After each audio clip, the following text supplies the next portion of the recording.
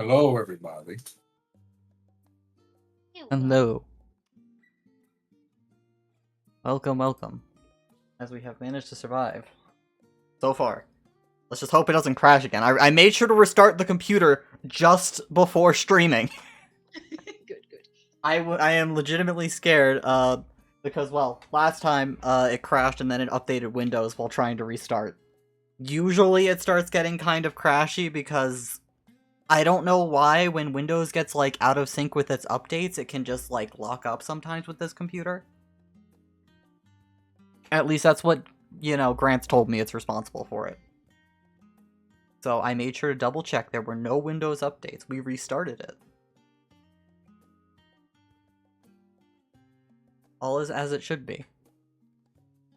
Hello, Vampire Lord Shocky Fox.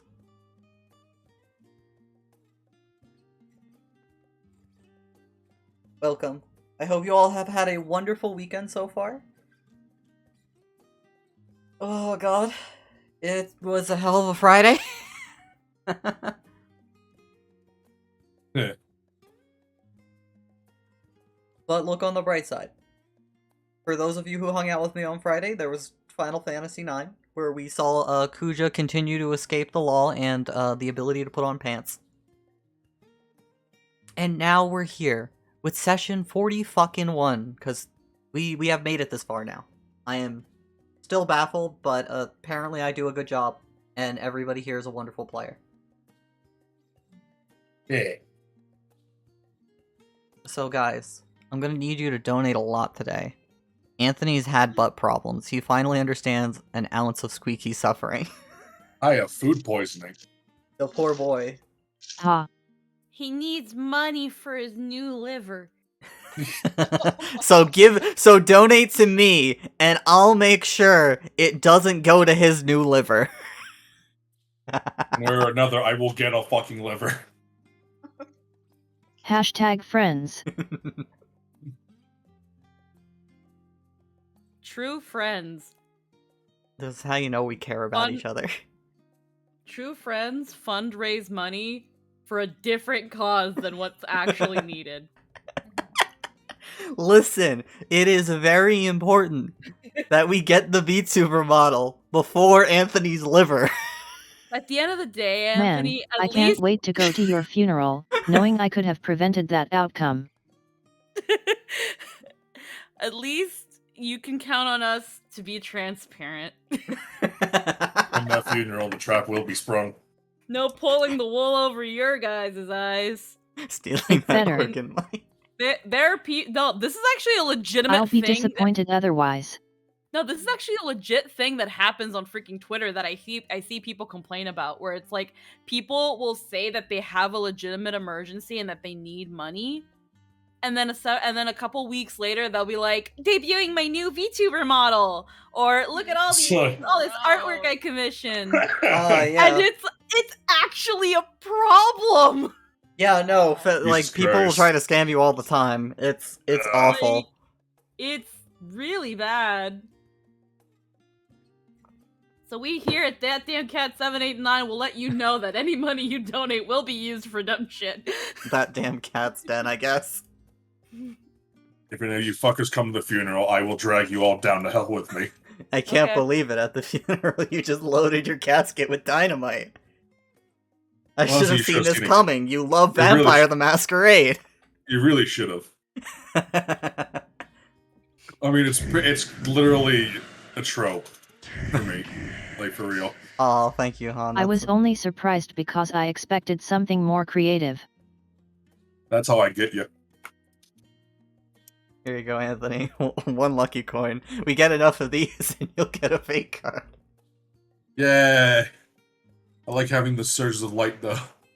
Well, that's between you and the audience. And if you Man. do recap today. You think I can remember fucking anything? All you have to do is recite the fucking pictures! Those aren't words. I can't recite an image.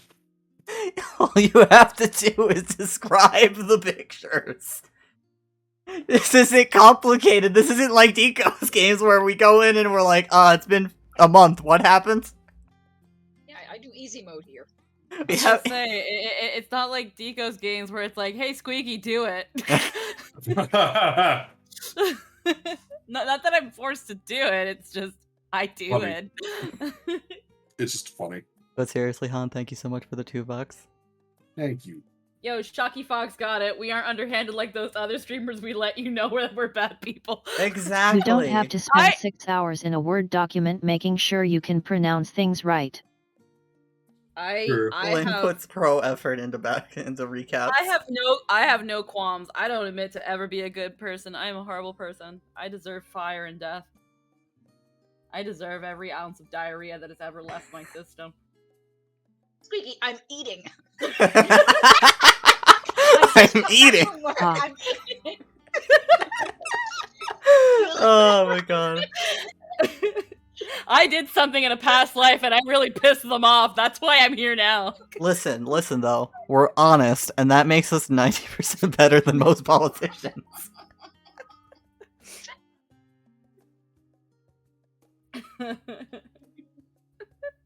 Accurate. Done at Navi or Squeaky to recap and troll simultaneously. Listen, she didn't have to. She opted into that. It was fun. It was a work of passion. It's like in a way it was like I was Van Gogh. AI flags 90% of politicians as criminals. I think the system works. I think with NetNavi I was kind of like Van Gogh, where I came in with all these emotions and feelings, and I just had to put them on canvas and spout my feelings. And then some asshole chopped my ear off and shot me and left me in an alley and said, "There's your ending, bye." Didn't he chop his own ear off? I don't know, someone did it. Either way, he was also probably shot in a field and left to die, and that was my ending. God damn. Okay, so that's today's shade for the day. Alright, that's today's shade quota met. Let's go. Coffee. So hi everybody. Welcome again. I hope you are all ready for the lovely misadventures that'll transpire. Before going on to those misadventures, I forgot to tell everybody last week that they're level 6 now. We're gonna take care of that over the week. Thankfully, level 6 isn't one of the crazy ones. But if anything really pressing happens that you guys might want your ability for, I'll make sure you get the bonus for it. Which is to say, you get a little more HP, and Din, you get an extra spell slot. Woo! Otherwise, I already know all my level 6 stats. I'm good. yeah, we made you at level 6 because I wasn't sure if I wanted to do the Din thing of starting you a level ahead of everybody, but then I was like, they just got to level 5, so they're probably not going to level up for a bit. I can update before we even get to recap. But before we get to recap, Din may have done something over the week. What? Nonsense. As everybody look at Din Hammer and Din Kato. Glow up! Beautiful and free. And for some reason when I loaded in the art, Kato came in slightly shorter. Like for some reason Din's arts are smaller than the old ones. That I have to like actually scale them up more to be equal to the height of these. It doesn't make a difference at all. It's just funny. As everybody, these will be brought into the darkness, but say goodbye to Naked Hammer and Hammer with a Hammer and Kato in his very pretentious original outfit and his dark side. Yeah. As we now have Kato after they went shopping before hitting up the Republic, and we have Hammer the same, and then Hammer with the shit he just got. Yes. Listen, I love Hammer. Like, look at those eyes. They are so beautiful and shining and full of life. What do you mean with that? What do you They mean? Anyway, they I look hope that's not foreshadowing shit. they look really alive. It's just like he has a shine in them, a hopeful optimism for reality. It's so beautiful. Compared to the other artwork, the expression is night and day. Yeah, he has a much more like serious face going on there, but he got the grin. Like new like glow up Hammer looks like he gives really good hugs. Best Previous hugs. Hammer is ready to kill And me he with that does. fucking hammer. To be He's fair, ready to smash me like a fucking patty. the previous Hammer, the art came before the character. True. Entirely true. With this one, I know the vibes of the character, so Yeah. I can adjust accordingly. But we will send these two into the darkness forevermore.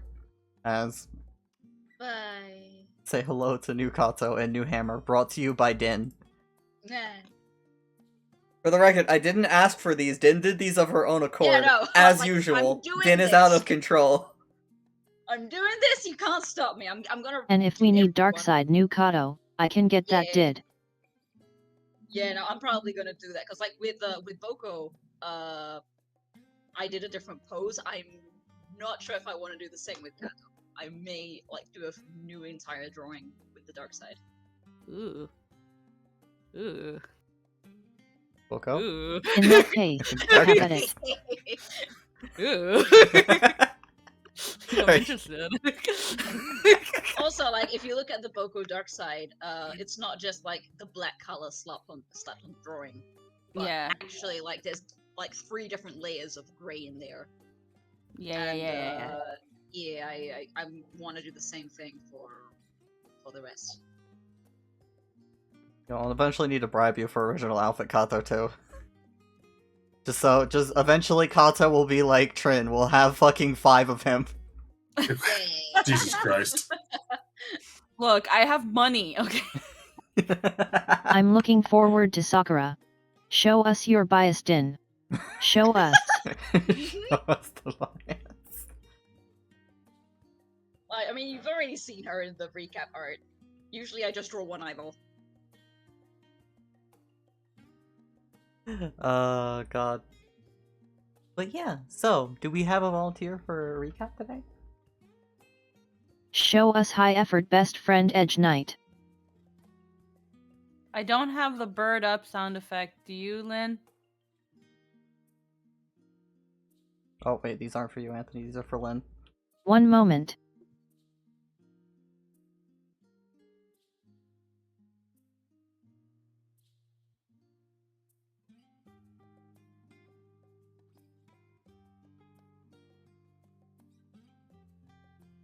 Because last time in game,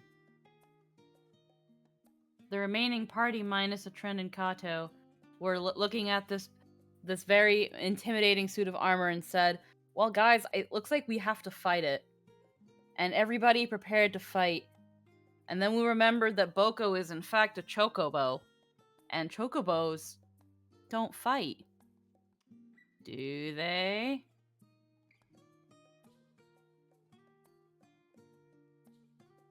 Do they? There we go! It turns out that Boko is a Dark Knight somehow. I'll take it, because it's pretty fucking cool. Boko goes fucking dark side mode. And everyone starts freaking fighting the good fight to ensure that whatever this metal armor thingamabob is freaking not causing any havoc. It freaking did cause a lot of pain, as it almost freaking yeeted Mimi to the next dimension. Bird up.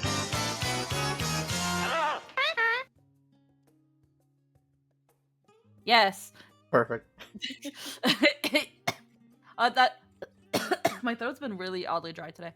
Freaking Kijo, freaking showing their secret beast tamer class as they mounted Boko and took into the field of battle, and that armor almost freaking yeeted Mimi into the next dimension until Mimi decided that they were going to use a fake card to ask for help and scream into the abyss, and weird chainy thingies decided to like hold it down, and Sakura was like, I don't know what happened, but this looks like an opening, so I'm gonna fucking hit it. Also, Boko, get Mimi out of there. And Boko was like, and did just that, except it was like a very, very, I don't have like a scary distorted, so you're just gonna have to deal with for now, but it's a pretty neat, okay?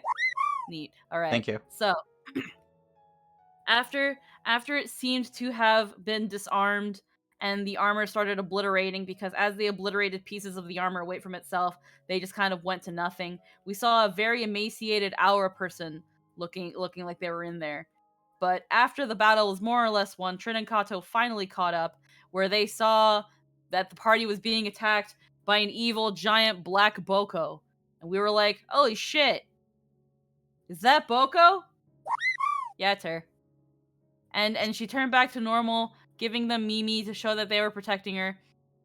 And as we looked up whatever the hell was in the armor, Keijo was like... And then eventually told us in the link pearl, because they couldn't talk, that they recognized this person.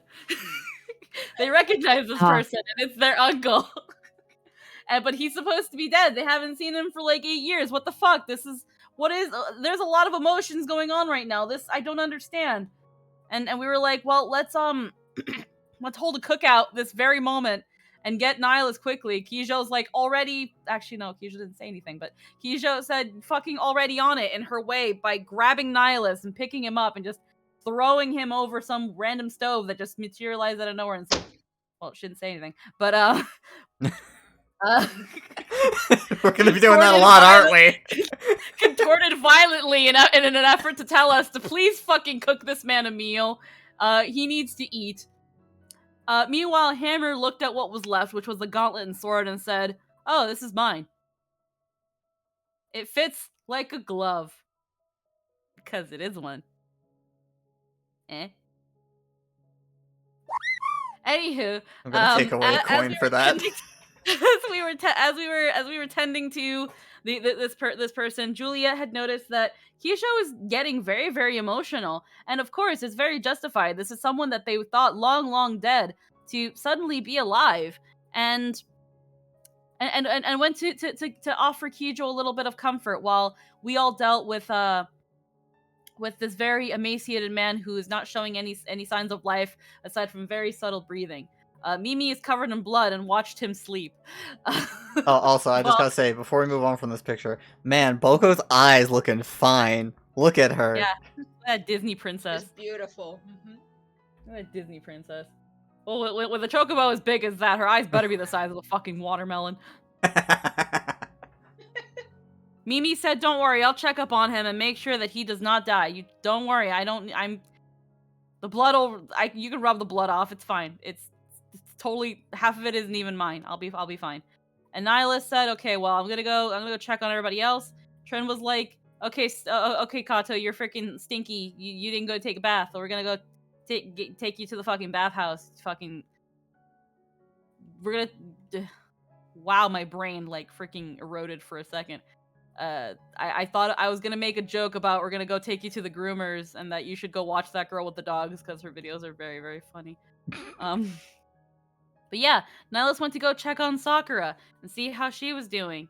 And I can't remember exactly what they talked about, but they talked about some pretty deep shit and probably some concerns about Mimi, because Sakura is usually pretty worried about Mimi half the time. After Kato had a nice, long, hot bath, he was like, hey, Trin, if you're not doing anything right now, maybe we can have a little detour before we go to the inn. And Trin was like, oh, yeah, sure. And this old lady here in the background was like, oh man, I remember the last time I was wet. It was earlier today when I took a bath. I remember I met my husband in these hot springs because he was actually the original owner and he's not alive anymore. But what I'm telling you right now is that man right over there is a fine piece of ass, you little cat girl shit. You better go jump those bones effective immediately. When I look at this old lady, I only have two thoughts. One, she makes me think of Wind Waker. Two, she is definitely a convicted killer. Also, yes. This lady was like, man, freaking cat girl, if I was your age, that man wouldn't even be leaving this bathhouse. He lives here now. He's mine. I'm adopting him as mine. But you know, it seems he's more interested in you. So you go get it, you two. Young love. Break his pelvis for me. Anywho, Kato was very sure to remind Tren that he does in fact have a dragoon ability by jumping up not from roof to roof, but from rock to rock up into this very nice flowery hill with a little lake. And he was like, I can't steal free cable, but I can give you a pretty nice view and be suave as fuck. You good? No, I'm still not okay. Awesome. Otto did his best. He was suave as fuck. Earnesty and honesty work wonders. Except for the fact that he didn't realize that this was a catnip field, and Trin ate catnip. And this is only somewhat remotely accurate, this picture here, because she pinned his ass down before she gave him some good smooching. But you know what? We're still we may be a mature stream, but we still allow teenagers to come in as long as they have permission from their parents. Sorry, it warns Have you. that shit. You best have that shit signed. Also, Yeah, just in the first one, I love that we have the pupils. Yeah, those dilated ass pupils. Trin's just like, oh fuck. Trin's fucking hearing colors. Also, accurate Mikote ears. This is like, it like really hit me that like for a good while, Trin just had like actual cat ears and not Miko ears. So seeing Trin with Miko ears is like blowing my mind, and I'm not used to it. Yeah. But yeah, smooches abound. Meanwhile, back with everybody else, where it was still super serial, I swear. Mimi, it was around Betty Bye time, but Mimi was very sure she was not going to sleep. But she found it very, very weird that she had these weird little chains all over her thing, all over her arm. It was kind of like Kijo's, but she hasn't made a deal with a weird evil demon as far as she knows. But it did reassert her fears of things that she could just easily ask the party if they are grounded in any sort of base reality, but she won't do that. That's called solving the problem. But Hammer instead said, "Don't worry, Mimi. We'll be right here, and we will be beside you and check and make sure that you're doing all right. Right, Boko? Everything will be okay." Yeah, see, Boko? Everything will be fine. And Mimi was like, no, I think I want to be by myself. And they were like, absolutely not. And they were like, no, guys. I want to be by myself. I will not do anything crazy. I will not wander off. I will be completely by everybody. And nothing bad will happen, okay? Do you guys understand? Okay, I believe you. All right. And then Mimi did exactly not that. And decided to go wander off. Again. Also, with this one, just like if we were doing a completely inaccurate recap, which we need to do someday, Mimi has gotten out of prison with her new tattoos. Yes. Meanwhile, with Kijo and Juliet, Kijo was like, you know what, Juliet, just come with me. She said it in her way of, not actually speaking. Dragged Juliet to the bar where they had drinks, and then dragged her to the hotel where a lot of people were like, what's going on? What's going on here? Oh, you just... okay, here you go. Have a bedroom. And just when people thought that the Asphere cuck route was gonna just immediately fulfill itself, instead Kijo just had an emotional breakdown and just cried into Juliet's arms. And it was very sad because Kijo's usually pretty strong and assertive, and this is probably the most emotion she has shown. That is her heart was very squishy that day, and Juliet was like, "Don't worry, girl, you got this. Everything will be fine. Don't worry. I'll stay right here with you. It'll be okay. Do you want to wear my big hat? You can wear my hat. Do you want to wear my hat? Is this a euphemism for something? You'll be fine. Okay, you'll be fine. Everything will be fine. I know. It's okay. Shh. It's okay. It's okay. Yeah, you can keep crying. They're very silent cries. They're very silent cries. She can make some noise. She didn't lose her vocal cords, just her tongue. It's okay. Don't worry. It'll be fine. It's okay. It's okay. There was a lot of emotional damage in the scene, but they came out better because of it. After Kijo calmed down, eventually they both went to sleep. But Kijo was like, "Man, you done me a solid, Juliet. You can take my bed, and I'm gonna sleep on the fucking floor." And at some point, Juliet woke up and said, "God damn it, not again." Somebody watched me sleep. Meanwhile, with Mimi, who definitely, absolutely, of course, she did sneak out. This is Mimi we're talking about. Sakura, knowing exactly what was happening, her Mimi bullshit senses were tingling like 5 hours ago.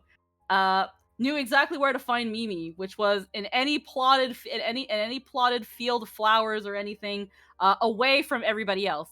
Usually within a 10-mile radius. It was like, well, everybody else is in this direction. Mimi is probably the opposite. Mimi, what's going on? And Mimi was like, I refuse to sleep. I shall not sleep, because if I do, I will kill everyone. Okay, I'll bite Mimi. Based on what assumption? Yes. Okay. Well, I'm staying here. Yeah. Okay, Mimi. I'm staying here. Mimi was like, no, please, I'll kill you. I'll kill everyone. Sure you will. I'm staying here. Good night, Mimi. And trying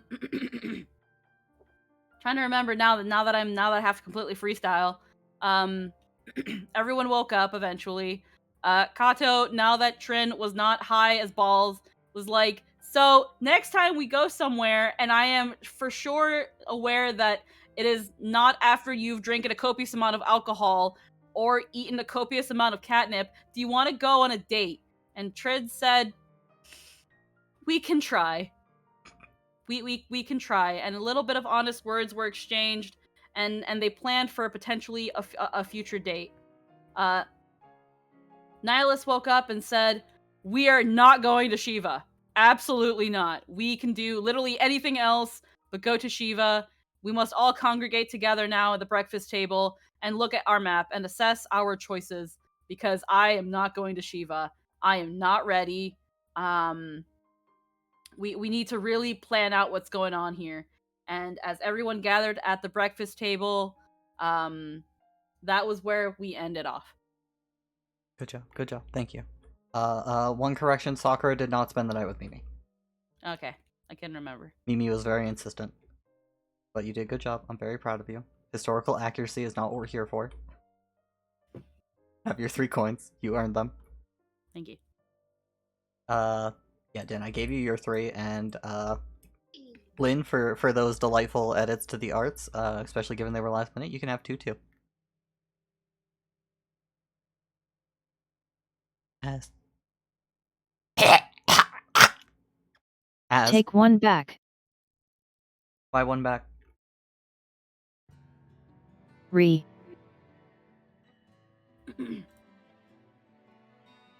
Carry on. You have 5.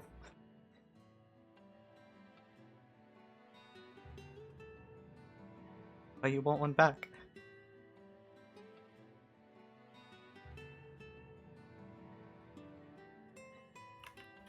Alright. I don't think I deserve to. Well, I think you You deserve to, and I'm the one in control here. Fair. So 2 you shall have. Carry on. As you guys were going through a bit of a morning discussion. To make any big decisions, you thought it would be best for that in particular to have everybody together. Kijo, you were going through your morning exercises. And Mimi, you were preparing a little morning brew for Sakura Hammer for when they woke up, right? Mhm. Well, while you are preparing that, you are, a little bit away from the wagon, just minding your own business. How are you feeling right now? I'm assuming very tired. Yeah, but I mean, like, your state of mind. How is your heart, your soul, your being? Well, she is currently planning to tell someone about this, so she is very nervous right now and a little bit freaked out. Ah, okay, nervous. That's fantastic. As you are doing this, minding your own business, etc., preparing this lovely morning brew for your 2 friends, this anxiety in the back of your head, you feel a profound sense of relief fall over you.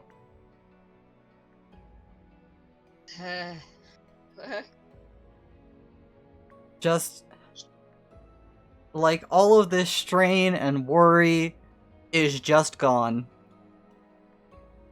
Huh. And while you're thinking about it, you can only put a few words to it in your head. Thank God she came back.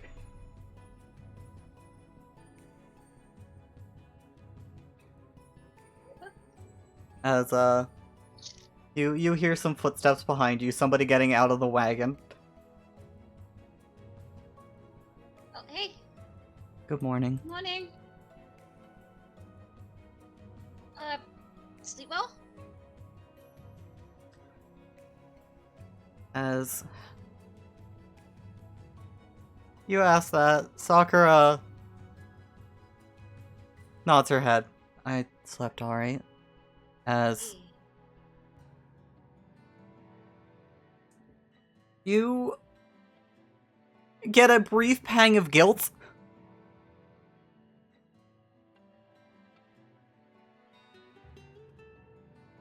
Or it only lasts for a second. And the only words you can put to it are, no, I didn't. Okay. What are you doing? Oh, I'm making something for breakfast. I can't cook like Nihilus, so at least I can do some nice drink. What is it? Well, it's what I had left from the herbs. I really need to get some more. It's kind of like that coffee thing, but it's not coffee. But it kind of does the same thing, so it'll get you some energy in there. I've had 3. Well, I guess I wouldn't mind trying it. As you feel a little jolt of excitement and anticipation going through you.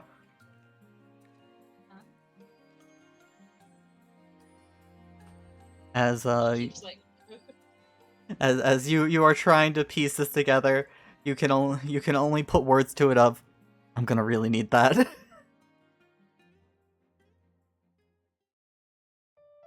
she'll while Sakura's having a drink, she's gonna like just lift her sleeve up a little bit and just take a small little peek to make sure like it's not got bigger or something. No, they look the same. Okay, put it back down.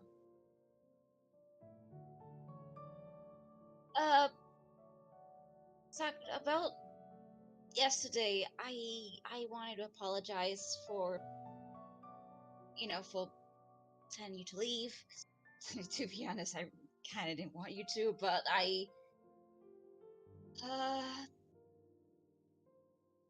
something happened yesterday after the fight that had me kind of worried. What was that? Well, first of all, please don't freak out. I thought it would do something, but apparently it didn't. I think. Okay. Should stop lifting up her sleeves and just keep her eyes down. She doesn't really want to look up to Sakura. As you refuse to look at Sakura in the eye, you get a deep feeling of concern and worry washing over you. As a few moments after you show off the markings on your arms, they're met with confusion. All of that worry shifts to a bit of curiosity.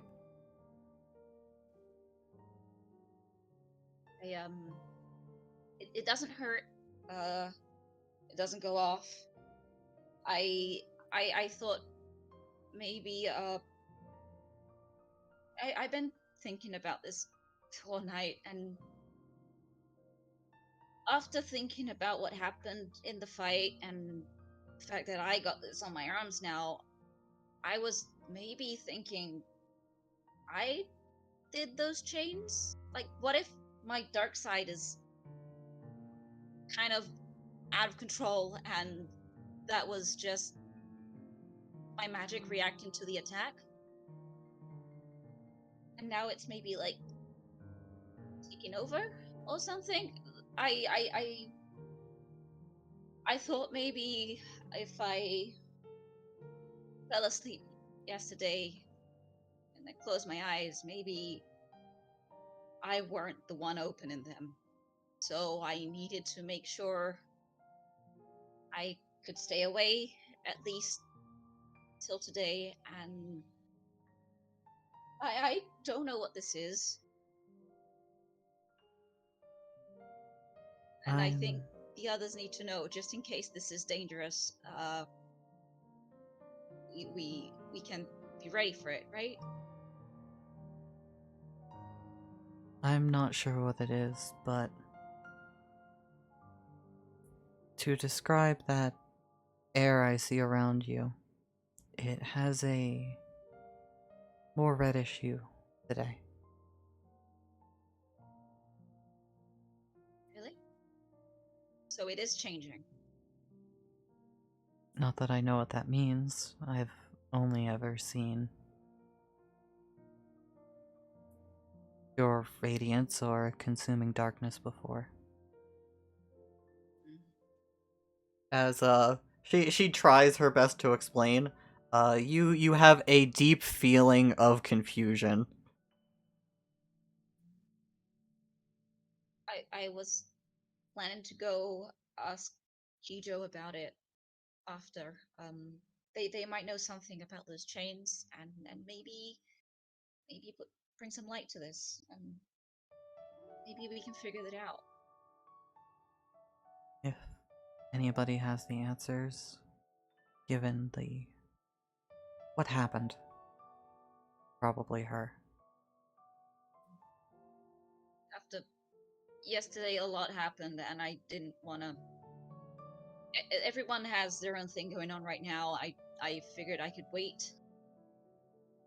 So yeah, I do need to tell everyone though. As you say that, you get a distinct feeling of malcontent, and you can only ascribe one word to this feeling washing through you. Don't. As Sakura will say, I understand. It's an improvement. Do you think it's a bad idea though? I think waiting is a bad idea.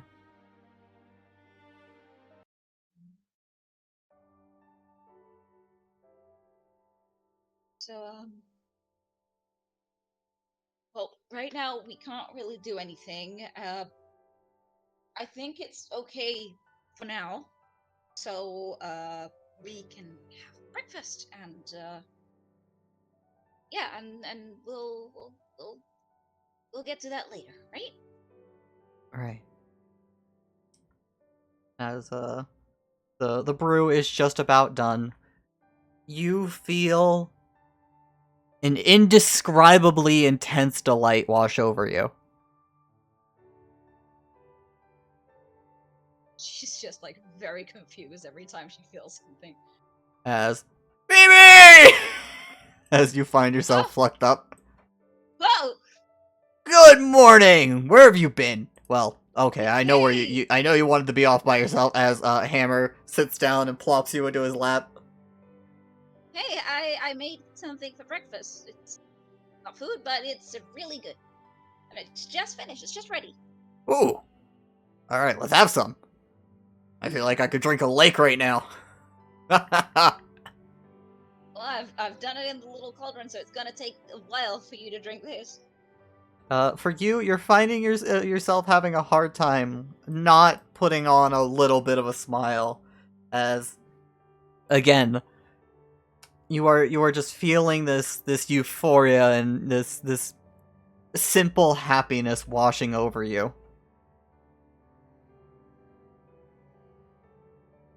She'll offer like a little glass for each, and wait for them to like try it, and just look with a little smile. As each of them accept a glass, they both look at it curiously as they take a sip. you feel a pleasant satisfaction as Sakura keeps her neutral face. Not bad. Not bad, it's great! Really? Yeah, no, you're a natural! Gotta make this more often. Okay, so with these feelings she's getting, Mimi gonna give them an actual real smile. As you do, give me a d20 roll real quick. Okay.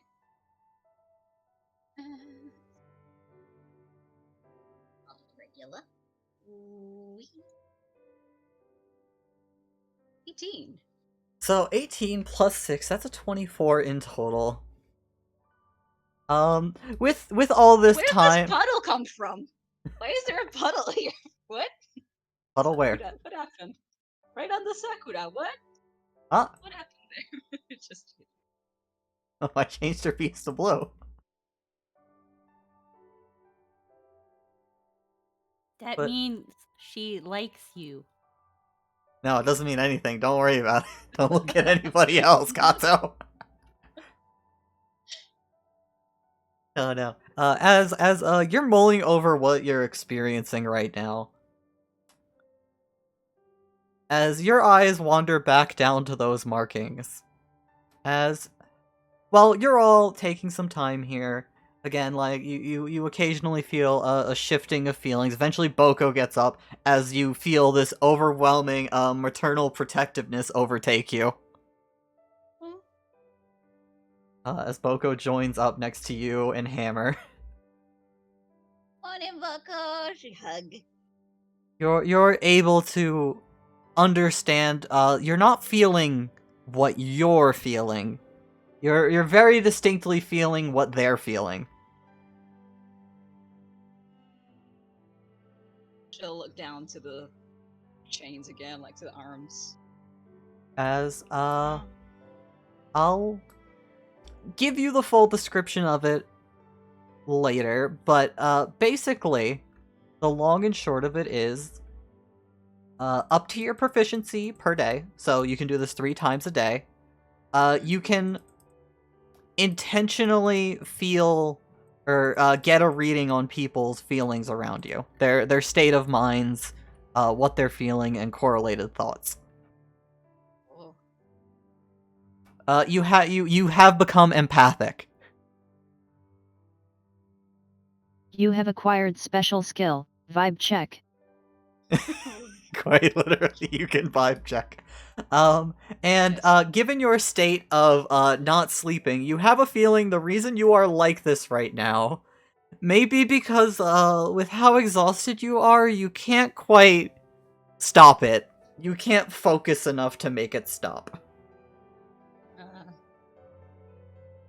This is gonna be interesting going into town.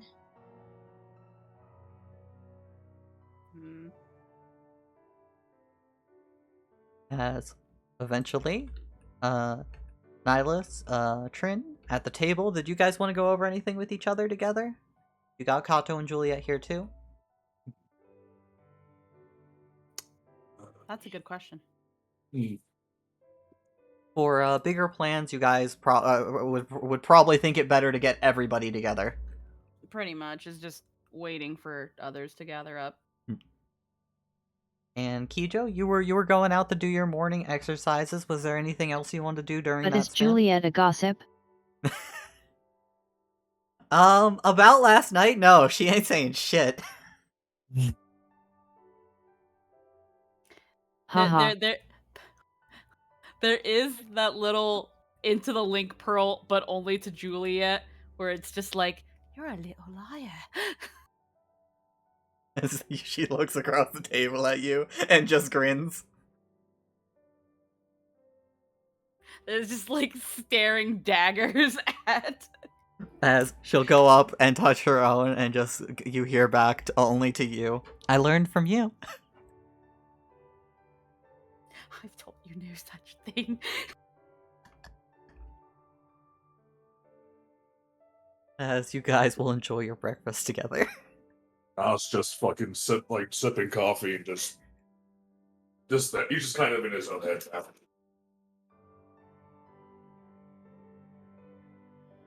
As Kijo, you'll do your morning exercise. You'll go on your run for a bit.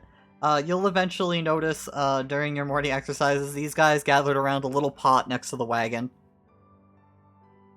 As if you want to flag them down, you can, or you can focus on your exercises, as well as Mimi. You see Kijo going about on her morning exercises. Oh, Kijo, guys, I need to go talk to Kijo for a moment. Is it okay if I leave just real quick? I'll be right back. As you look at Hammer and Sakura, you feel a pang of concern and just a little bit of understanding as Hammer gives a nod, like, yeah, don't worry about it. As Sakura's just like, yeah. I still can't believe you literally have vibe check. As you start making your way over, approaching Kijo, as you feel washing over you this deep, deep rage and pain and sadness. As Mimi, that. Sorry.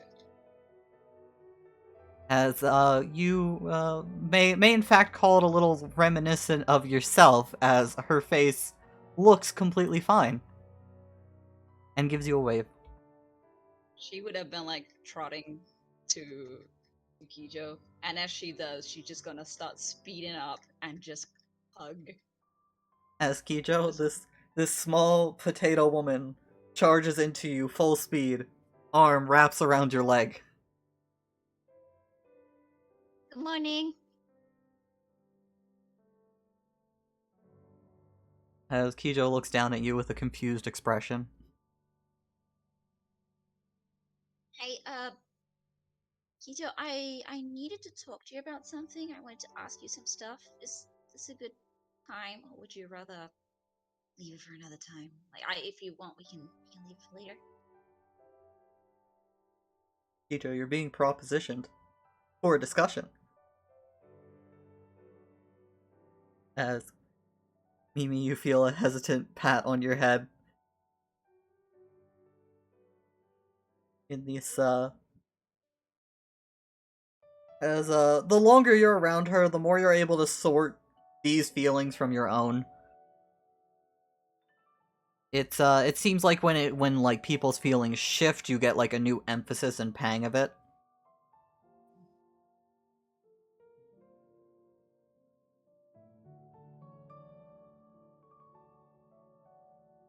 As you see Kijo think for a bit, and then she eventually gives you a nod of, yeah, sure. So, remember those chains in the fight yesterday? The thing is, those chains happened just before they were about to attack me, like really bad, and well, this appeared after the fight. She's gonna like show the arms. I think I was the one doing that, and I wanted to ask if you knew what those chains might mean. Should I be worried? She's gonna show. As you show Also- off your arms, she straightens up and starts grabbing your arms, taking a closer look at them, looking over them. Tiptoe. As given your experience, Kijo, I guess is the best way to put it. You don't really need to make any sort of roll for this. You are able to recognize them as being very similar in design to what you have and what you can do. As you hear in your head, when did these appear? Hammer noticed them yesterday when I was with Seiji in the infirmary. Just after the fight, I guess. I don't know what it means, but I something weird has been happening today, and I kind of feels like I feel what you feel, what anyone feels. It's weird to explain. I don't know if it's. I'm guessing it has to do with it.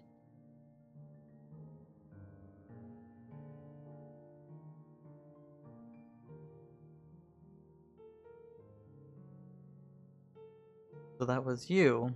You called it. But how? As Kijo seems to be contemplating that. Wait, I called what? What did I call? I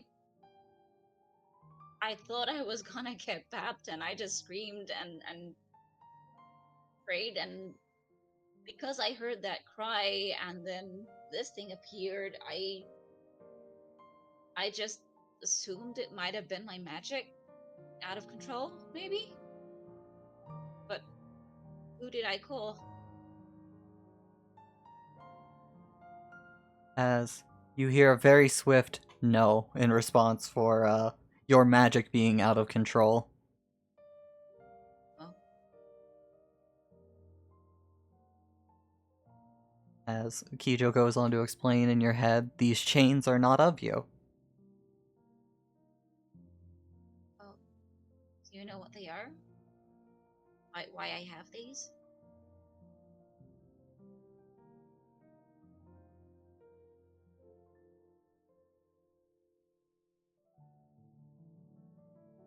As you are waiting,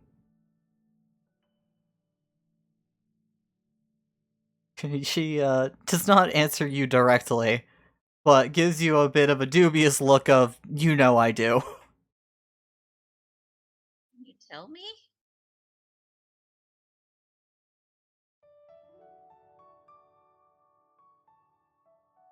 Just need to make sure this isn't dangerous, or I don't know if it's a bad thing or not.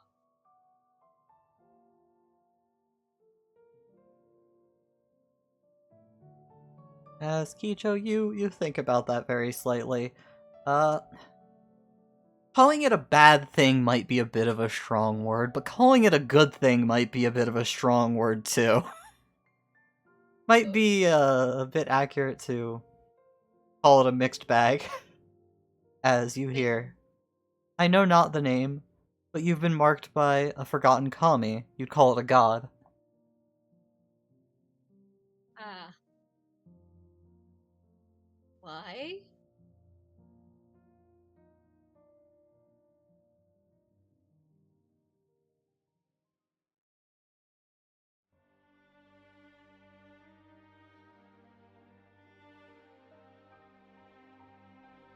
As you ask why, Kijo seems to be taking some time to think it over, as there are quite a few possible answers.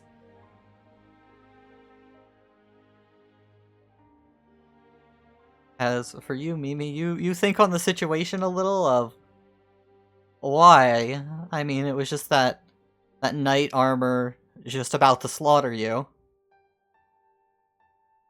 Why would a forgotten god care about me to mark me and protect us? As you hear, you called it. It answered. The question is how it could answer.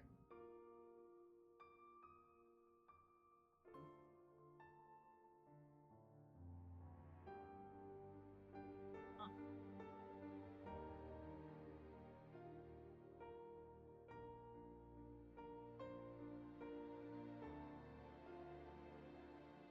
And she goes on with, because you suffer, it came because you feel pain. I mean, I was really beat up, so I guess, yeah. Makes sense. As you say that, Mimi, you hear another firm no. As you think, and while you try to bury it, you are keenly aware of it. Mhm.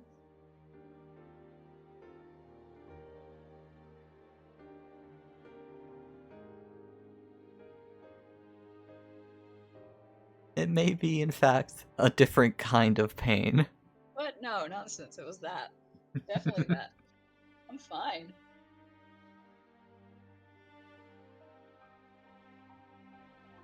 So then, there's nothing to worry about. Is this gonna stay here now? We just have these cool tattoos now. Is it gonna keep appearing, or?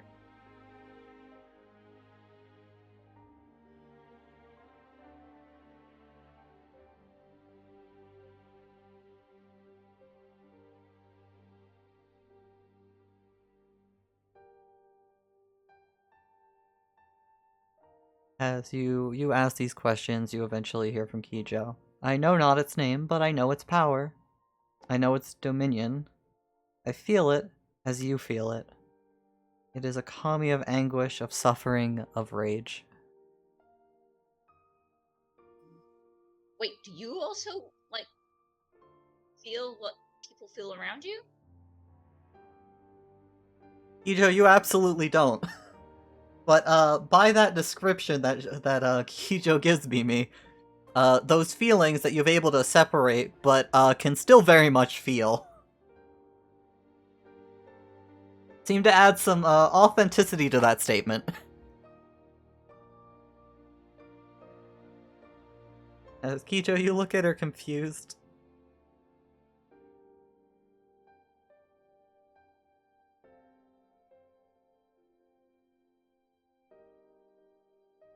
You have definitely never experienced any empathic abilities of your own.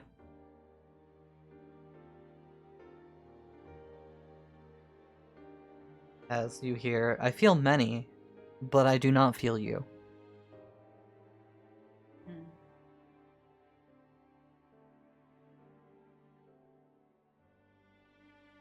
Okay, this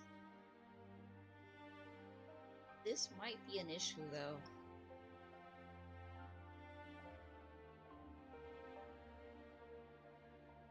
As Kijo goes on to explain that, nor the others, I don't feel those who yet live.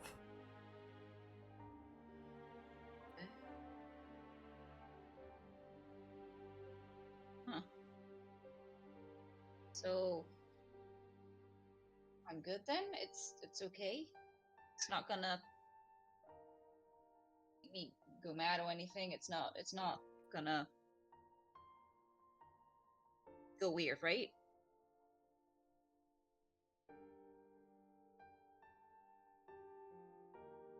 As Kijo finishes by explaining, she only feels those who die in anguish and cry out in rage.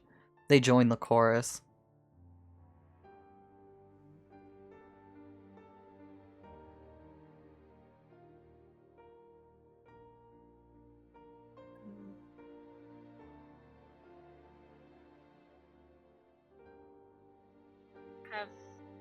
Have you went to see Seiji yet?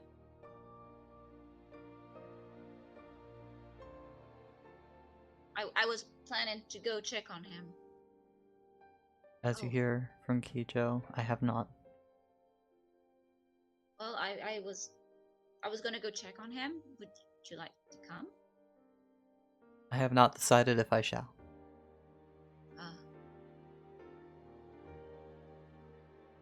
Well, I can let you know how he's going or how he's feeling. Maybe if you want me to ask something for you.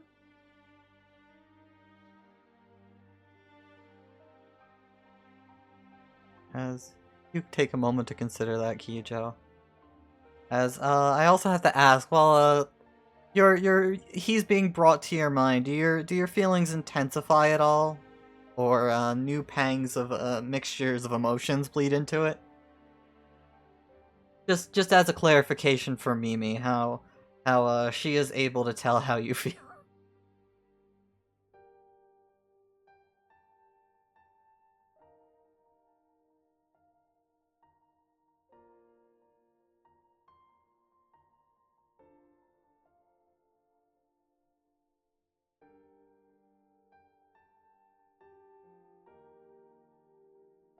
No, they are, your feelings are still in there. Just, buried is, I guess, the best way to put it.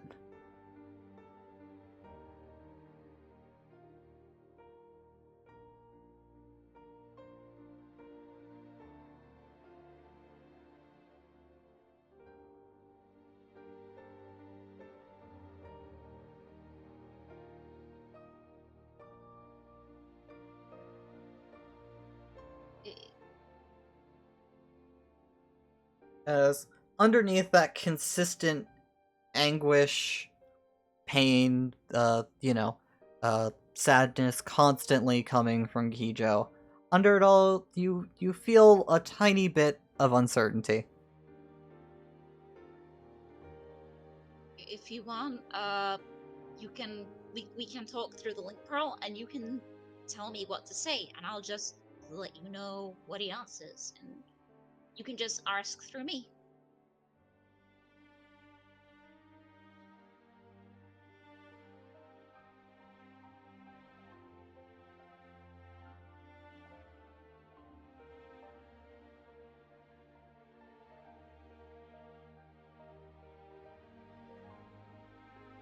As for you, Kijo, that is certainly an option. As you answer with, "It is perhaps best for both of us that he doesn't know who I am. The me he knows was much younger, much less this." As Mimi, you see her motion to herself, her, Like, badass? Yeah, I was gonna be like, no, there are no ugly scars. Like sharp, piercing eyes. I guess terrifying face mask. Have you seen the Sculpted recent art? abs. She's adorable. What are you talking about? She still has a flower crown on.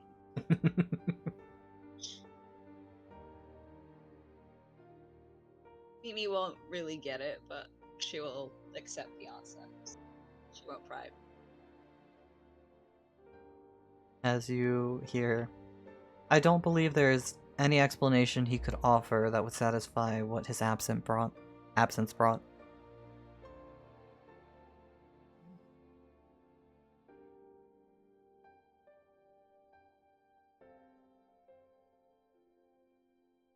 Well, I won't ask anything if you don't want to know. So I will check on him though, make sure he's okay.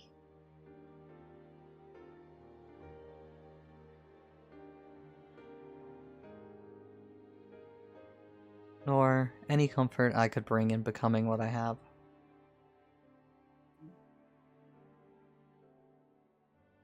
As, like you said before, that doesn't quite click with you, as you see Kijo as this epic badass. Yeah, I don't get it. She's like, huh?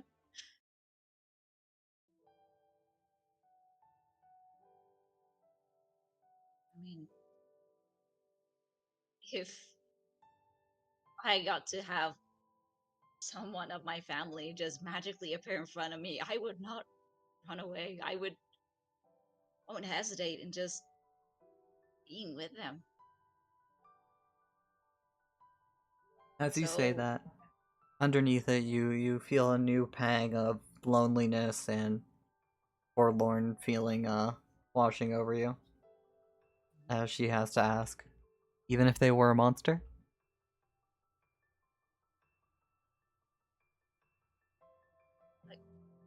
Why would you say that? Sir?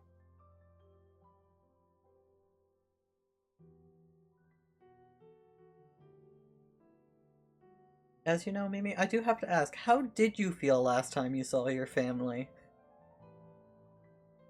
I mean, when Yuju was using them? Yeah, enshrouded in darkness. One could say Mhm. as a monster. Yeah, I mean, first time she was kind of having like a demon go 6 inches down her throat, so like it was. She wasn't really able to express herself. She did try to reach out to them though. And then the last one, she was just. She couldn't respond. She did try to follow them after though. That is true. As you briefly think about that, you can feel the loneliness intensifying underneath that constant anguish.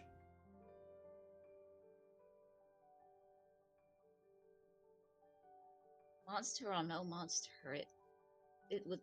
They're still family, and like I'm sure you both care for each other very much, and would really like to see that the other one's okay, right?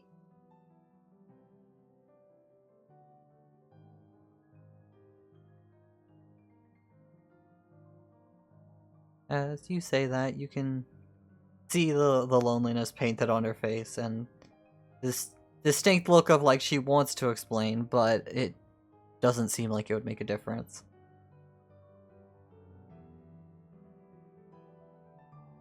Well, it's your decision, and yeah, just make sure you're okay with whatever you decide.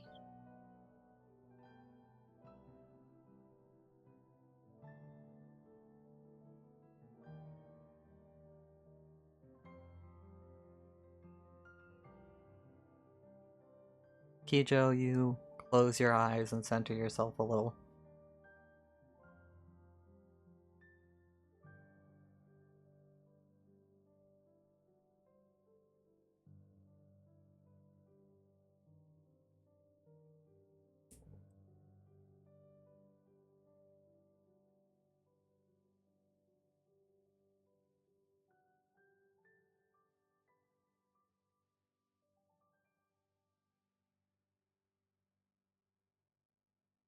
I do not know.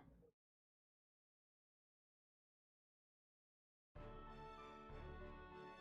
guess.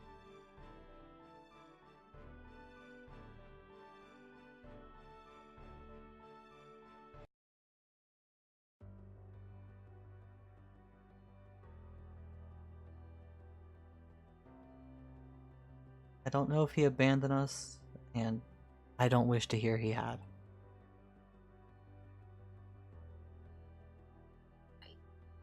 I doubt that would have been a thing. That's. No, I. Maybe there's something that we don't know. Maybe he had to do a job and that would be really well paid, and he would use that money to for the family, and he might feel bad, so he didn't want to tell you guys what he was 8 doing, years, and then Mimi. some stuff. Well, he clearly doesn't remember what's happening. Maybe he went there and then got kidnapped, right? Maybe someone like used them, saying like, "Yo, wanna come here for a thing?" And like it's gonna be like 5 minutes, and then they just took him, right? Maybe it's something like that, or I don't know. It could have been other stuff, right? He doesn't even know where we are. He might not even know it's been 8 years.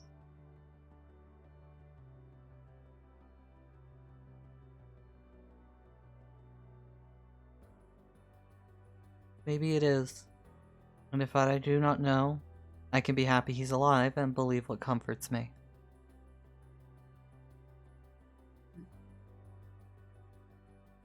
Thing is, he spoke about a commander yesterday, so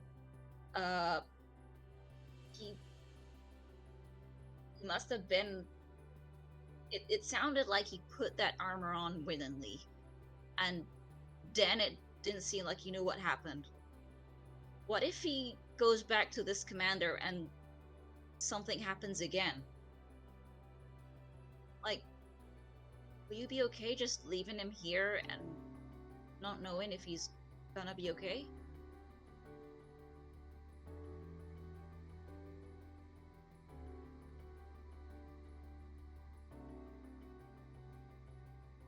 I know he's alive.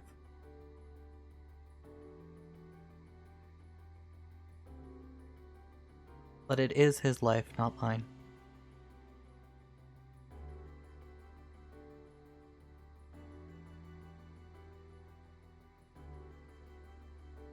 Amy wants to keep like talking about it, but she decides to not budge in. You have But, my you know, hat. she's. Oh yeah. She'll get her bag. Take it out. Yeah. Here. As you Hand it will up. don your hat. As, for you guys in the tavern, by the way, it's been a bit. You haven't seen anybody come in. Are you gonna go, would it be reasonable to say you guys went out to go check on them?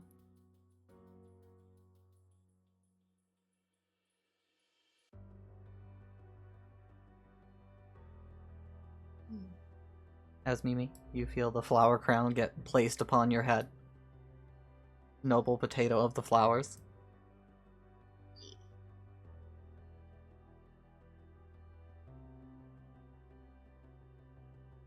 This suits us better. I don't know. Flowers look pretty cute on you too.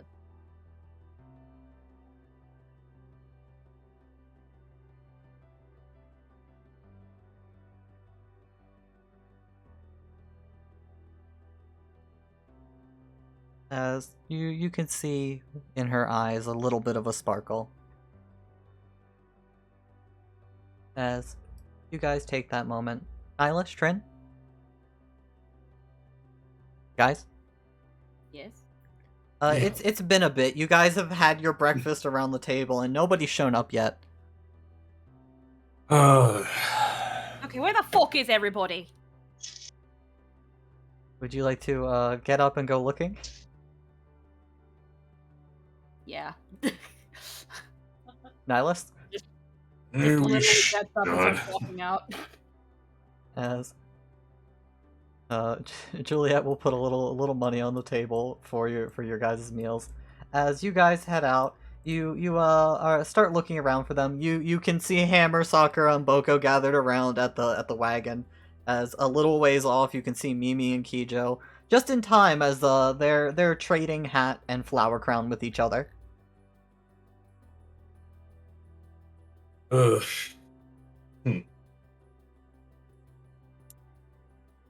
Well, I guess around the cart, around tables, doesn't really matter. I guess not.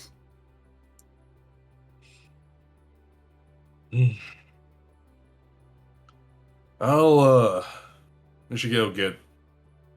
Let's just get everyone. Right. As you guys will make your way over to the duo first. Yeah. Oi! Yeah, you can see the tower from here, Kijo. As you hear a voice cry out with a very familiar oi. Turning back to see a small group approaching. As Mimi, they approach. Hey Nihilus, hey Trin, how you feeling right now? Swear to God, if any of you are horny, What? How are you guys feeling right now? I'm not gonna bed with these two cuddling. No, I'm gonna wave those two. What? I am so confused. How is Trin is feeling all right, if not just peeved? As you feel a minor annoyance from Trin. Nihilus, how you feeling?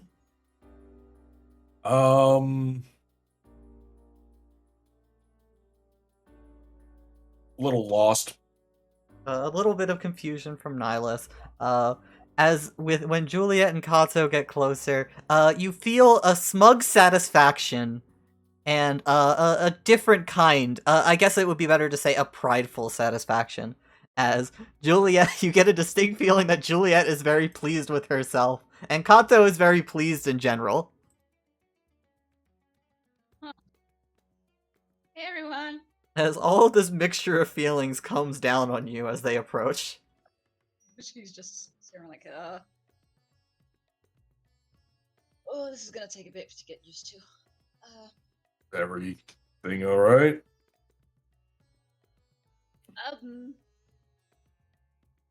So I guess stuff I has can't be- happened. I guess I can't be too mad that no one else but me, Nihilus, and Kato and Juliet were at breakfast, because if anything, it just made it a lot cheaper. But we do have to discuss the matter of where the hell we're going from here if we're not going to Lord Lady Shiva's. As you say that, Mimi, you feel Kijo's hand on your arm as she shows your arms to everyone. The fuck? As you all hear in your head, she's been Nice. marked. What? Marked? By what? When? How? Why? Well, By who? remember in the fight, I mentioned there was some like weird chains that came out, and apparently I called some forgotten god, and I'm marked by them now. As Kijo adds in, the same thing that's in me. How is one able to tap inside the entity of someone else? Congratulations. Thank you. I don't know. Does that mean you Hmm. have some sort of manipulation over it? I don't know. At first, I thought it might have been my dark magic just going out of control because it appeared just before it attacked. Well, before I was attacked, so I thought it was kind of like a like it just came out by itself to defend me. But then, oh, Kijo says it's this thing, so As you hear from Kijo, you don't. It shouldn't be able to reach this far. I'd know if I had what. Eh. I'd know if what I have was what answered. Mm. and As- hopefully it's different because feel a bit weird since this morning. I guess I have a lot of questions to send the Lord Eli. I'll Like, you. Nas is just really studying Mimi now, like, It begs the question: how did it respond here? As Mimi, also, when you're asked what you can do, you think it over. You feel like, again, you have the empathic feelings you have going on right now that you have very poor control over. Along with, you have the feeling that if you called on this power intentionally, you could recreate what happened during the fight of holding somebody down with chains. Oh, baby. Hmm. I woke up, I've been noticing what people around me are feeling. And it's kind of weird. I don't know how to like switch it off. So there's a lot of weird, like a lot of different thoughts coming at once, like a lot of feelings coming at once. And still I think maybe if I practice or if I try it again, maybe it comes back. Maybe I can do it again. As Mimi's explaining, Nihilus, you feel Kijo's eyes on you as she points at the tower.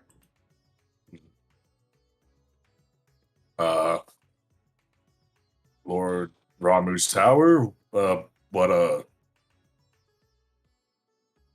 about it? That's your kami, your god, yes? Yes.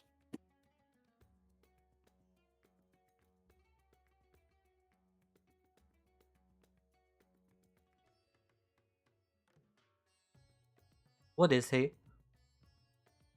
Lord Ramu is the god of judgment and thunder and, well, justice.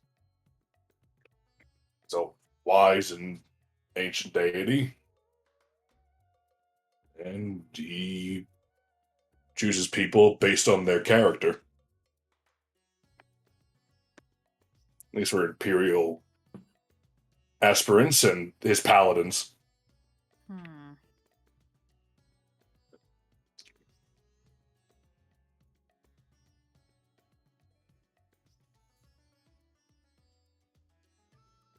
And he is the only one here? In this part of Mysidia, yes. The surrounding area is his.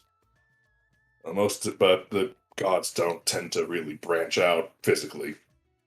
Except for Lord Ifrit, but he has a whole coliseum for his shrine, so it's a sport kind of thing.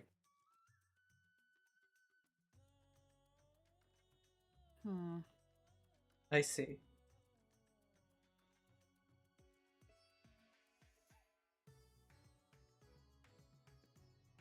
Why do you care so much about the gods here, Kijo?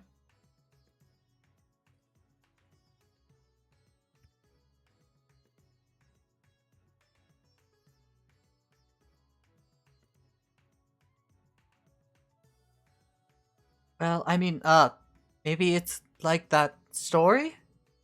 The one for yours, Suzaku, right? Didn't they have something to do with Ifrit?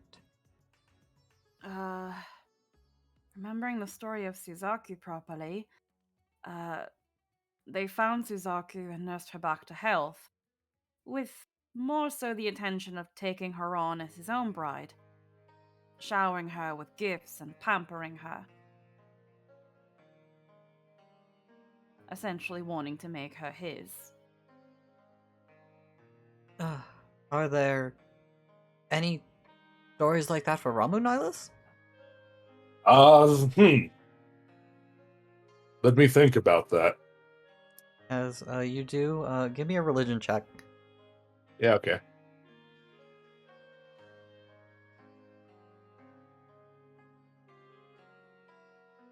Oh my god, awesome. It's a 14. Okay, with a 14. You know a few of the general stories for Ramu being judged, etc. Known for having a few scuffles with a deity called Bismarck for control of the skies, along with another called Garuda.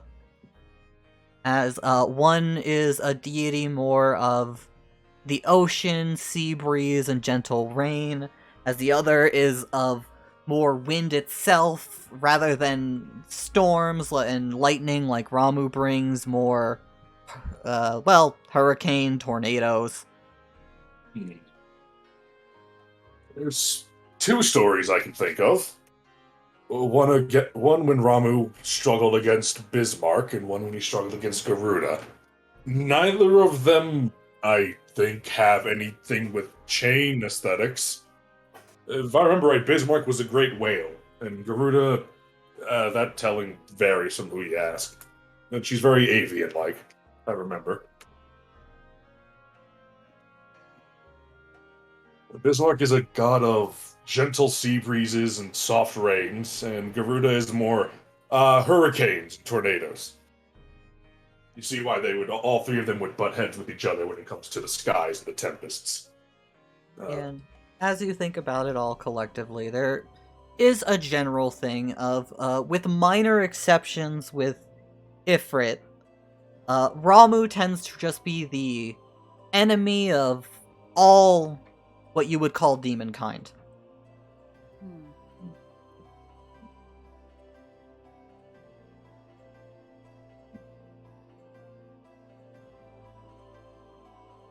Yeah, that is very strange idiosyncrasies of my nation, but that aside, it's strange this forgotten god would happen. Even still, at the end of the day, we can't truly hold the stories and legends of the gods to, well, as if they're fact. The parts I thought of the story of Suzaku that were true, some of which, according to Diabolos, were not. So, we can only still consider them with as much as a grain of salt. I can't think of any deities with chain motifs, only demons. Even then, that list is nothing like... I would need a portal for them to even come through. Was there nothing in the library talking about demons or demonology or things like that? It's more of a collection of legal histories, judgments, documents, etc. Considering what he reigns over, I guess it's not too unbecoming. As you hear in your heads, it could not answer without power. It is old and has little for worship. Is this forgotten Kami? What is its domain? I guess chains, right? Right? It could only respond if it has a presence. Could only bark her if it was near. Like, Trent's trying to rack their brain if they have heard of any legends of, like, cast aside Kami. If you'd like to roll. Go. Wait. Okay, good. I was like, where the fuck's my dice? I'm gonna put a lucky in there. Alright, this will be a religion check. Around my clackety rolls. Hey. 15. As +1, that'll be 16 in total. You can think of a few. Again, things get a little blurry along the line of demon and god as well. Demon gods also tend to be a thing of comment. But one that comes to your mind is the villain of Suzaku's Tale, their name being Rubicante.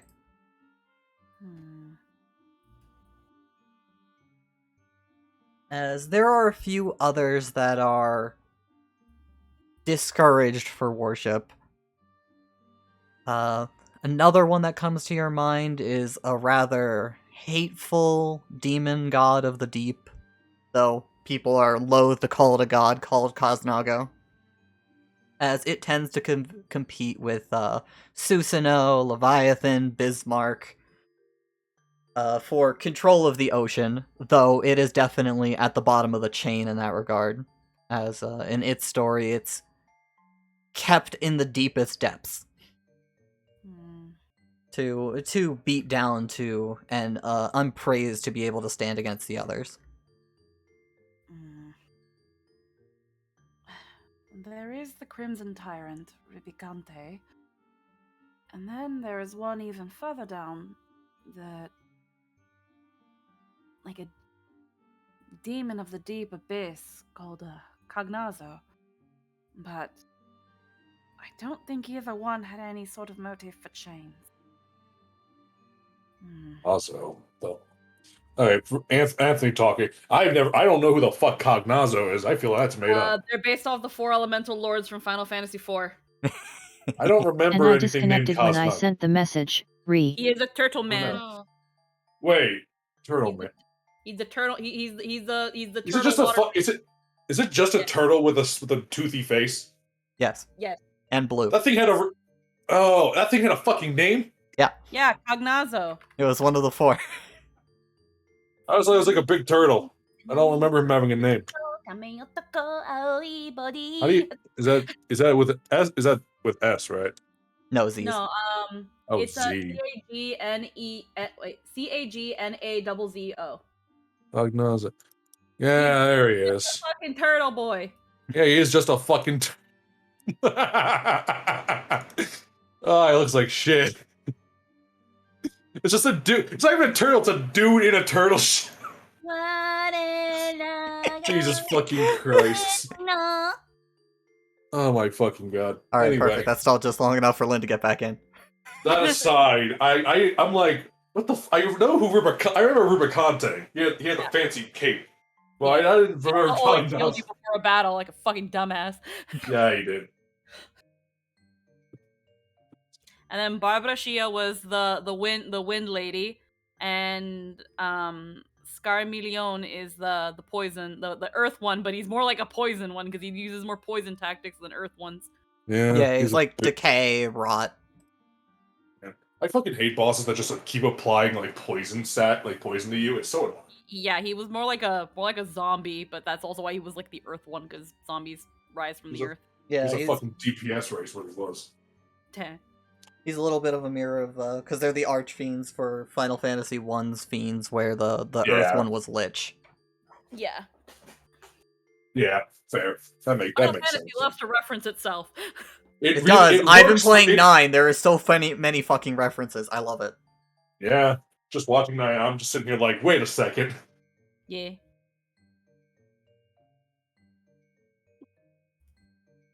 Ah, Okay. God. I gotta sneeze. fuck nuts. Bless you. Pineapple. There you go. I managed to mute myself on time on stream.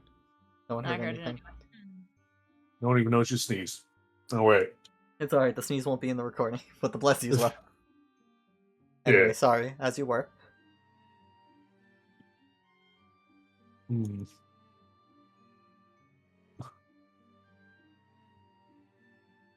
From what we've assessed, though, whatever deity, demon Kijo's led into her heart tends to have a bit more of a motif of ice and chains, as we've previously seen. And neither one of those two. I guess the deep ocean abyss could be very, very cold, but it still doesn't feel right. As with all your debating, the deities coming to your minds, Kijo shakes her head.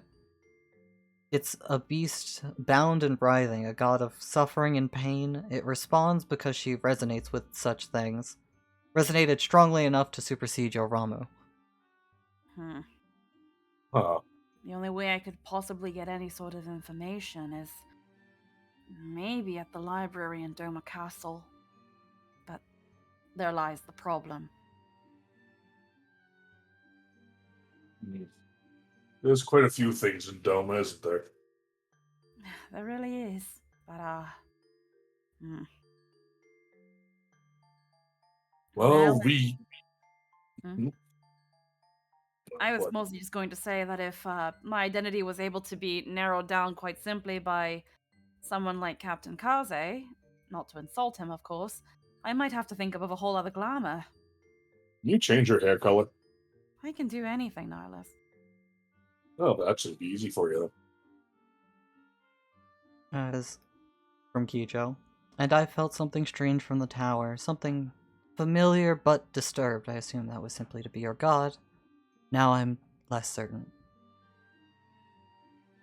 Hmm. Kind of like looks over his shoulder back at the tower, like, you don't think that? No, there wasn't. I mean, I didn't go all the way down, I suppose, to the bottom.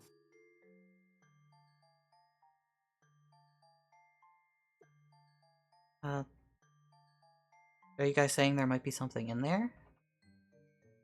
That seems Lord, just trying to lead to, Kijo. that doorway is a portal to the realm of the gods, and inside is, well, a prison of sorts. Let's roll me a d20 real quick. Mm-hmm. Hey, why can I move? Hey, let me go. 1. Wonderful. Okay, continue as you are. Well, I explored some of it. I just didn't go to the bottom. I'm not sure there was a bottom. But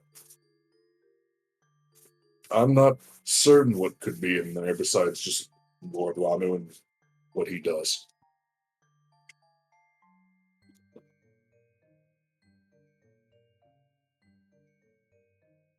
Understood.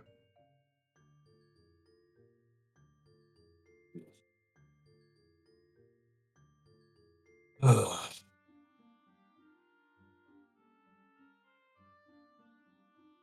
may need to survey it myself. Well,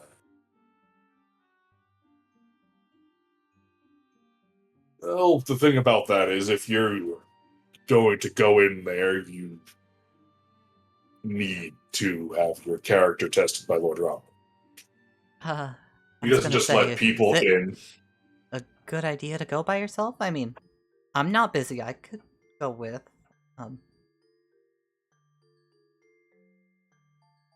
You can bring one person with you. Any more than that, then no entry. But if you are just in there to sate the curiosity of something that might be in an infinite possible tower, and I would dissuade you from that.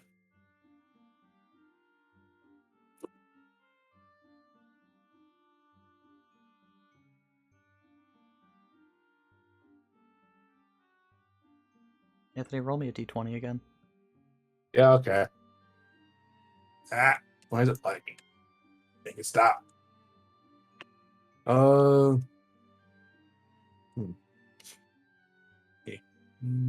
So, wait, these surges can also be used to reroll, right? Well, at that point, you're getting an auto success. Okay. But now that you've gotten an 18, because you kept saying things, and finally an epiphany comes on you. You weren't in the physical tower,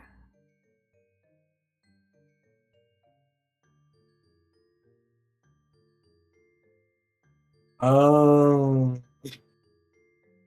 You went through the doors to Ramuh's realm. Mhm. You yourself were not in whatever lies on those doors on the other side of them, in the mortal plane. Right. As Kijo, you take a moment to center yourself, take a deep breath. No, it's kind of like just like fucking shoots up. Actually,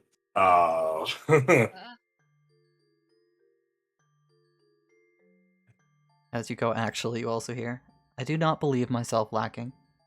nor do I find you to be lacking. I'm sure you would do phenomenally. However, there's a slight problem with this theory. The door doesn't lead to a tower. It leads to Ramuh's actual ethereal realm. There isn't. I don't think there's anything on the other side of those tower walls. You Just because, so you don't get the wrong idea because you rolled well. You remember the guards touched the door and did something to it to make it glow. the guards standing post there weaved some magic and the door glowed bright and then it opened and that's what I was in and explored and saw. How many guards? I don't kill like them. that question. Don't kill them, Kijo. That's how we get arrested. As you think about it, Nihilus, the answer was 2. I don't like that question.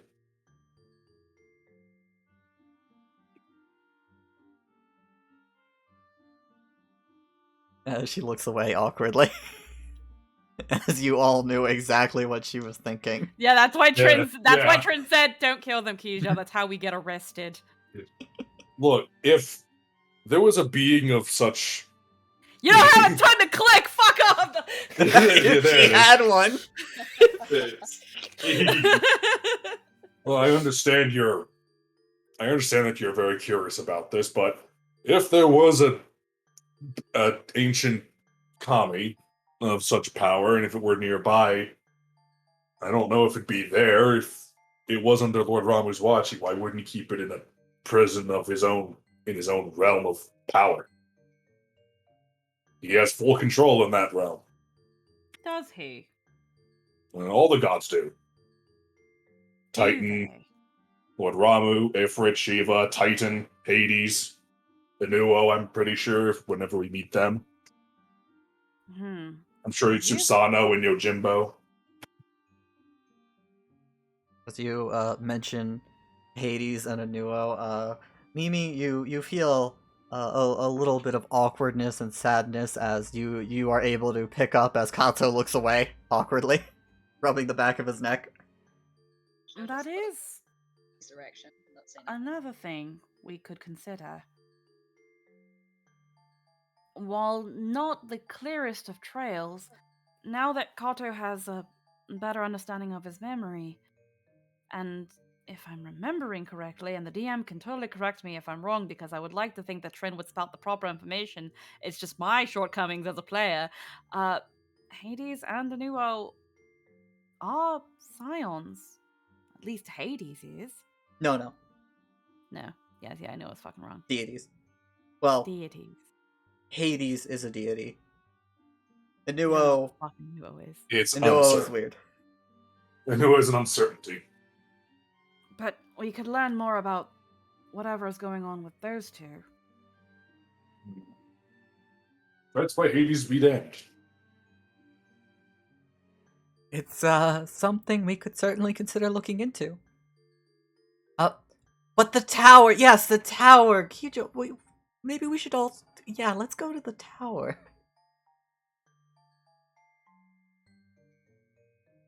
I mean, it's just 2 guards, right? Kato. As he If gives a Does this shifty look. there's like that crossed arms and like now like kind of stares daggers at, and it's just like, if you want us to avoid it, you could just say so, Kato. But now I'm No. confused. It could be very important.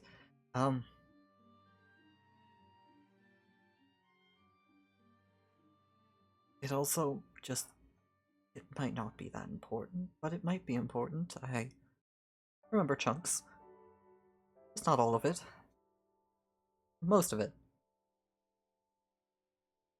Hmm. Mm.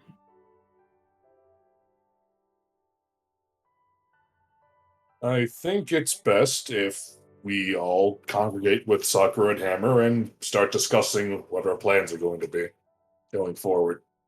Since North is off the table for now.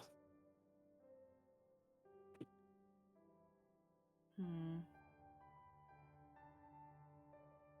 As,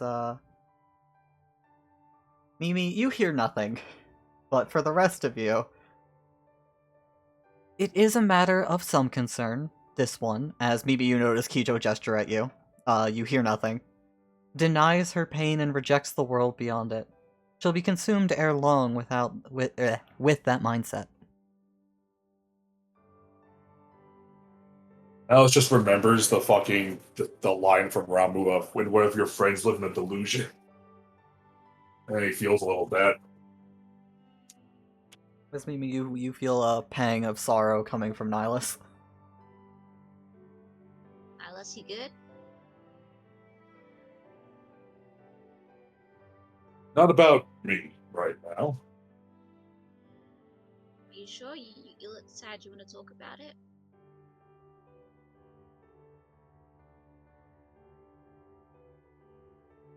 Later. Yeah, we'll find time to all sit around a nice circle and talk about our problems, Mimi. Looks at Mimi. Great. Well, I mean, I will listen to everyone. We'll get everyone to feel better. God, you're so fucking predictable.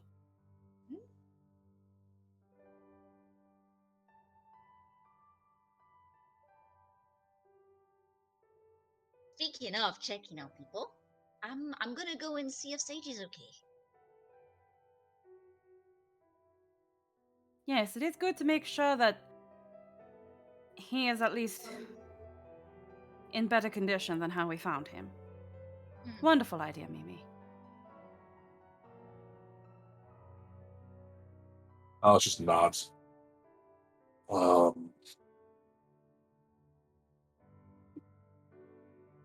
Perhaps after you check on, we can reconvene.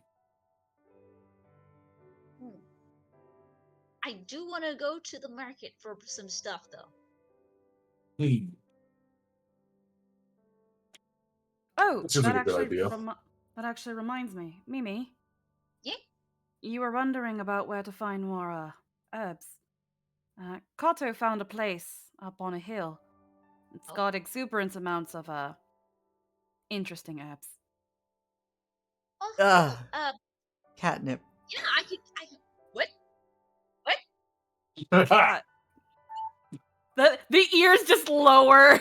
They get embarrassed as her face starts to flush. Yes, catnip. There's a lot of catnip, Mimi. It would be really wonderful if you can gather a fuck ton of it for me. Thank you.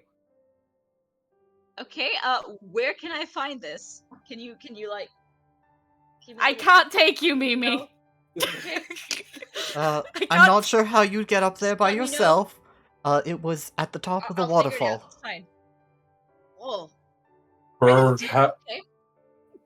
Perhaps taking Kata with you on this excursion is a good idea. If you take me, I won't come down, and I won't come down the waterfall unless Kato drags me kicking and screaming again. That's why I'm saying Kata should go with her. That was definitely not kicking and screaming last time. It could actually be dangerous if Trin and I went together, because if they start feeling weird, I might start feeling weird too, and then we will both be really weird. So Are you a cat? It's that thing I'm saying about the chains. I kind of feel what you do. There's a distinct awkward feeling from Trin and Gato.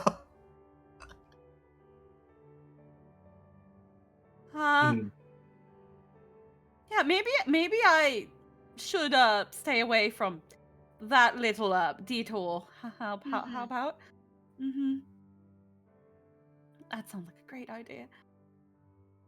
But I'll try to bring as much as I can. In fact, I'll empty the bag before leaving so I can fit as much as possible. Thank you. Mimi, you're gonna take a bit to go gather some herbs with the help of Kato. She will be checking on and see. Your new recreational habits notwithstanding, Trin. Look, it is good for releasing tension and So is it clearing the mind. So it If was some taken good in small old-fashioned doses. exercise. Small doses, huh? Yeah, small. Look, look, without divulging anything, but in trying to ensure that you do not come to the wrong conclusion, Nihilus, overexposure to catnip is probably not the best idea, and it just happened to be fucking everywhere.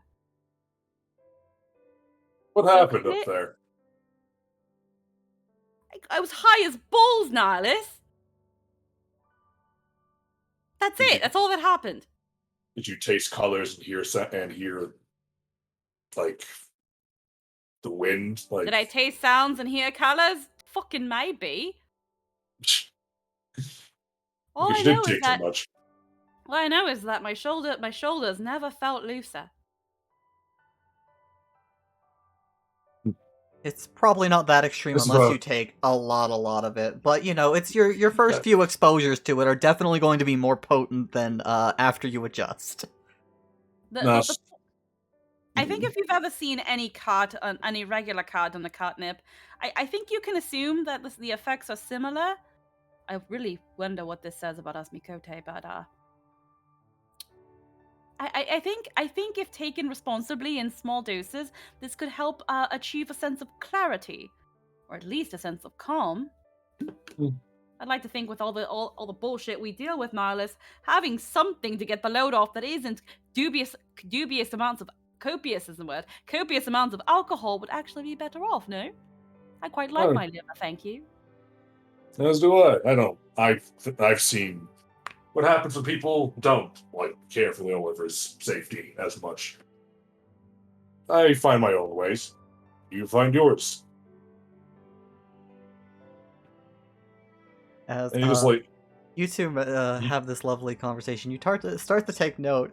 Kijo and Juliet have walked a decent distance away toward the tower, as Mimi and Kato are going towards the infirmary. What would the two of you like to do? you just see him reach up to his little earpiece and just, where are you two going? Don't you see? They're heading for the tower. I guess they're going to test out the little theory. Don't let them kill the guards. Please don't. He waves. Please don't incite violence. Kijo turns Laura- around and waves back at the two of you. She then keeps going. I'm gonna be unwelcome in every single city in this nation, aren't I? Well, at least it's not going to be from my. Well, at least it's not going to be my fault. Yeah, good job on that. Yeah. I'm very proud. And here, I thought I was the troublemaker of the group. And I thought it was you and a sphere. And Mimi, Juliet sometimes. Well, don't you sound like a single father?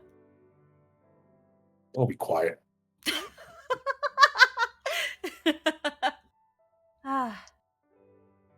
Really, at the end of the day, whichever direction we choose to go, with the exception of going straight away to Doma, I'm ready to follow whichever path everyone feels right.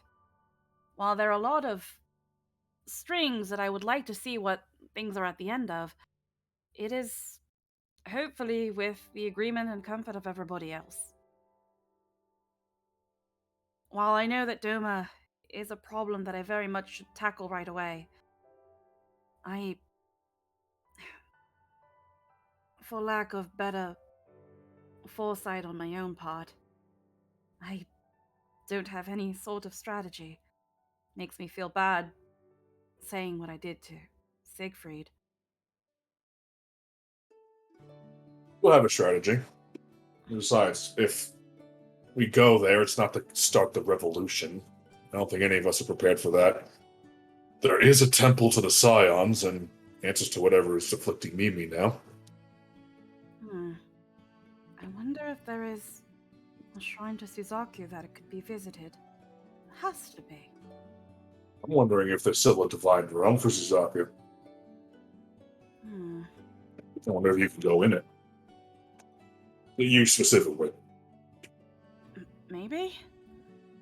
When I really think about it, I don't know if any other places have histories of, well, aside from whatever Mateus said, of divinity running through bloodlines. It doesn't seem like Ramu or Ifrit or Shiva have any such thing. I don't know of any of the kami that do that. So it makes me wonder, what is it about Suzaku that makes it so special? And what is it specifically about her that Mateus wants so badly? That is why Sorry. I might have insight on what Mateus is going after. Do you? In a way, from what Hammer said about Mateus trying to possess the old emperor before Alexander. And after he died, Alexander was instead possessed. And from the voice in the darkness that spoke to me about Scions, it seems Mateus can only possess those that share a bloodline, I suppose, with him. Well, we more or less had that hypothesis before. It just further confirms that, well, that in and of itself, if we only consider that, can honestly be achieved by anyone with a womb. But there's something about Suzaku specifically, why it has to be me that he needs so badly. Oh wow, another man that wants me as his broodmare. That's nothing new. Not less as sad as it sounds.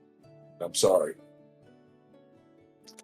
But I want to know why specifically me. Well, That's why. Well, Ifrit mentioned his origins was that of a, well, faithful hound. And when his master was killed by Belias, he flew into a rage and became the Ifrit we know now. It seems the gods, as odd as it is for me to say, like gods were once mortal adjacent, perhaps. It's still a little unclear for me, honestly, but maybe not all of the deities were like that. Maybe some were divine always. Maybe Suzaku was one of them. But that doesn't align with the story of Suzaku. Suzaku, from the origin of her story, was just a normal princess of Doma. She, like Yojimbo, different means of course, achieved godhood and divinity through her deeds. She wasn't born into it.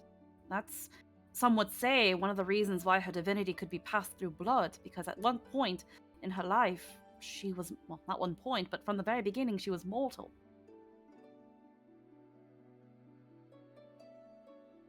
All that logic, and then Mateus must have been capable of that at some point too. That is what I am somewhat thinking. Whatever deity it truly is that Mateus is, if Mateus is the true name of the deity, again, I'm racking my brain here, and because I don't have enough information, I'm leaving no stone unturned and keeping assumptions high, but whatever deity it is, if they are even a semblance similar to Suzaku, at some point, well, they probably started mortal and then climbed to divinity somehow. But I don't know, it's all speculation. And I don't know if even whatever is at the libraries in Doma Castle or any of the libraries of any of the gods truly have any truth. It's very confusing. It doesn't help that we have our own stories, including Suzaku. That's the problem, isn't it? Well, maybe there's somewhere in Doma that isn't in the castle that might hold these secrets. Maybe something long forgotten in perhaps a secluded place of the nation where people don't like going due to superstition and the actual real fact that demons might be there. Manomori? It's not how you pronounce it. Yeah. Manomori. No more. Yeah, the demon's forest, or just the forest for wanting to save time. Well, I'll be right at home in there, at the very least. But that is if we go there. I'm willing to take the risk. We needn't start the revolution. But maybe going there might give you some insight on how to go forward. I mean, it took the insight of Lord Ramu to show me the errors of my ways. Hmm. That's why we're not going to Shiva or Corneria or home. Not yet. But hey, we won't let you be. You'll be fine. We'll all be together. I hope so.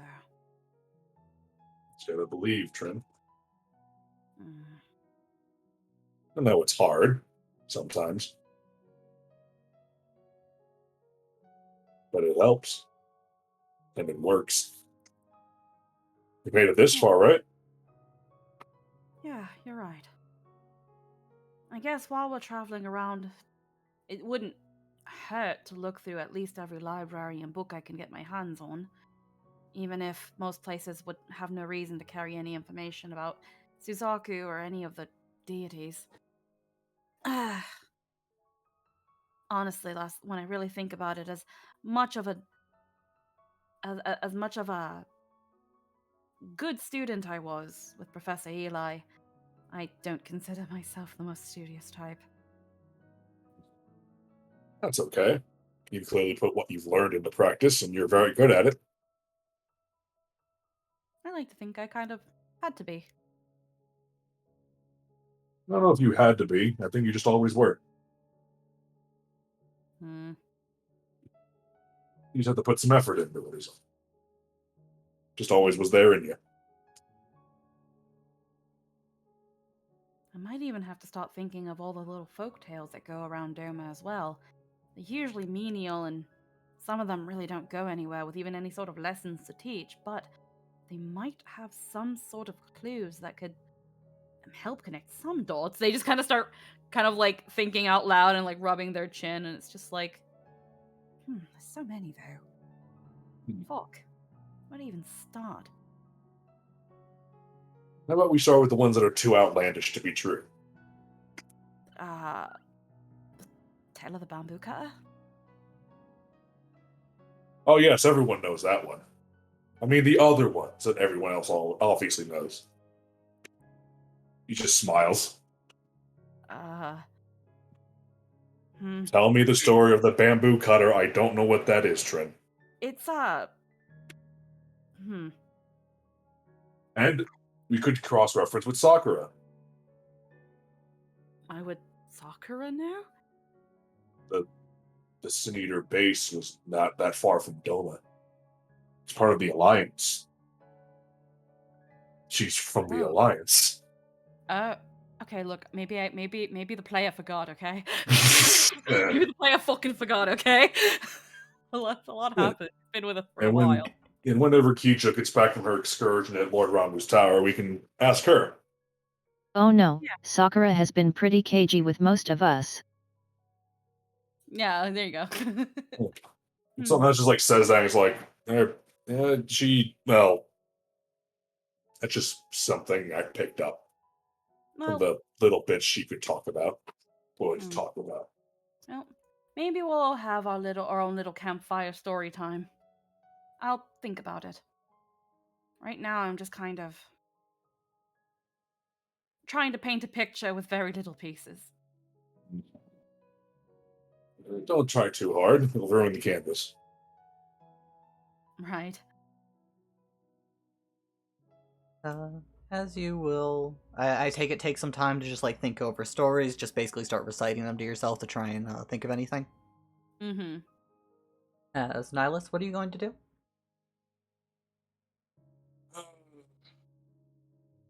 Miles is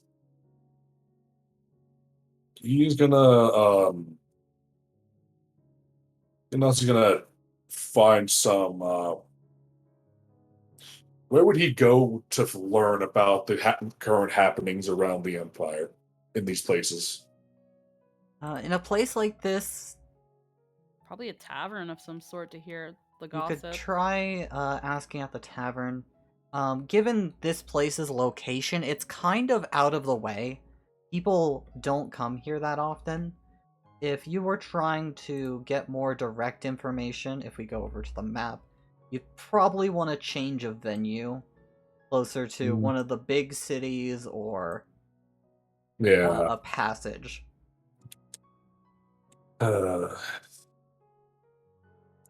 Because he has no idea what's happening out there, except for the fucking fairly recent wanted poster, I'm sure. You haven't seen any Ugh. wanted posters. Well, that's because we're so out of the way. But yeah, you could try asking around here to get some information. Otherwise, you'd probably want to hit up a larger settlement. He's gonna try his luck. You know. Alright. As you'll be doing that, Mimi is going to be going to check on the boy. She would have walked to Sakura and Hammer before letting them know, and then she would have. Yeah, they give you a nod, understanding. They're hanging out at the cart. As Yujo and Jet will be going to the tower. I'm gonna take a quick bathroom break. As all of you guys go get some snacks, some drinks, etc. Anthony, Squeaky, roll me d20s real quick, and I'll tell you what they are or the results of them once we're back. And everybody around, take a seat, take a quick breather.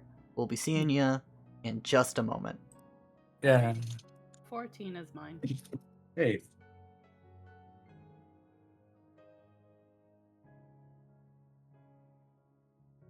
Get some water, do some stretches. Take some pee. I gotta go pee. I'll be right back.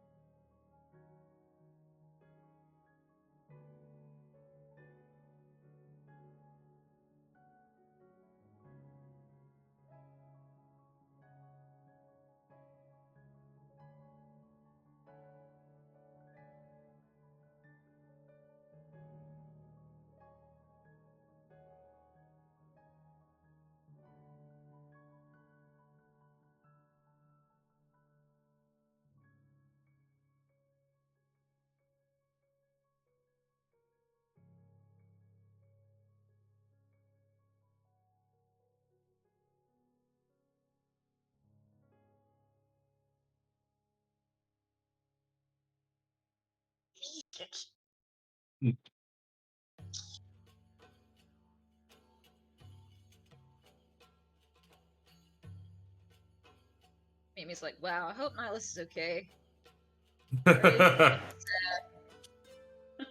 Yeah, I wonder why. I could be so sad. God damn.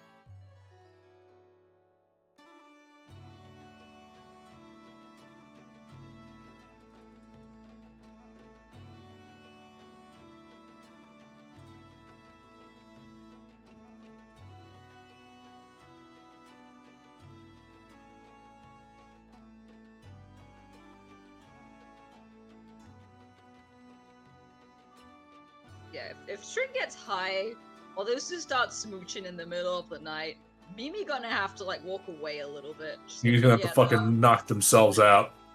like, oh no. Oh no, I do not want to be feeling this.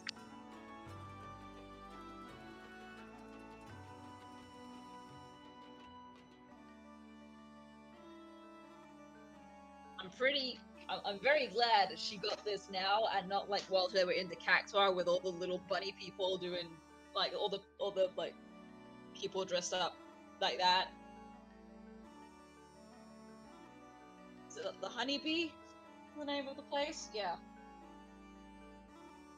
Yeah. The honeybee was the Avoided that at least. Hugging. I was on mute. Oh, Uh. well. I'm used to not muting Discord and just walking away because the sound muffling stops anything like rustling. It's usually the stream that'll pick it up. But yeah, no, the honeybee was the correct name. It's the cuddle house, yeah, where you pay to cuddle. Yeah, good thing she didn't have. Ha. She didn't have it then. Thank God. Ugh. I'm feeling a bunch of people cuddling me. No, none of that. What the fuck? You're all degenerates! Here you are. Well, then she would definitely go sleep in the fucking forest. Man, I wonder how Mimi would have felt just completely consumed by the feeling of familial love for his sphere at the treehouse. Ha Oh. ha ha. Ah, pain. Oh no. Just this intense, unconditional Just affection. wait until Sphere gets back. We get Deegan Hour and also please love me all the time.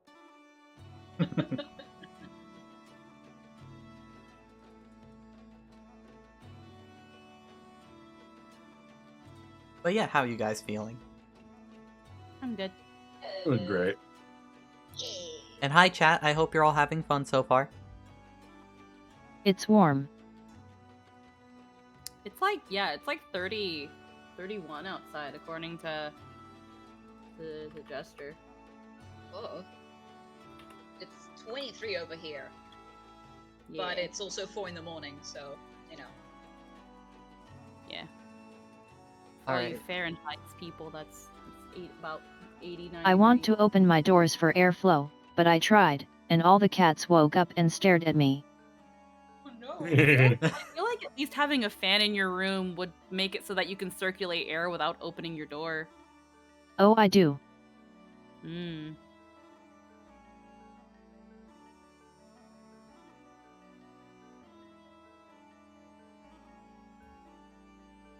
Alright, so, before we move on to the next scenes, for your roles, Trin, you start reciting stories to yourself as best you can. You remember quite a few, without getting into the specifics of each. Another story that comes to your mind is of, in Doma they're referred to as demons, the Magus sisters. Three witches that are said to come to people in desperate need, offering barters and such. They are known as a vast well of magical knowledge. Each of the three specialize in a different form of it.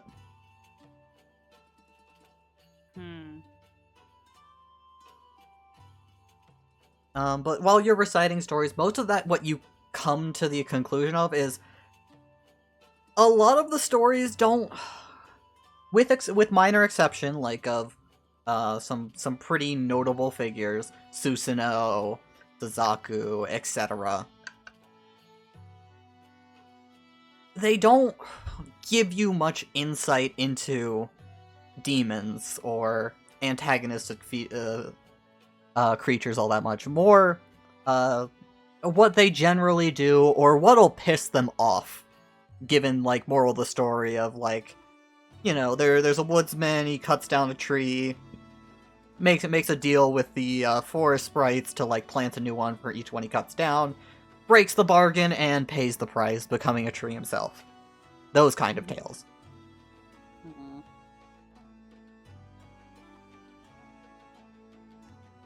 But the biggest blind spot of knowledge, given it usually in every story ends with death, is the woods that divide the island. And you feel like if you're looking for knowledge on demons, especially those related to Doma, you're gonna find it in that forest if you find ancient ruins or manage to bargain and consort with Oni and witches and other creatures that lurk in there.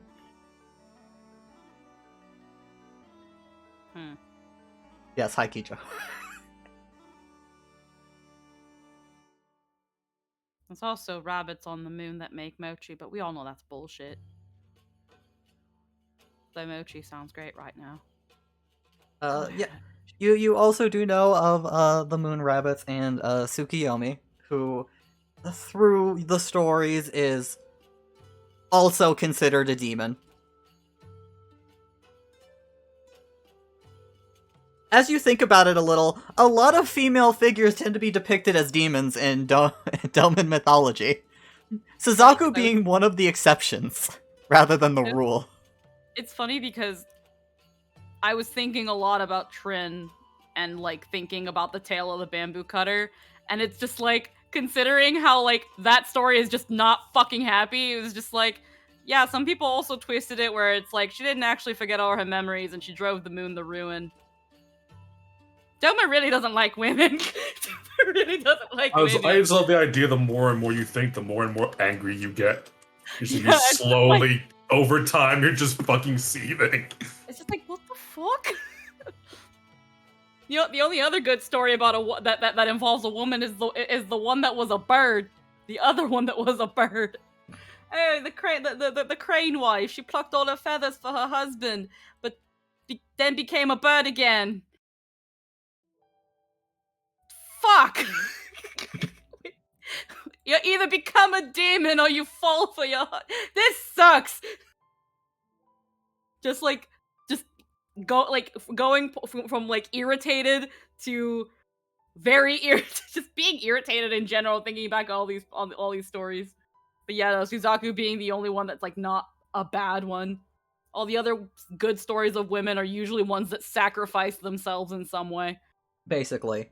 As you like think over tales, they tend to be subservient or sacrifice themselves, or otherwise, in every other context, a wicked seducer or selfish, ambition-driven person. Or colored in numerous other vile and self-serving ways. If a woman is remotely competent, they're actually demons. Correct. Pretty In much. Doma. As Nihilus, you ask around, and that was an unnat 20 collectively.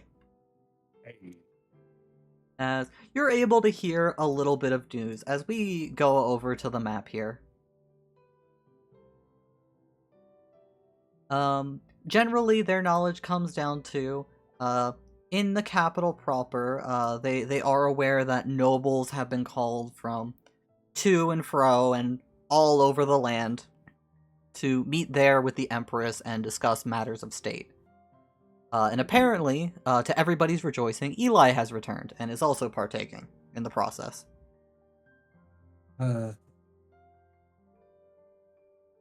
Otherwise, you have heard... Let me pop open the list of city names because I don't want to fuck it up. Yay. You have heard from Ifrit Shrine that, or news about the shrine and the surrounding town that it's being reconstructed currently. Mm-hmm. As you ask about it, what you generally hear is apparently the surrounding area was so rife with corruption and disloyalty that Ifrit was thrown into a righteous rage.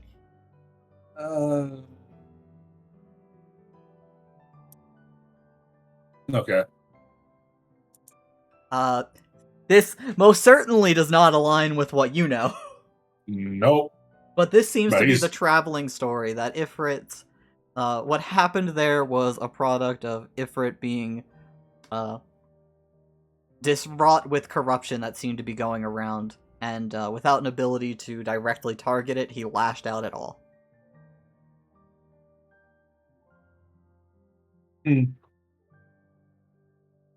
As hearing about the other cities, the city not too far away from you, Leprit, this one right here, delightful little place, City of Summoners, seems to currently have a sickness sweeping through it.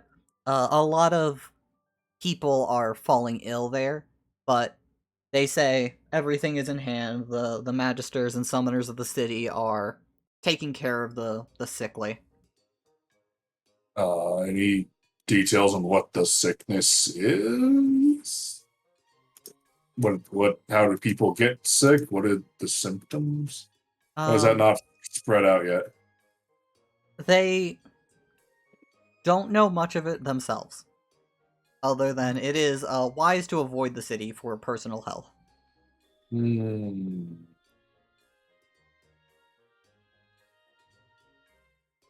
That aside, all the way up in Salamand, there have been rumors of sedition taking place. That the Dark Knights have been conspiring to take more serious action and potentially declare themselves independent, like the Northern tribes did ages ago. As hypothetically, all the way up to here used to also be a part of the Empire.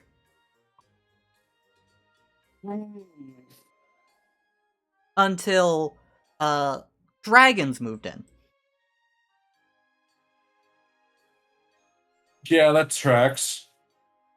And with their newfound authority in the area, the Imperials there either found themselves moving south or swearing loyalty to the dragons.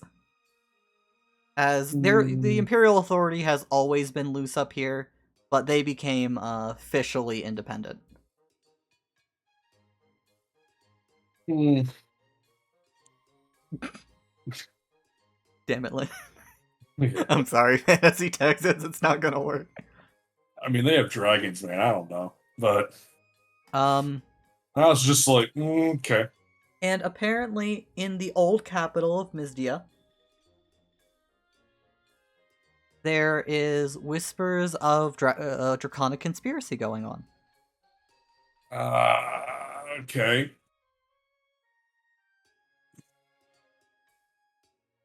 And those are all the things you're able to pick up. Oh.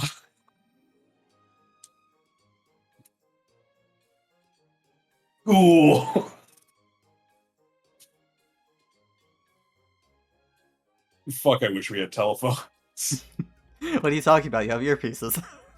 You have link pearls, dude. I don't have a link pearl that goes to the Dark Knight, has to. Oh yeah, that sounds like a you problem. As you'll be doing that for a while.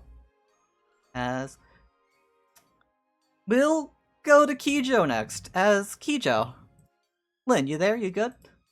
You sassed me in the chat, so I assume you are.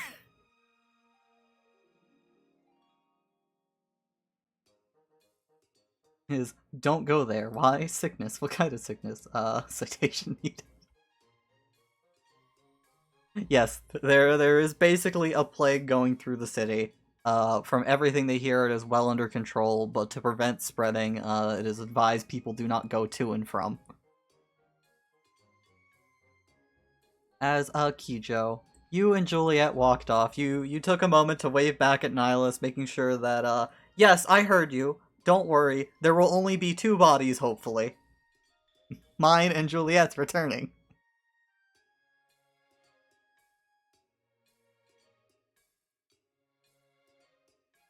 As you approach the tower proper. It is rather large, but still comparatively humble to other sights and wonders around the world. As at the gate there are 2 guards.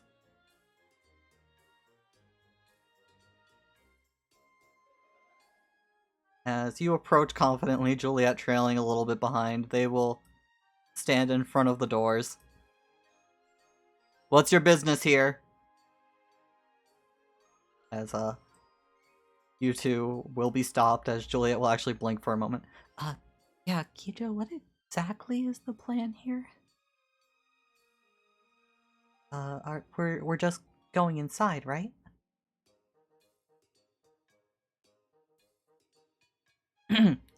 Yes.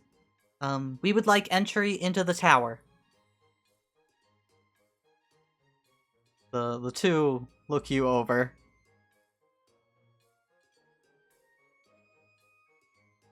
I understand.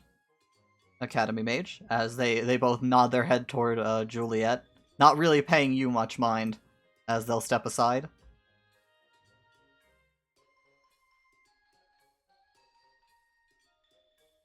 As you and Juliet will make your way inside, you open the doors, and you are greeted to a much different sight than what Nihilus experienced. Where he found himself in a large, infinitely spiraling tower, you find yourself in a very interesting room. As you see a little gate in front of you, as you seem to have like there's a standing area that you are currently in, with rows and rows of seats.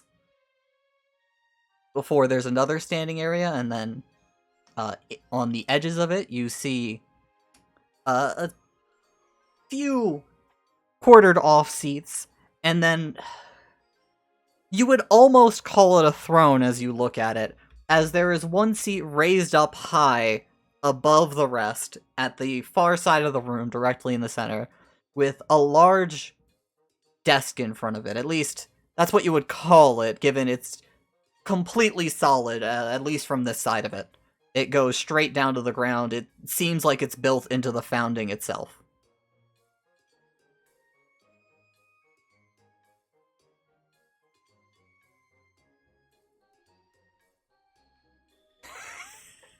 I don't know, you'd have to inspect it more closely to know. But it is a rich dark color. As Juliet looks around for a moment. Oh, it's a courtroom. That makes sense, yeah. That makes sense to be in the tower. Yeah. This isn't what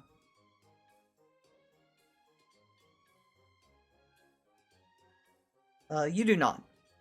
This isn't exactly what Nihilus described.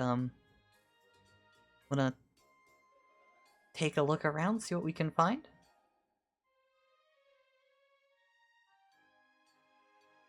Oh no, sorry. You still do have that feeling. My mistake. No, I misread that. My eyes flicked over it, and I saw do as don't for a moment. You still do have the feeling coming from this place.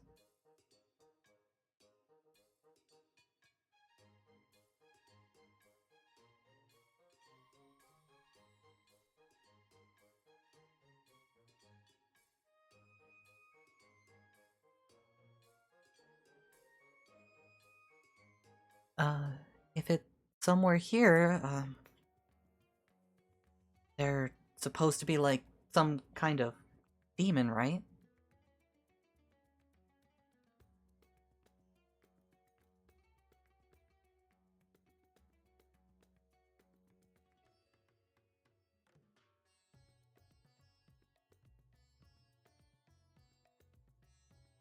I'm just, guess thinking a little. This is a tower, so there's definitely an up. Do you think it would be up or down? In a manner of speaking, a god that looks very much like a demon. Well, I mean, from my own experiences, around here in the Empire, God and demon don't have much of a distinction. Other than, well, being adored or not. Though, I mean, we adore Ifrit, and anybody else would call him demon. Very common outside of the Empire, actually. As you'll start walking your way down, you approach the stand. As inside, you guys are basically alone. Kija, as you go to look over at Kijo. As in, besides the guards at the door, you guys are alone in the room itself.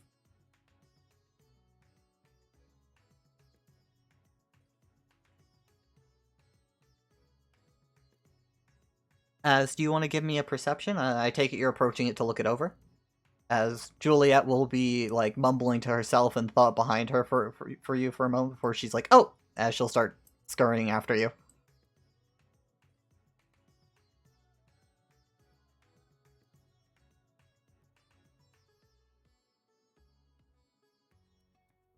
As in total with a 7, you look it over, you see a few discarded pieces of paper.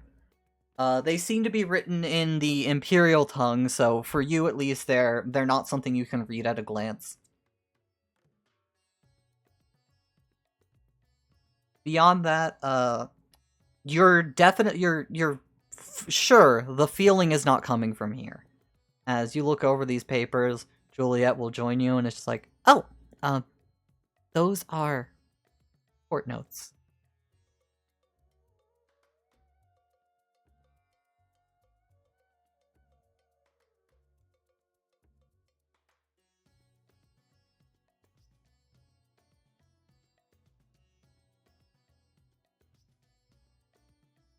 As you contemplate, I will do this real quick. Yeah, exactly on that, I was going to say, to the side of the desk, there seems to be a way into the back.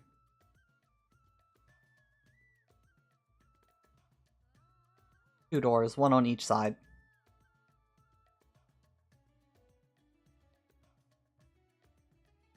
As the desk itself is pretty large, and then it has, like, a little stair there.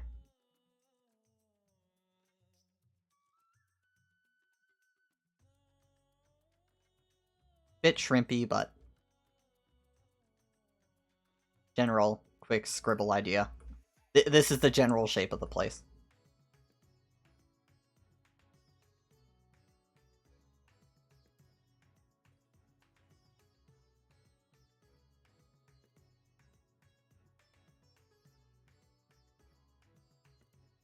As you start heading off towards the door, Juliet looking over the papers where she's like, oh!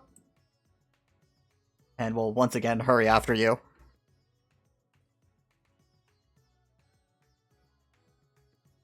As you step to the back, it is not much in here directly, as you see like a bench to just sit on and catch your breath.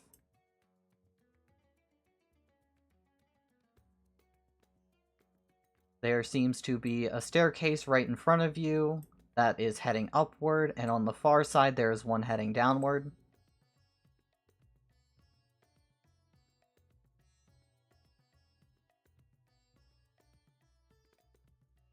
Until there is also a large pair of doors right here.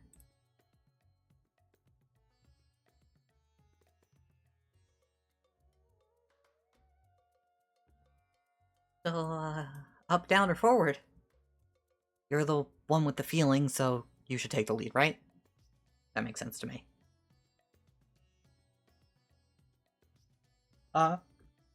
Give me a d20 roll. This'll be... I want to say, we'll make it an insight roll. You're going on a feeling. As, being in the tower itself now, with that 18 in total, you try to hone in on this feeling. You look at the doors, you look up, you look at the stairs going up and down. You close your eyes and center yourself. As now that you're here in this tower, you more precisely feel it's below you.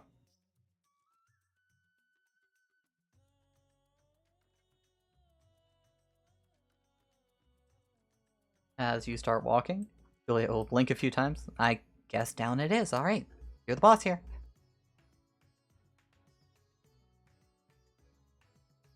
As you start heading down,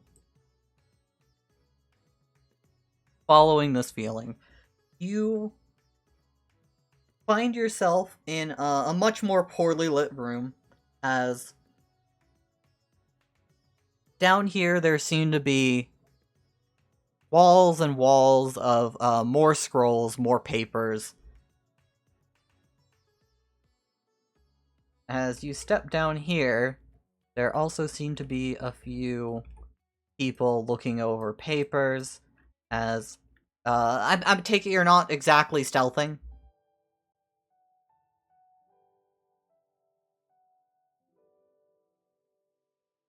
As you walk in at first, one of the magisters looks over at you.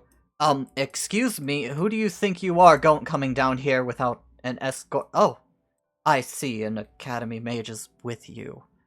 As the man looks away awkwardly. I'm sorry, madam, we were just taking care of some papers and was not expecting your strong arm and yourself today. Can we help you with anything? Well, now that you mention it, Juliet shoots a look over at you. You can hear over the link pearl. Got any questions I can...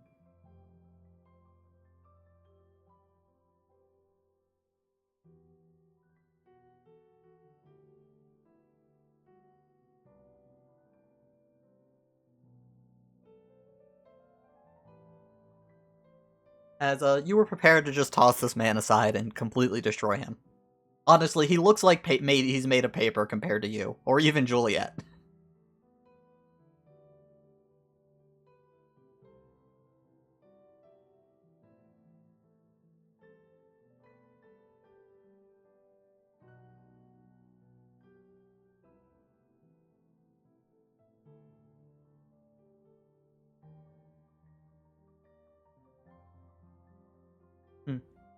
I'm so glad I got some sour straws over the bake. It's beneath us still. Yeah, are there, stairs heading down from here? As, Juliet tries to ask that question, the man blinks a few times. No, this is the basement. We store some records that Ramuh has personally reviewed here and some more important cases. There is no down from here. Are you sure you're in the right place? As, for you, Kijo, you feel absolutely certain this is the right place. It is definitely below you.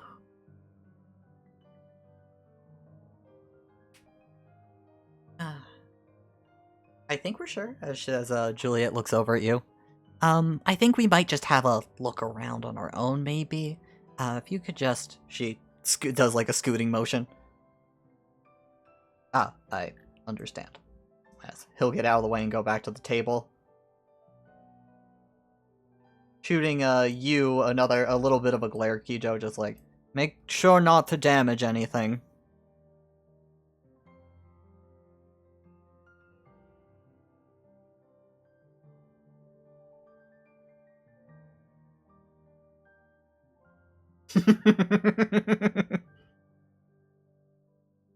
I might damage him later.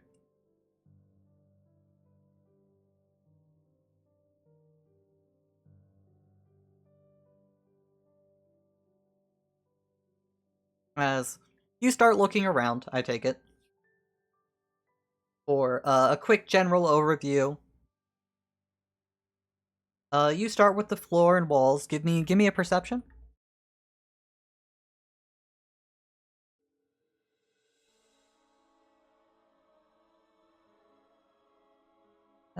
With your perception, that's a 16 total. Thank you. As you are looking at the walls, there is nothing standing out to you about them. To give you a general overview, there's the walls and floor itself. There's quite a few bookshelves and cases blocking bits of the wall, but you carefully reach around those to try to get a feel at the wall. At least from your inspections, you don't notice anything. Beyond that, there are the bookshelves, the tables, and a few reading stands. Places for you to, like, place books on to be able to, like, stand up and looking at them.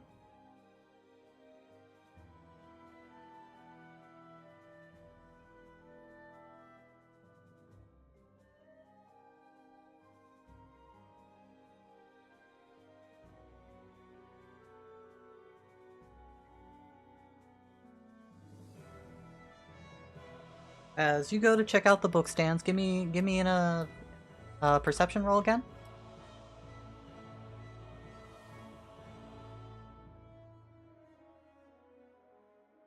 Okay, so while you're looking over them for a few moments, you are drawn to one in particular, as it stands out as, most of them are like wood, you know, very nice looking, have a little light attached to them. One is distinctly made of stone and carved into the flooring. As these guys are out of sight currently, they're a bit of ways. You at this point are in the far back of this place, as you find this one in particular. As you go to touch it, it starts to glow very faintly. More specifically, words start being made out on it.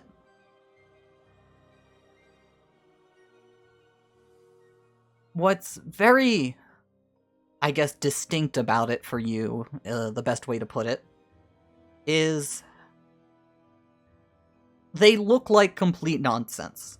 You look at them, you know this is not a language or a written language you have seen or know how to speak. As Juliet next to you is looking at them in total confusion. But you are able to make out the words.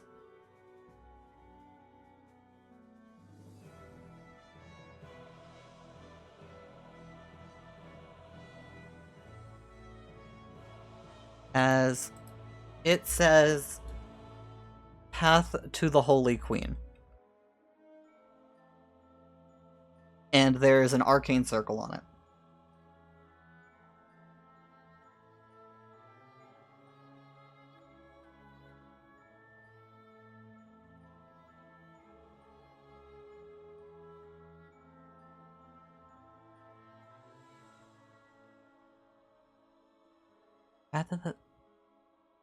Wait, you can read this? Is it some kind of Doman? It doesn't really look like how you wrote your name. What is it then? How do you know it? As you explain Path of the Holy Queen and that it's not Doman. I just know it. Ah. Well, that's certainly something. Definitely nothing to worry about there, right? As she'll try to look it over. I know that's a teleporting circle, but it would just be as simple as us touching it to make it work, right? As you place your hand on the circle, a circle appears around the both of you, a red light, as you are both gone.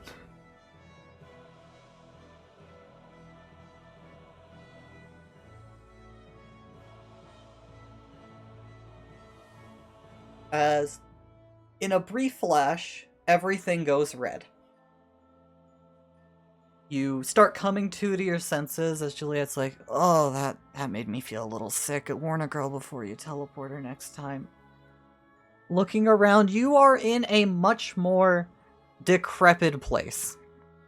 It's very dark here, though there seems to be the light of some stray arcane crystals with a distinct red glow.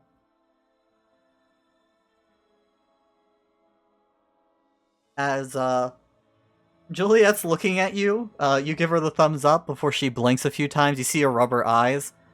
Ijo, you're kind of glowing red. Are you feeling okay?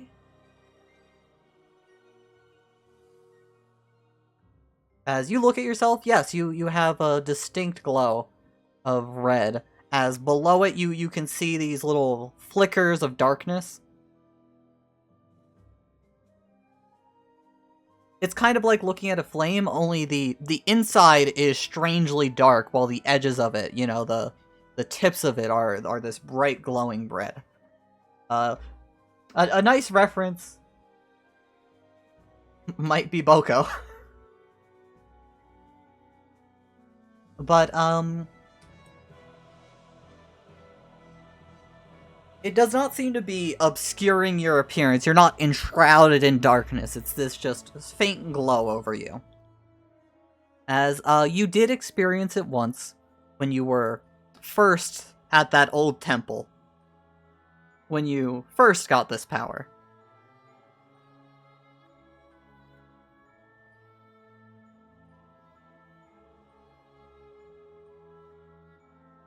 But, besides that, no, this is not terribly familiar.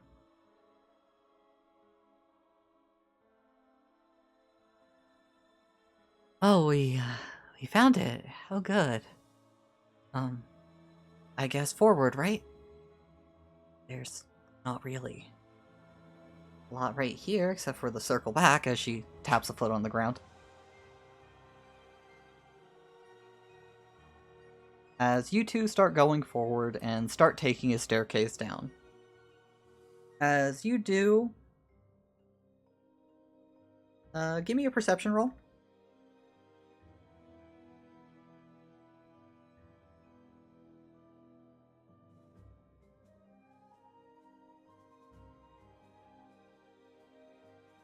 As with a 14, you are able to make out there's, a bit of a mist in the air. It's distinctly red, and hard to make out given the only light is the glow of red crystals.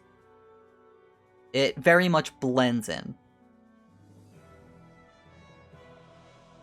But, besides that detail, you and Juliet keep going, as Juliet is, if you take the time to look at her, definitely wide-eyed and curious as she's gawking at some, patterns on the wall that are ruined and cracked. She's gawking at the crystals and then looking ahead every now and then to make sure she doesn't fall.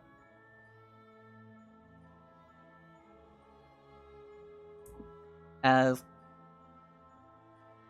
you and Juliet keep going, you go, how very interesting. Yeah, I know, right? Why is there a way here from the tower, you know? What is it all about? Especially if this is supposed to be a demon, right? I mean, black mages like myself, we try to plumb the abyss, or rather the hells, for power. And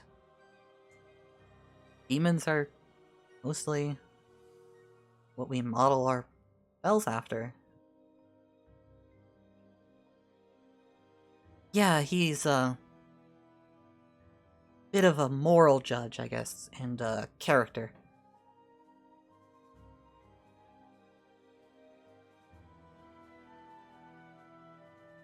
He generally leads the church because of that.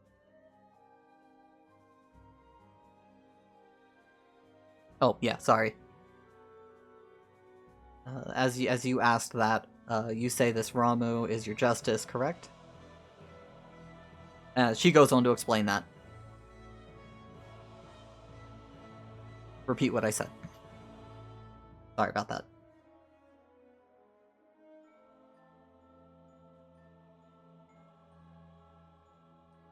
So, yeah, I guess it's pretty accurate to call him our justice.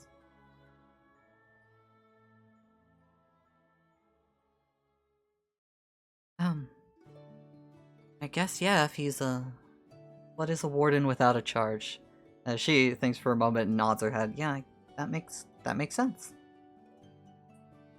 As you come out down to the bottom of the stairs. The area opens up a little, where there would be 2 large doors blocking the way forward, but it seems with the passage of time, one of the doors had come off its hinges, leaving the way in accessible to anyone.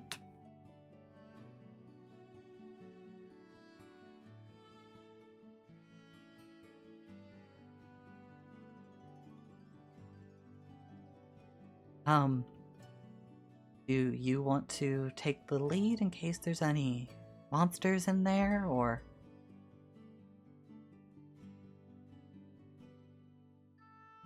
As you say, this was certainly here before the tower. Puzzle that.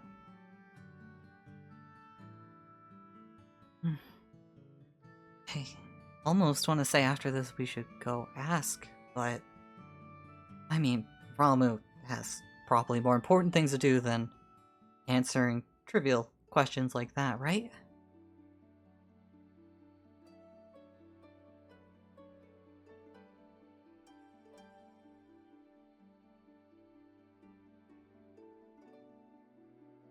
Trivial. I see. Stay close if you would.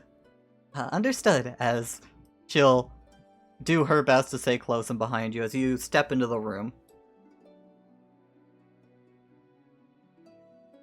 As in here, the floor kind of... there's an edge to walk around, but it starts sinking downward in a bowl pattern.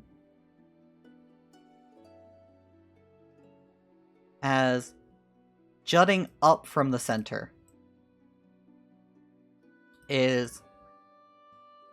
how do I describe it? A large anchor for a chain. You know, like for climbing gear, I think they're called pittons. Things like you would hammer in like that. As there is one here glowing a very bright red. As Kijo, without even rolling, you feel yourself, for lack of better term, resonating with it. This is what you are feeling.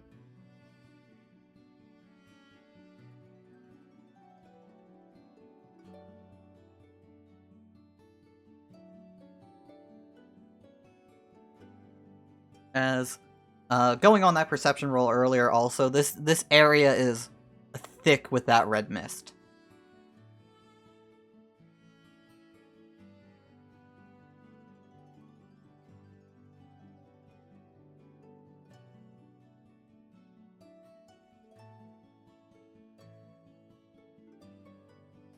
As what would you like to do?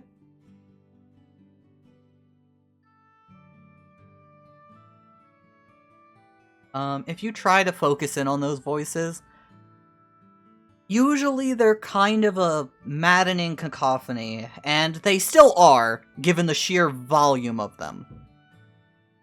But being down here, you feel them much more clearly, is the best way I can put it.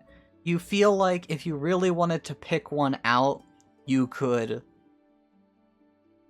focus in on one, and from there be able to tell specifically what one was trying to say.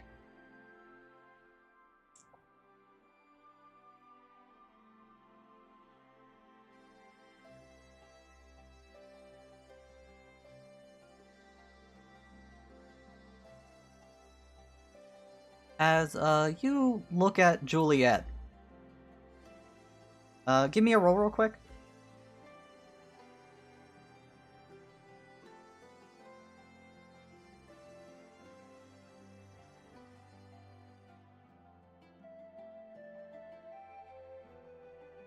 As with your perception, that's an 11 in total.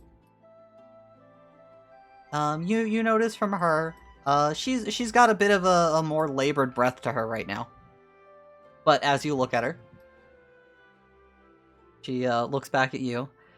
Ugh, this is crazy. I mean, is this what we came down here for?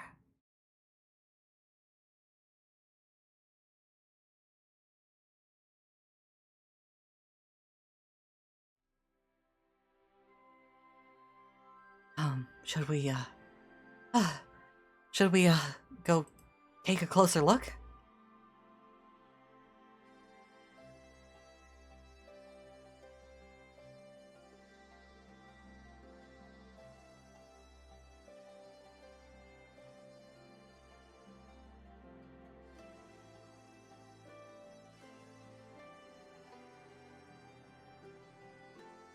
As, you look down at her.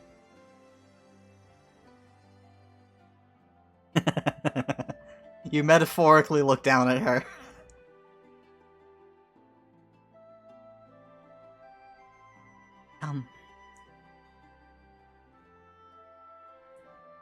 Unless you don't want to, I mean... She nods her head as you ask, will you be alright? Yeah, I'm excited, I'm curious, I mean, what could it mean? I get why, if it's a demon, Ramu, enemy of all demons.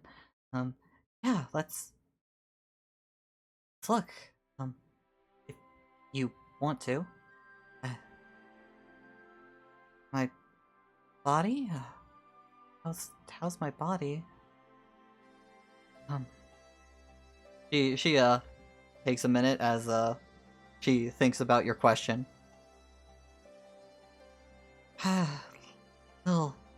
Little heavy, think I'm just a little out of it. It's been a bit of a day, you know. As you pick up Juliet.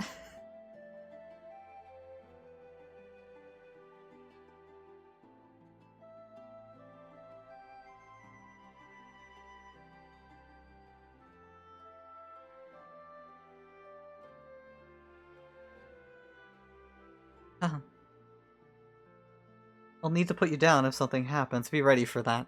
Oh, okay, I'm fine, I'm sure. But, alright. Every time you do this, it just... Wow, you are strong.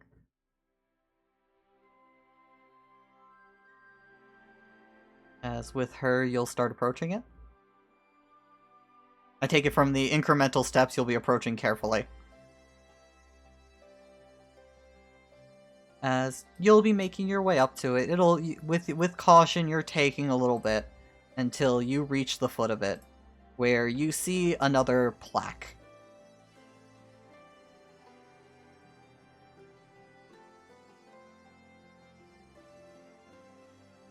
As you take a look at it, I'm guessing?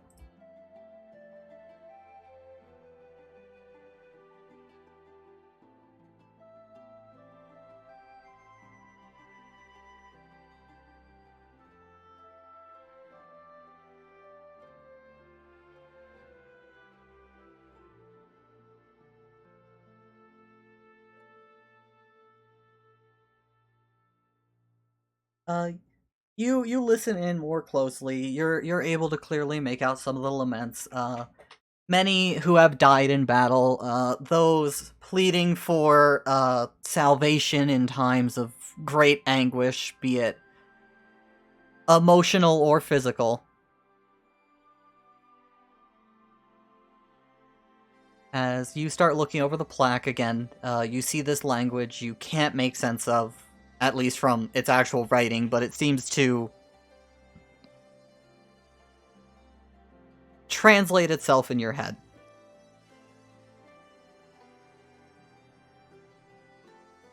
May I be forever imprisoned for my failure, is what the first half of it says. As text starts forming below it.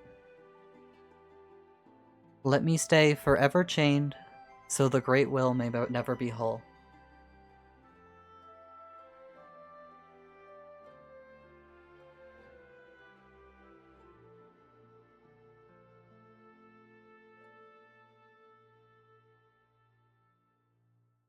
As you read through all of that,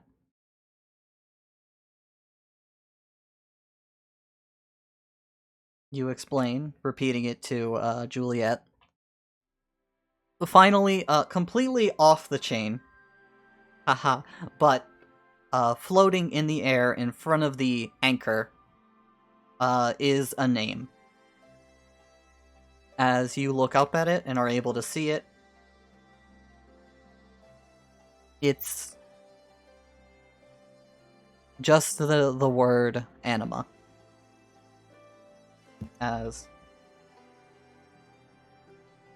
you explain all of that, seeing that name, you take a moment as you don't hear anything from Juliet. As you look down at her, she's gone limp in your arms.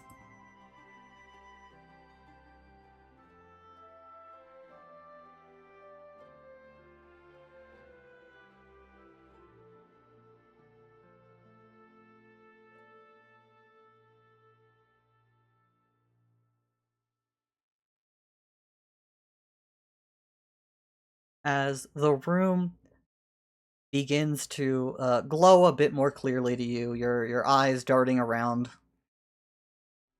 through this thick, heavy red mist, you are able to see along the wall familiar symbols. Markings that remind you of the shrine, of what the party had shown you, of the Scions. As all of this is around you, you have an unconscious Juliet in your arms. You feel no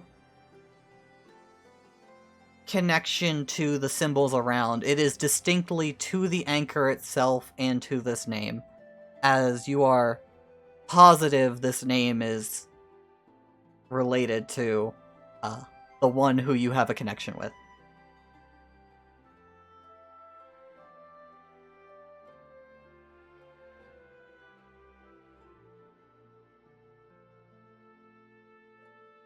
She is barely breathing.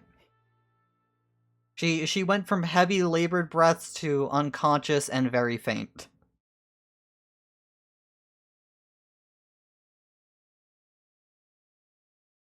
As I take it you're going to start rushing your way back up?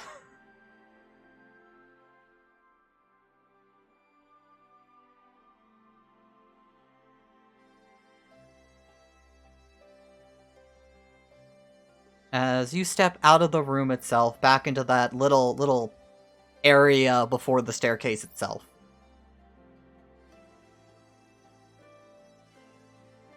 Do you plan to do anything here? Juliet does not seem to change.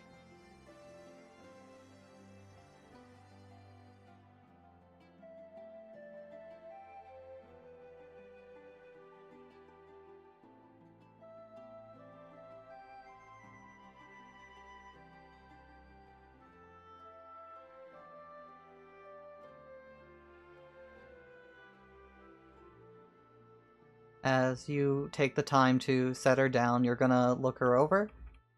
She is eyes closed, starting to sweat. Her face looking very flushed and feverish.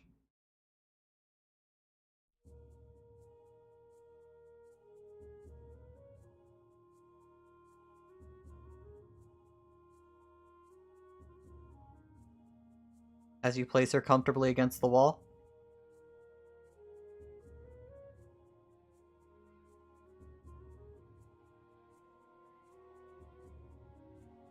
As you start to send out a message. You'll be back shortly.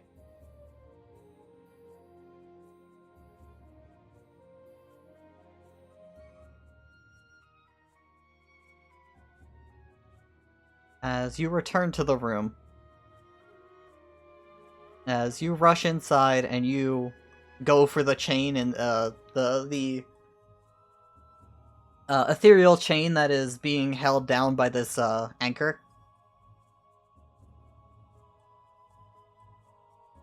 As you do, what would you like to do with it?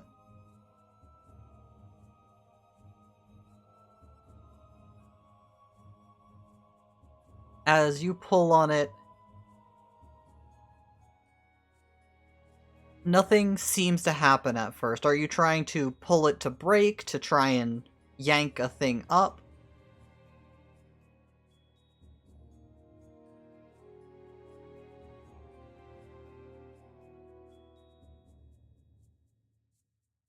Just so I can get a better idea of what you're doing before I say what happens next.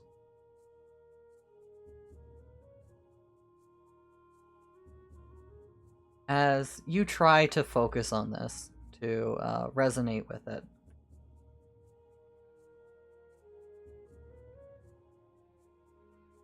let me just check. I should be in here, I believe. I think I uploaded it. I wanted to be productive and preemptive with my enormous mind.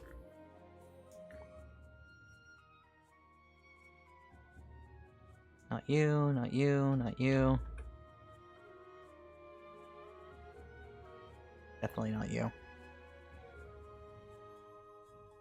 I could have sworn I uploaded it, and then I took that away for safekeeping. No, I didn't. I'm stupid.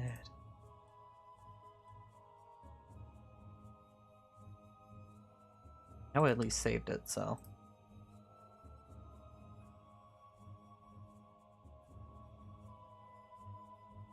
Oh no, we were about to. I just want to get the piece uploaded. There it is.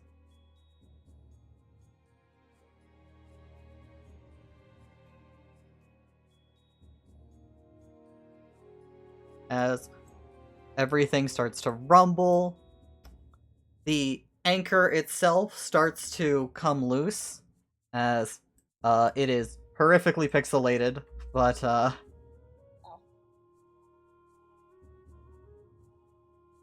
you drag up this bound figure.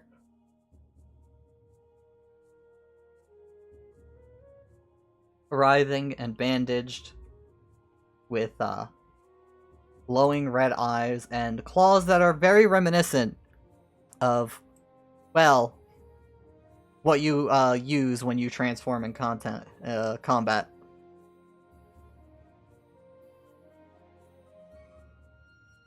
As for right now, Mimi, Hey. you were going on a little hospital trip. No, go back. Let's see what I mean. I just want to say I fucking called it. I fucking knew it. Go back to Kijo. Oh my god. Fucking called it. It was fucking Anima.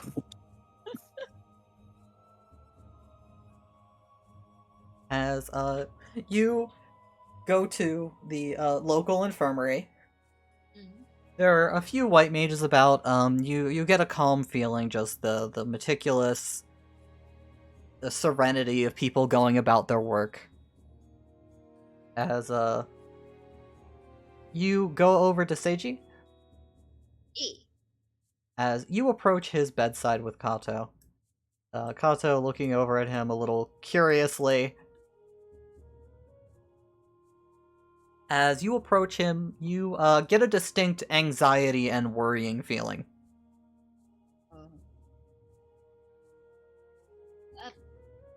Hi, Seiji? As there's Do you a remember me? few moments. Who are you? How do you know my name? We met yesterday. We were the ones that found you. Oh, that must be it, yes. My head is not perfectly clear. I was apparently in very poor health when you found me. Yeah, we wanted to check in on you to make sure you're doing better.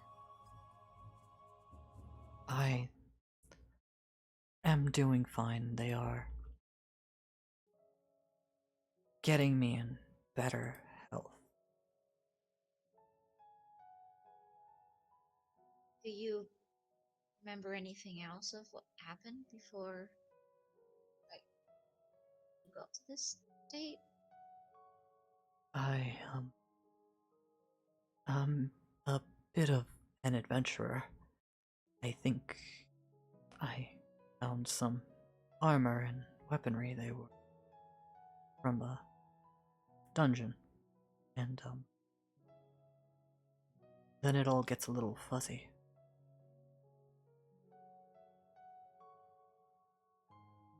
perhaps the armor might have been cursed or something and might have gotten you in some trouble, huh? That might be the case. From how it sounds, at least. Where is it? We don't know. It sort of flew away. It like blew into different pieces and then just left. I see. That's unfortunate given the effort I had to go through to acquire it on that adventure.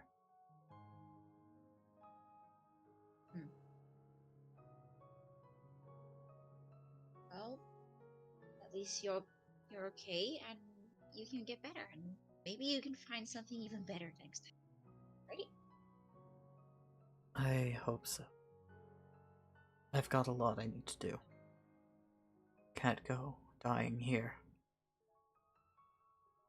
Oh, they're really good here. I don't think they'll let you down. You'll be good in no time. Do some exercises, start eating well, and you'll be back out there in just, I don't know, maybe a few weeks.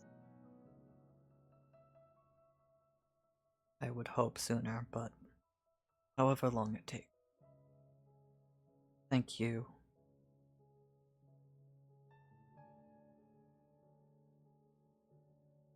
Do you have like friends maybe waiting for you?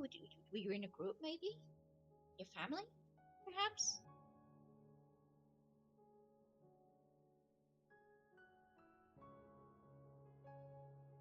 I can't go see my family. Not until I have something to show for all this time. But I'm sure my adventuring companions are out there somewhere. I'll just have to find them.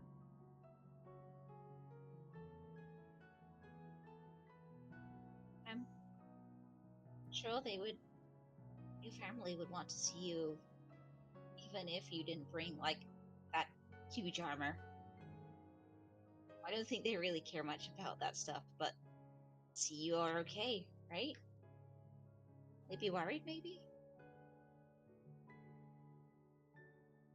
I'm sure they think I'm dead. You're okay with that?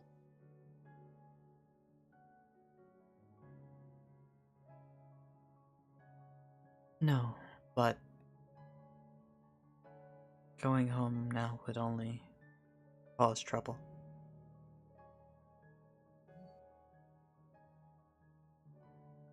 So, what are you planning to do once you get better? Is there a way you can like communicate with your friends, let them know you're where you are? I'll have to check a few of our haunts, ask some adventuring guilds, see if they've taken work in the area or if heard word of them.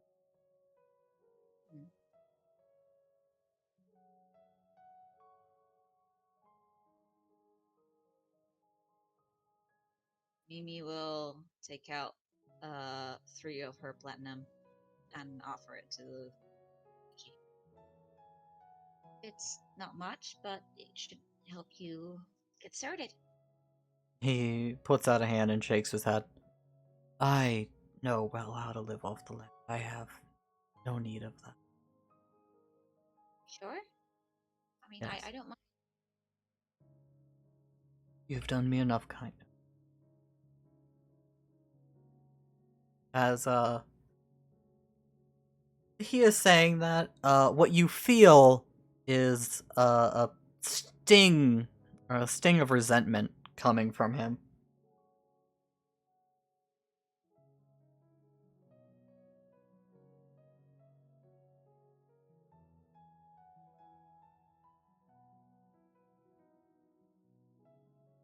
As Do you need anything? Would you need anything else? I can maybe help you with. I'm grateful. I just need rest. Just enough rest until I can walk again. Okay. Would you like to roll me a d20 real quick? I will. This'll be an insight, which you get a +6 to. So with 22, you are not surprised as you consider it very briefly. This man is not being honest with you. Yeah. He is giving you just patently false information from what you heard yesterday. And while there are degrees of honesty happening, he is being pretty avoidant with answering anything definitively. She's not gonna pry.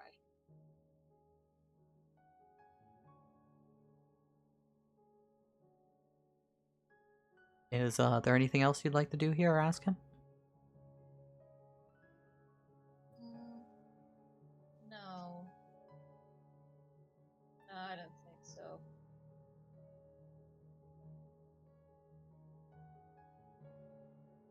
Probably like hang out a little bit to like help out. I don't know, fluff pillows and stuff like that for a little bit, As and then you'll help out the other white mages. You're basically pretty well versed in basic like nursery care, given your status in the palace. A lot of this was just standard training things for you. As you and Kato start making your way out, he seemed a bit strange. yeah, he was lying. I mean, Kato like looks surprised for a moment, then he stops. That makes sense. You all mentioned some kind of commander earlier. Why didn't you? Oh, he clearly is not gonna tell me, even if I ask. Well, I mean, we are the ones who helped him, right? We could have tried using that to get a little goodwill from him. It's. I want to ask. Problem is, one, he might just lie again. Two, Kijo doesn't seem to really want him around, so we can't really offer to help him. Like, I would love to just like have him tag along. We've already had 2 people in our group that had no memories and stuff, and he's clearly not remembering everything. Maybe we Yeah, could help thank you him for that. too. So if you two manage to remember stuff in this group, well, maybe we could help him out. And I really would like them to meet again, but neither of them want to. So I don't think it's in my place to do something. Maybe I should just let it be, right? Why doesn't he want to, though? I mean, he said he couldn't go back without something to show for it. What is he trying to show? Well, they do come from background. Maybe they just wanted to come back with like a bunch of gold or honor, or I don't know, something to like be famous. I'm not sure, but maybe he wants to be like a hero, come back with a medal, something, and doesn't feel. Maybe he's just trying to prove himself before he can join his family. She's like, oh fuck, I get that. Hero. Well, guess that's something I've wanted to be myself. Yeah. At this rate, we'll certainly be also- some famous ones, given all the heroics we've done already, right? And I also wanted to go on an adventure before joining my family, so I get that. But he felt like anxious, feels resentment. I would like to help him, but he's clearly not going to let us.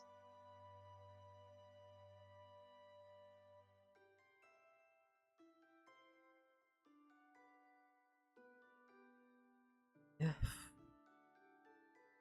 being sweet isn't working, maybe something a little more stern? Should we call Nihilus in then? Maybe? If you want to, he's just a near ring away, right? Hmm.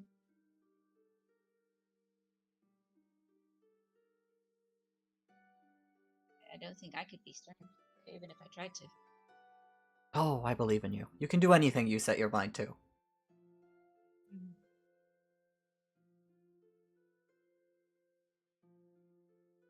All of those don't really intimidate that much. But thank you. You'd be surprised. I've seen quite the scary Lullafels. Honestly, his fierce friend was a little on the creepy side with those floating eyes. They're kind of cute though. You think they were cute? Yeah. They were like big eyes. Ugh. You can only imagine like a fly getting into my eye, and the idea just makes me grossed out. Ugh. Kind of wanted to like put little weird hats on each one of them. Really, really funny. That might make them look better. Yeah. Well, do we want to try calling Nihilus now, or pick flowers and then call Nihilus? Well, we can let him know what happened, and then he can come whenever he's okay, because he might be busy right now, right? You wanna ring up Nihilus and let him know? Ring, ring. Ring, ring, ring. Nihilus, Nihilus. Yes. We just came back from visiting Seiji. He's hiding stuff. I tried to be kind and try and get some information out, just figure out what's going on. But he mentioned he was like an adventurer and he found the armor in like a dungeon. So yeah, maybe Kato said maybe like a more stern approach will do, and I think he would be ideal to do that. Do you want to maybe try go talk to him?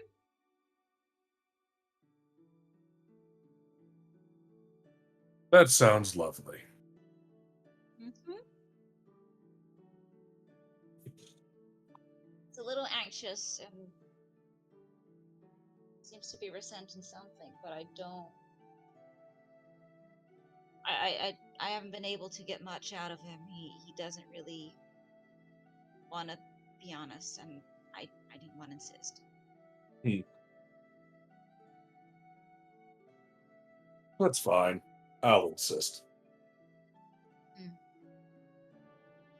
As Are you sure you're okay though? Because you were kind of sad before. You sure you're good? I just imagine Niles is back at the tavern with a fucking beer mug in his hand. He just looks at it. I am perfectly fine now. Okay, that's good to know. I'll be right over. Mm-hmm. As Mimi, are you gonna wait for Nihilus, or are you gonna go catnip picking? She's gonna go catnip picking, but then she wants to also go buy some stuff. Which the pastry area. As you'll go catnip picking, Nihilus, you will shortly after arrive.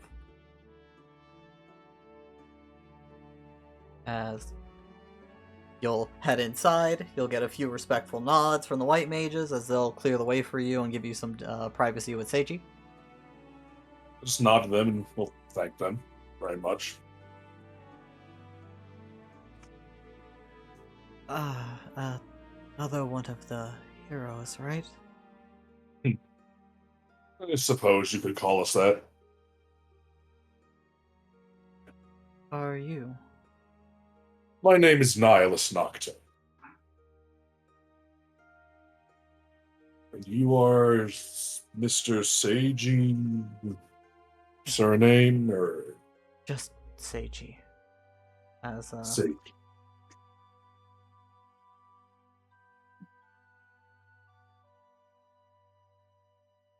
Nihilus, as you say your name, and following up with that, you see a brief look of surprise go across the man's face before he calms himself down and responds to you. There's something wrong. No, nothing's wrong. Just still exhausted. You Things can only are imagine. a little dizzy. Hmm. He just finds a chair and just like sits down. I can only imagine the difficult time you had in that armor. It, from what I heard, it was very dangerous. I thought it would be useful, but I can't even remember what was happening while I was wearing it. Oh, the price of power.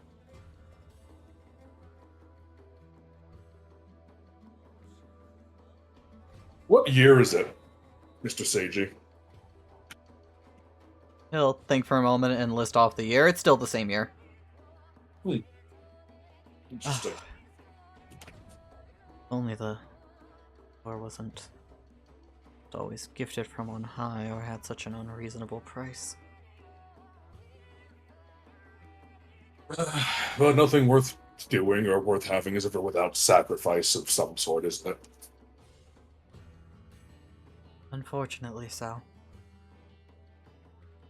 What did you have to sacrifice for that, Mr. Seiji, or was just donning it the sacrifice?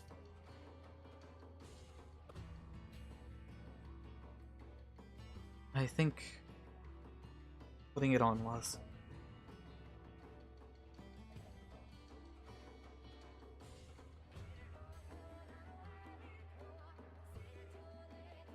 Do you have any family left?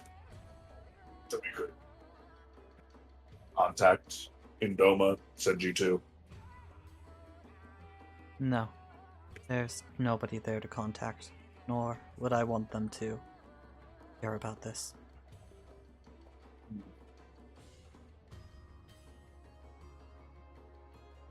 Sorry for your loss.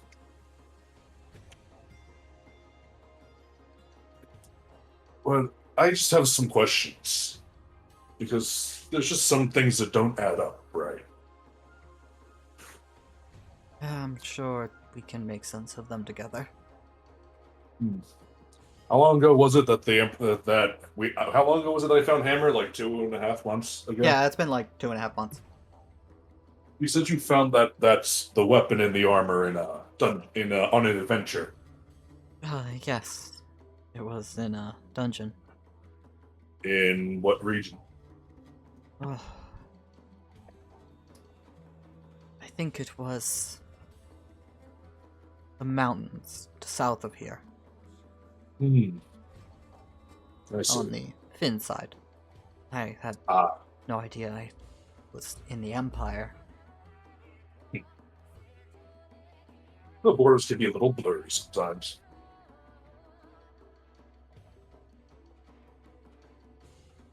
Is there anything else, or? That armor has been missing for 2.5 months. It wasn't in a dungeon.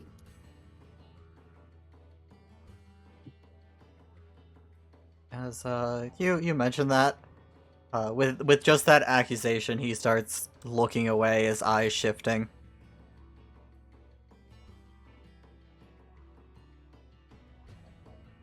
Well, that's strange. That's where I found it.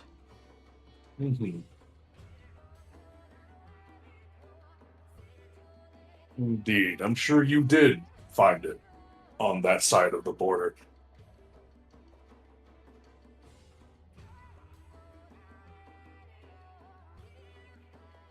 Nas gets up and just moves to the foot of his bed so he can get a better angle on his face. So, do you know of the Corpse Brigade? No. Hmm. Strange. We were the last people that had been spotted with pieces of that armor. Ah, they must have been squatting in that dungeon. We did fight a fair few bandits. We? Me and my adventuring party. No, who were they? Friends I've met while traveling. You have a group name? Not an official one, just an adventuring license, though. It's certainly not on me right now. I'm sure it flew away with the rest of your pants. But your friends, what were their names? They could still be somewhere nearby. Ah, I have some contacts in Finn. Maybe I can ask them to see if there's any people that might be looking for a missing party member. well, un momento.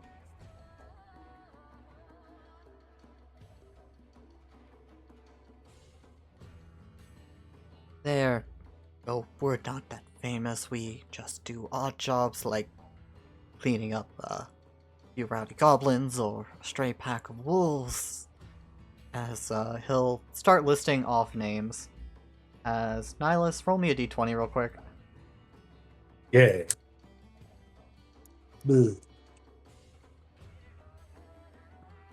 Damn.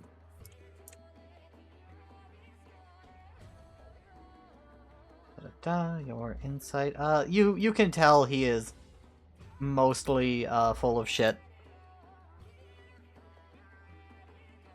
As he's talking, He's gotten more evasive as he seems to be like stumbling, going, "Oh, it's a struggle to remember the names." As he lists off a few names that don't mean anything to you, until the last one. yes. As he says it, he almost slams his jaw shut. As he names off a particular bandit you met once.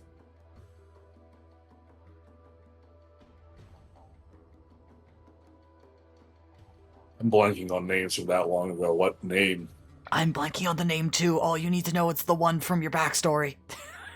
I forget his name. That was like 30 years ago, man.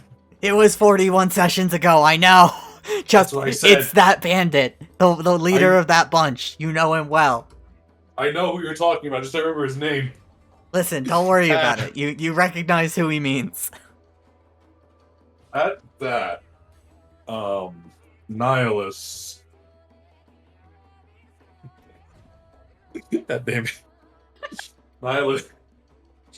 Nihilus. Like, I imagine he was like leaning on the bed a little. He leans off it, and with one hand, like his one hand, just like a couple fingers drawing across the bed as he walks over to his to get up in his face. On the way there,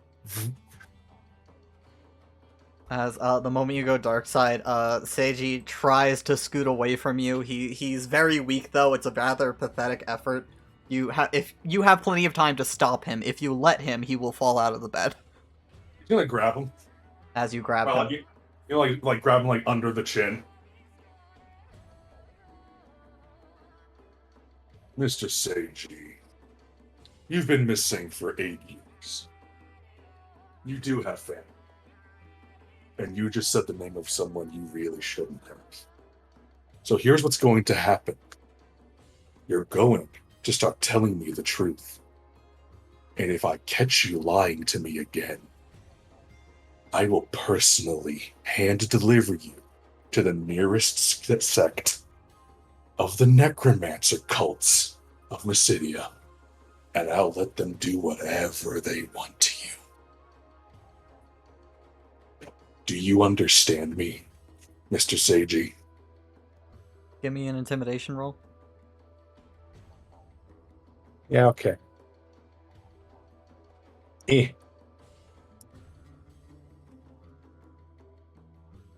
The man soils himself.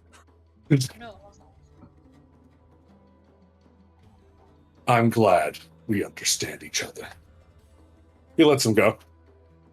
As he is wide-eyed, Mhm. panting basically as he's just staring at you. I have all day. He goes back to the chair. He just walks back. And I am ready to start. And he sits whenever you are. And he just crosses his legs and like locks his hand, like locks his fingers, just in a waiting position.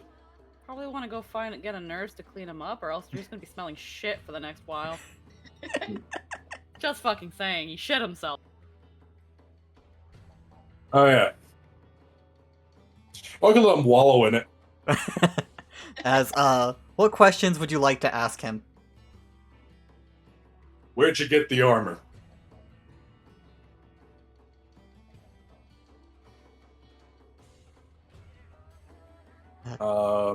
Another Well, group acquired it. led by your friend. He was in charge of most of our activities in the area. And by our, what group are you a part of? He's hesitant. The Corpse Brigade.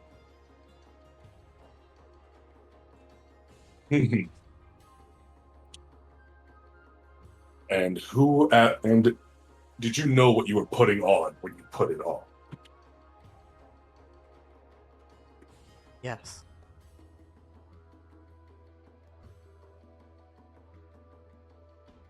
You've been killing a lot of people in that armor.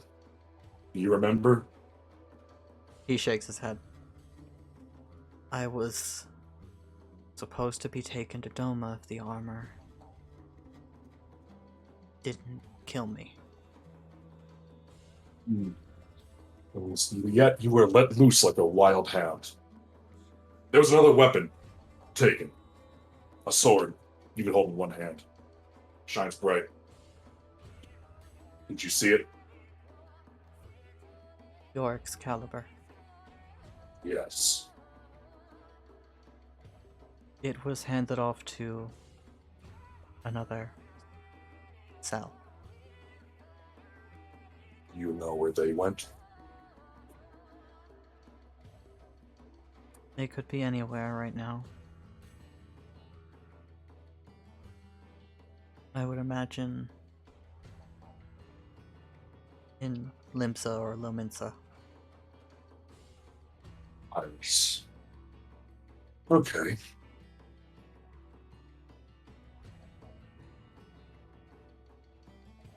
Why did you join the Corpse Brigade?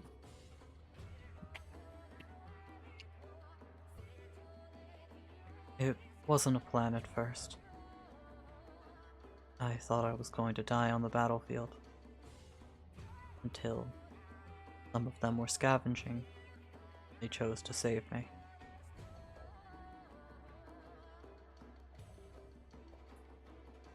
I was just repaying the kindness at first, just debt for a debt.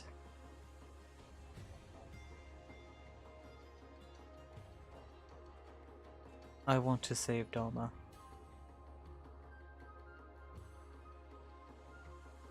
What I understand of Doma, it needs some saving. But not by Mysidia. From what I've seen of the world, a lot of it needs saving from Imperials, greedy corporates, tyrants.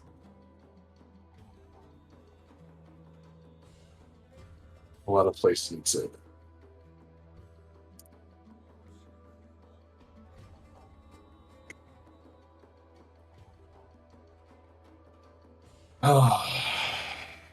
Let me think.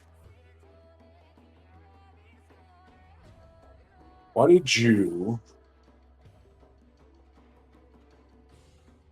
Oh, that's a silly question, actually.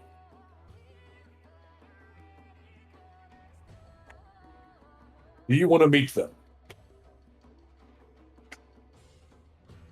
Who? The family, from what I understand, the only family you have left.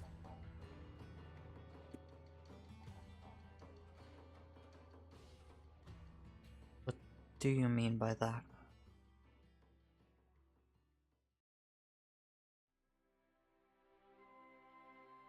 There's a reason I know you were gone for 8 years.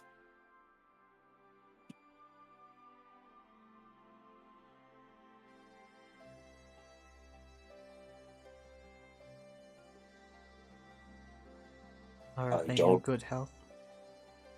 They are, well, part of the reason that armor flew off you.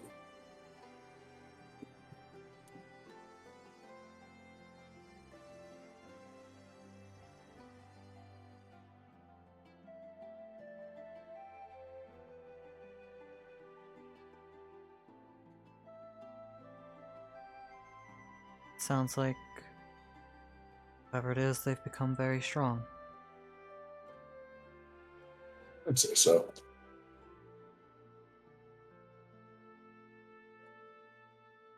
Is that a yes or no?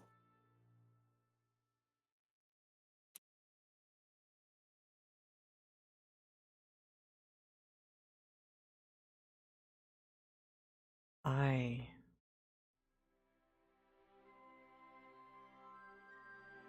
don't think I deserve it. Hmm. I let them think I was dead.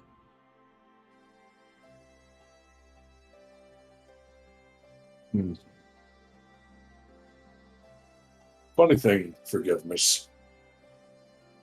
You're never the one that's actually meant to decide if you deserve it. Well, suppose I have a couple questions left. The commander of your cell was the friend you mentioned. Did you meet any others? Like the one that took Excalibur?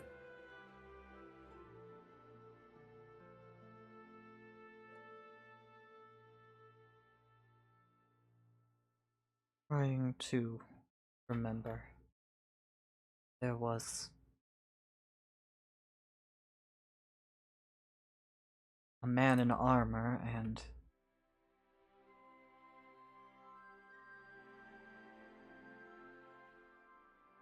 I can't remember the captain's name. Man in armor. It was blue. Yes.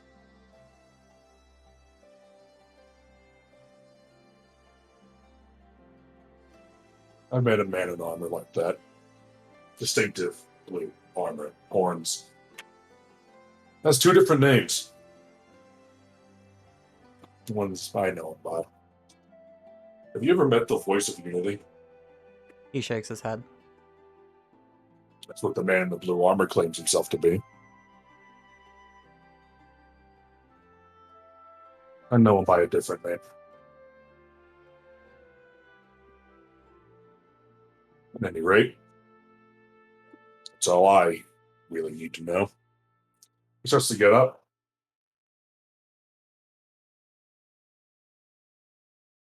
Whether they come or not's their decision. I'll let them know that you're awake and talking. And I'll get some nurses in here. Oh, and in case you wonder, because of all of your transgressions,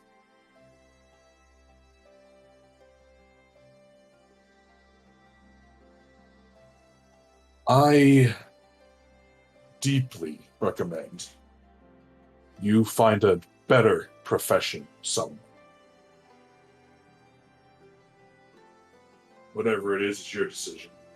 But as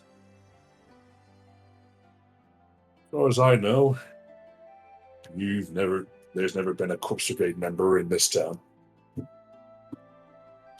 Rest easy, Mr. Saging. And I was gonna leave. I'll keep that in mind. As you will go back out to continue collecting information, He is gonna get nurses in there for him. Oh yeah, they'll clean him up, get him in a new outfit. As me. I got completely sidetracked. There was one more question I had. Oh, Why he reacted that way when I said my name? oh, yeah, he'll tell you. Especially since the Course Brigade bit was out in the open. I know you killed them. Oh, okay.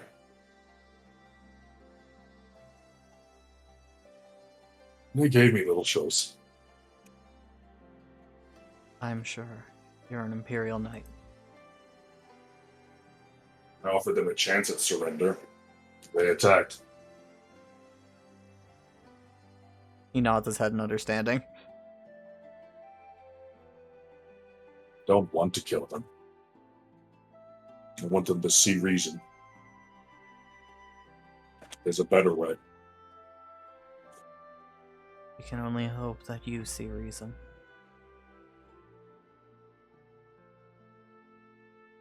Maybe when I'm finally sitting on the throne. I'm already 2 for 3. Anyway. Then you really are blind.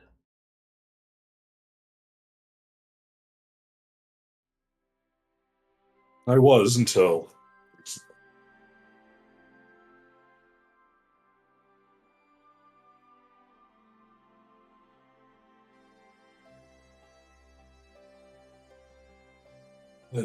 and I think after all that is when he just skedaddles. As again, all the rest will happen as said. Yeah. As you'll I just forgot I got completely sidetracked because of the fucking, It's important questions. There's a lot of them. As Trin. Hello. Hello. As you've been back at the wagon, just chilling out, reciting stories. Little Eli coming up like, "Hi! Would you like me to record this information for future disclosure?"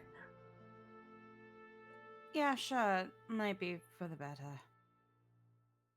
Conversation is now being recorded. Hmm. Trin.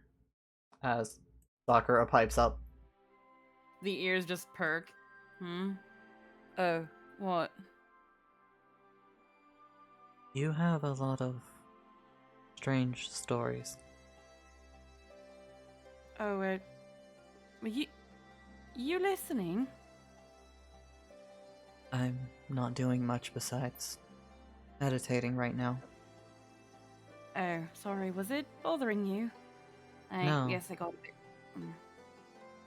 Velma tells those stories so strangely. They really do. Really trying to analyze all of them. They're all sad.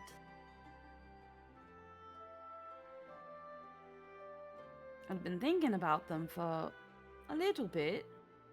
Kind of little meanders of whatever to keep things on, to stay on track of things, a good way to stay on focus. I used to do it a lot, especially when I was out and about doing whatever in my glamours. But never truly took the time to digest that, to dissect them and analyze them. Like, Of course, some Oh, sorry. one story that stands out to me is, the Umaga sisters. Your people call them demons. We call them just spirits. They're not full deities. They equate to one together, but they are considered nobles, not tempters.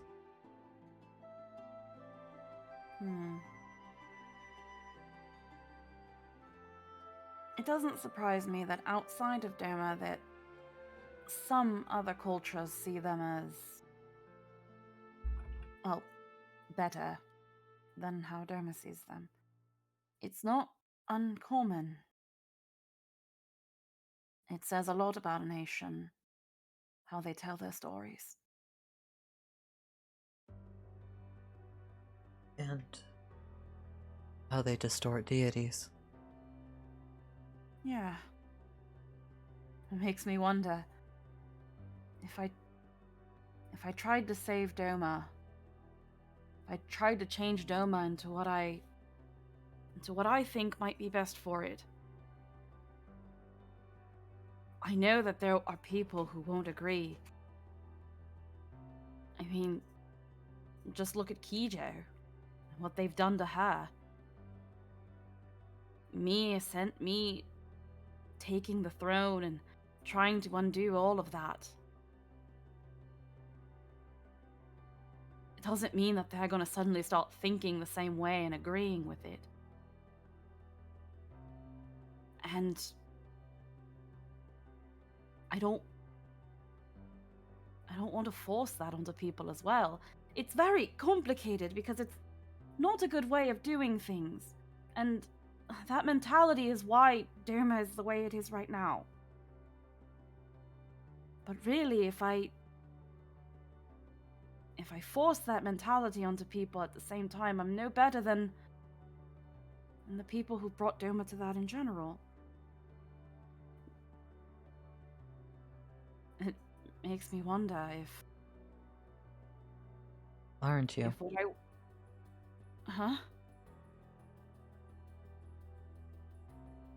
Just because you are harsh doesn't make what you're doing bad.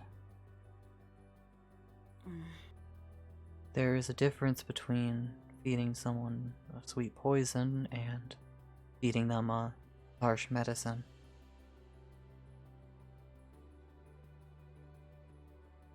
Of course, you do have a point.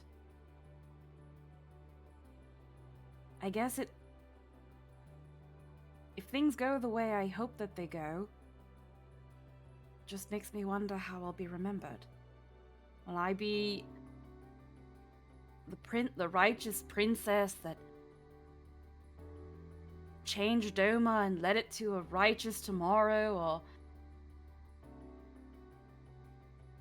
will I be seen as a witch? Or the tale of a woman that, I guess, wasn't chained down properly and besmirched the name of Suzaku, who was the ideal princess and bride. That's how they tell her story back in Doma. A story that never quite felt right to me.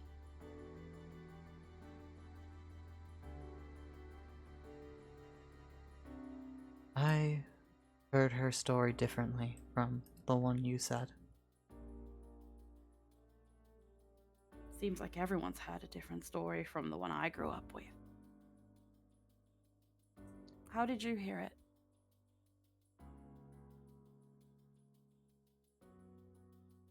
I am not the most well versed on her story, but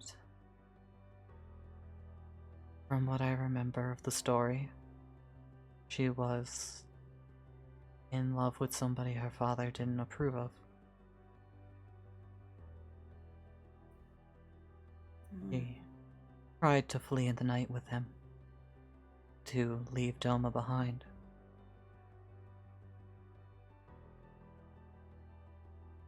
And her father tried to stop them. As her lover died and she was swallowed by the tides.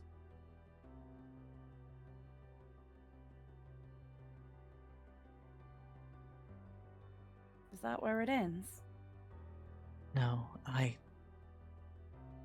as I said, am not the expert on her story. The one thing that stands out to me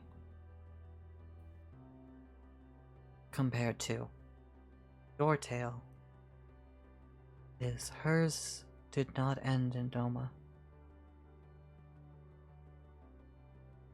Huh?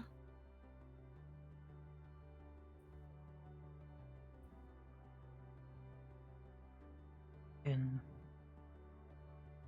The story I know. She leaves Doma. She settles in the lands to the east. What we call Bajna. Hmm. Do you think there'd be a shrine to her there? There is quite the grand one there. Hmm. Regular spire. As if you look over on the map. Looking on map.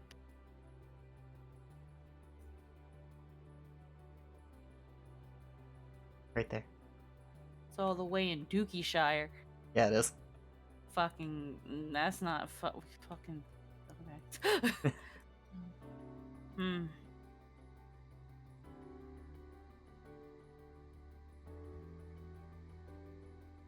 Further than I'd have hoped. It's kind of funny. You'd think that having her bloodline in me, that I'd get an easy route to connection with her, but I've never heard her voice. If I even can. Have you tried to?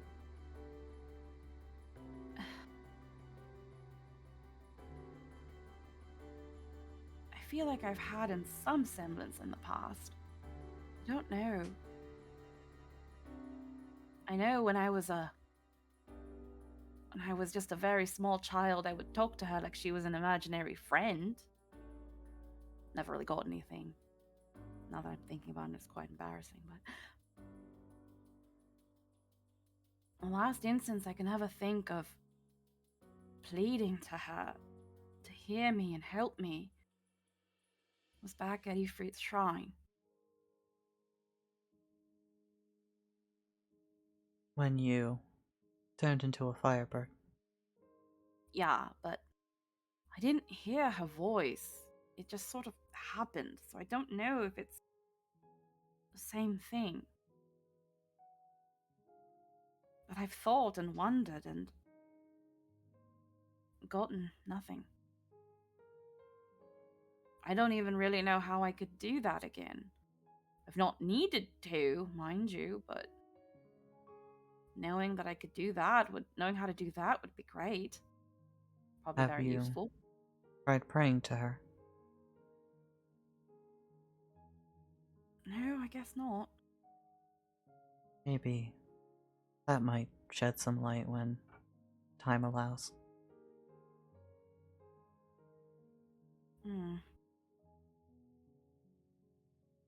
I should consider that more. I guess a little part of me is just a bit scared of what would happen or what she'd say to me. Considering the story that's told in Doma, would she scold me and say everything I'm doing is wrong? Or would she in some way give me her blessing? I can't say I've had nightmares about it, but it does keep me up a little bit at night. Well, I think the only way to stop it from keeping you up is to find the answer to that question. And if she does, for some reason, find you of all people lacking, well, I don't think she's much of a goddess.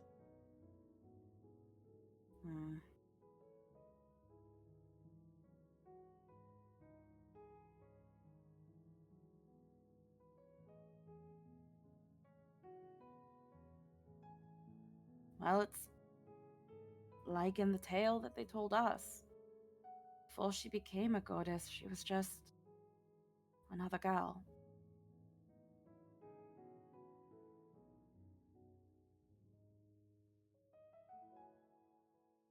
Maybe I'll consider that. I'm kind of the person who can't. I'm the kind of person who doesn't like just sitting around waiting when I can just go and do it. But I need to find the right place. Find the right words. Right. I guess rushing into things isn't always best. Is it, Min Eli? I cannot rush. My legs are too small.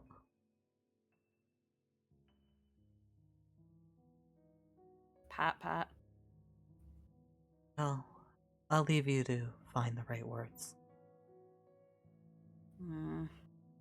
And, Rin, Mm.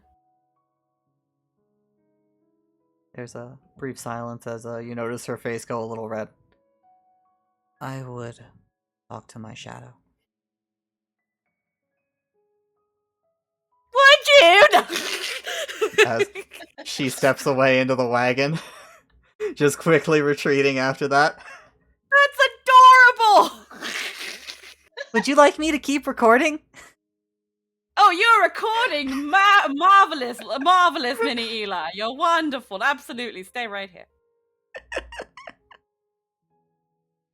As with that, we will leave you to contemplate those tales and how they might be told differently elsewhere. And Sakura will be quietly dying in the fucking cart as she realizes Eli was recording.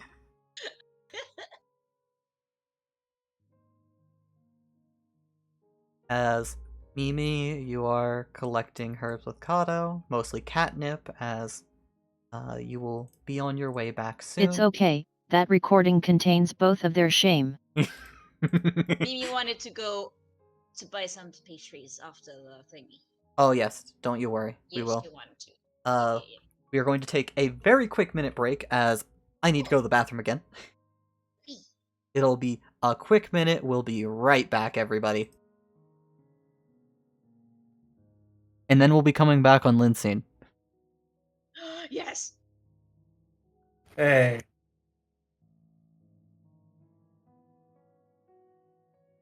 Man, I hope Juliet doesn't die. Yep. Same. I knew this was a risk for a normie.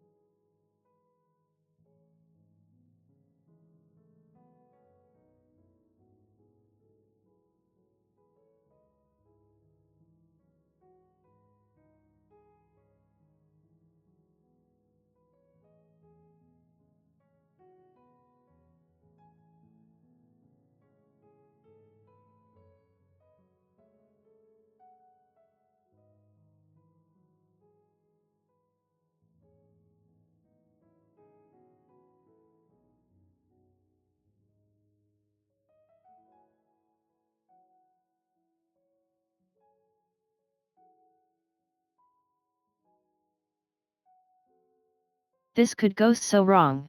But I showed up to play D&D, so here we go. Sorry about dropping that with the uncle. But Oh no, it's fine. I assumed someone would.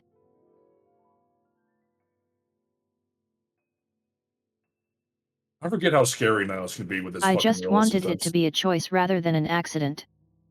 Mm. So you're all good. And I'm back. Hello, everybody. Are you all still beautiful here and ready? As we return Yeah. to Kijo in this chamber, the anchor ripped up as this large bound beast has risen up from it. As you are positive what you are looking at is the one you share the bond with.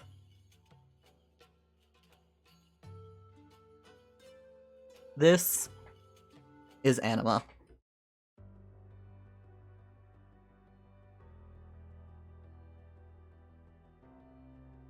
As you are looking up at them, they... Oh, just checking for your benefit. Yes, this is the visage, the thing you made the pact with, as you remember it. This is her.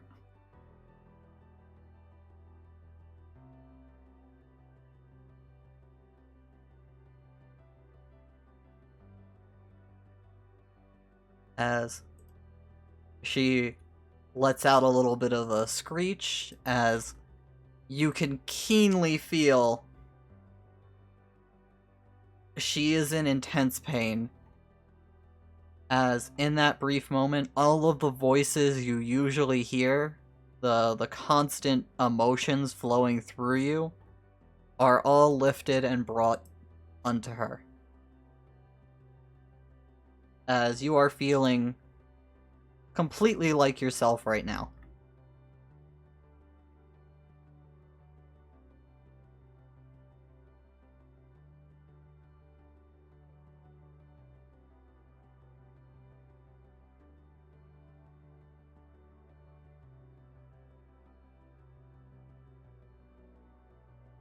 Yes. Your mask is liberated from you. Oh, right, you only have this. I forgot, we don't have maskless right now. My bad. Yeah. Oops. I was like, the other one, wait, that's just a different mask. What under this mask? The other mask.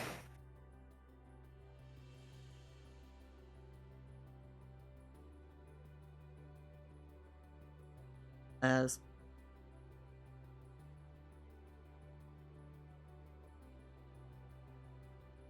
what would you like to do as this creature sits in front of you?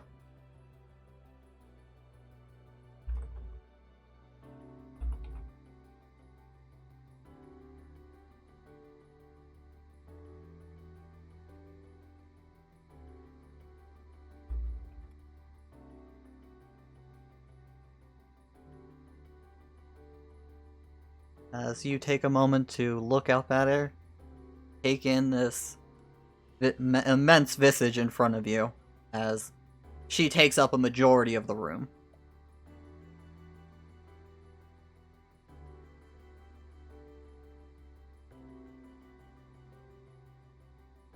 As you touch her, you see her convulse slightly in response as she lets out another ground-shaking cry.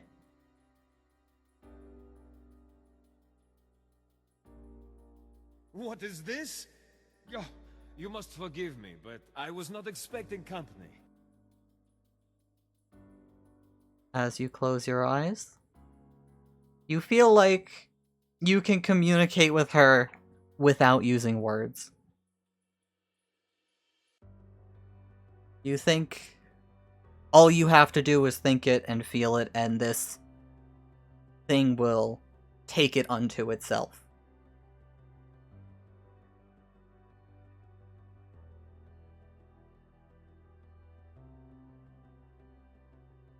Also, welcome, Raiders. Thank you.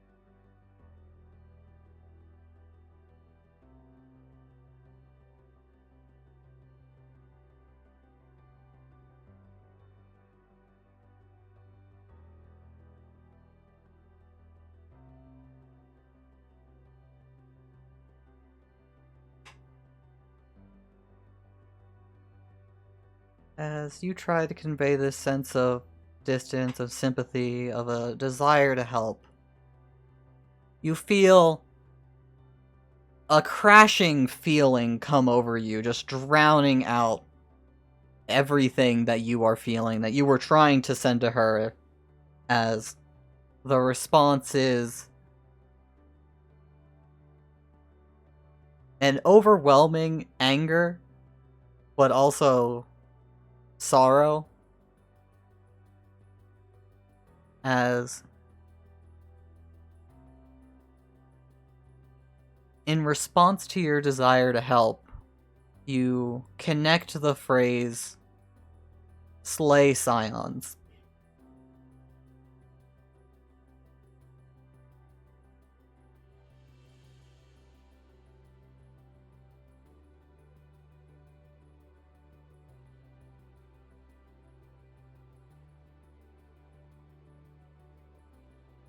For your benefit?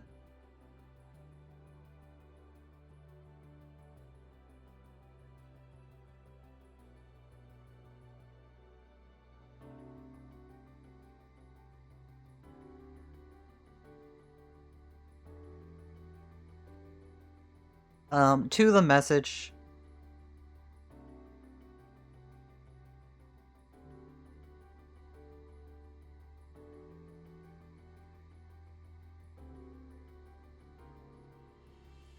In the mix of emotions, as you are trying to make sense of it, give me a roll real quick.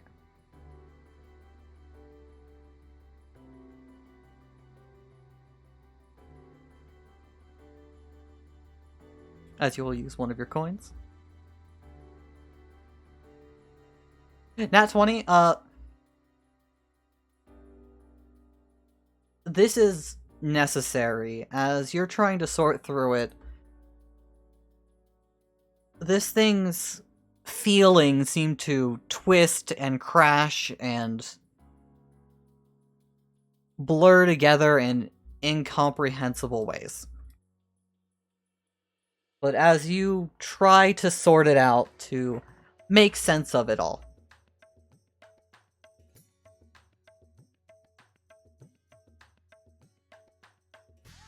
you feel that something about that is necessary to what this creature perceives.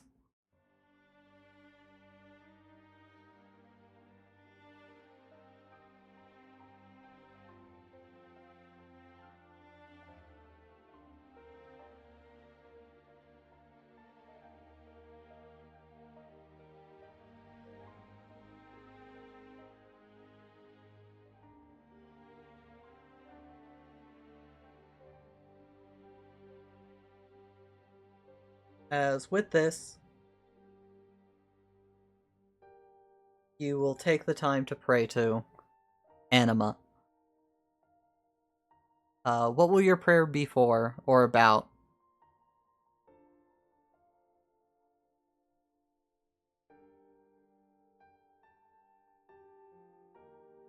Oh, for clarification for the chat, sorry, I thought I read it out more clearly.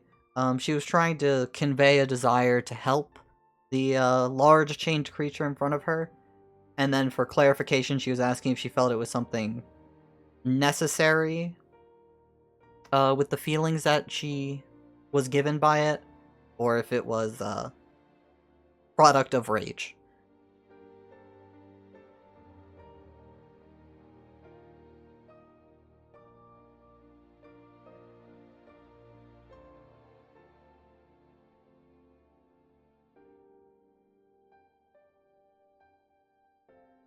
As Kijo, you pray?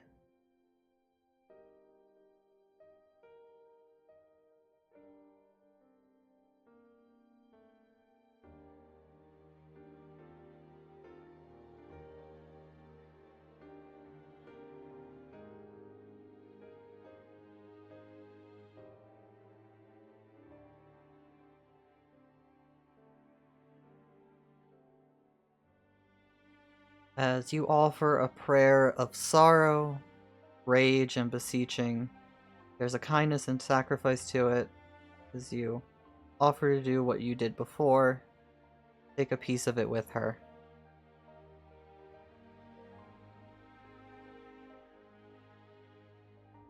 As, in response to that, you feel something different than usual. The mix of rage, anger, and failed dreams of others. As for a brief time before it all returns, you feel an unconditional, complete love from this creature to you.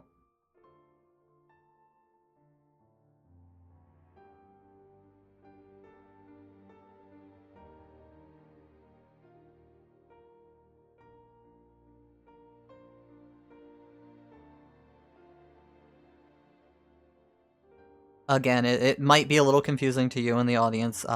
It is hard for this thing to communicate with words. But from the feeling and the nat 20 earlier, you are positive this thing wishes the best for you. And it is trying in the only ways it knows how to.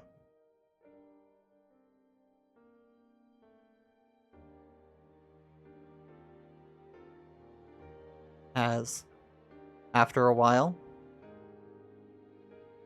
the feeling will subside. Is there anything else you would like to do with Anima, or will you be taking your departure now?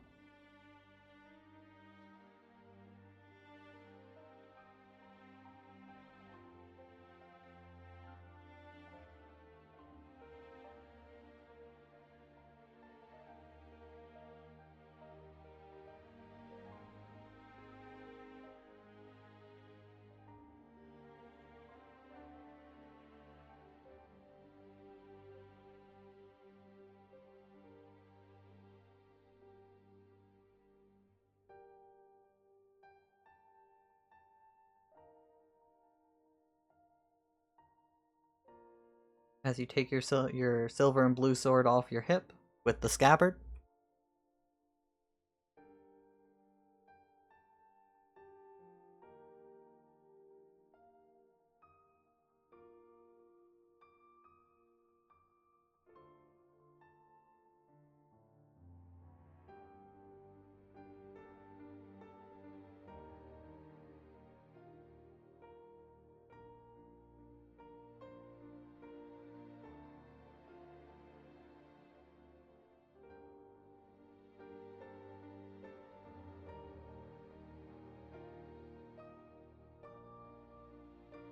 As you return that feeling of love,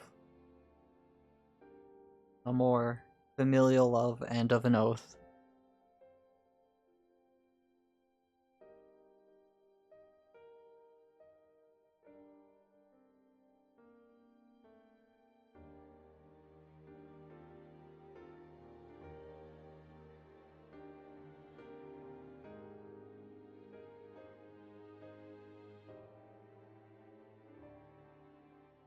As you hold it forward,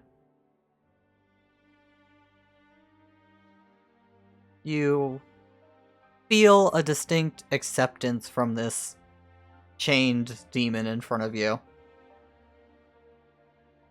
before you take it back and put it back in your sheath.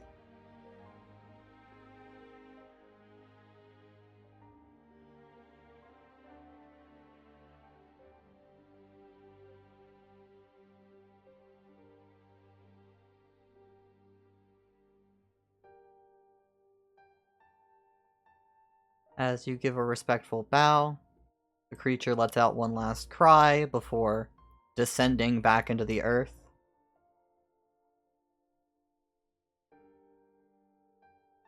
As you look around, the mist seems to be getting denser in here, as you are glowing distinctly a bit brighter of a red. As you feel, if you returned here with this anchor upturned, you could commune with her again.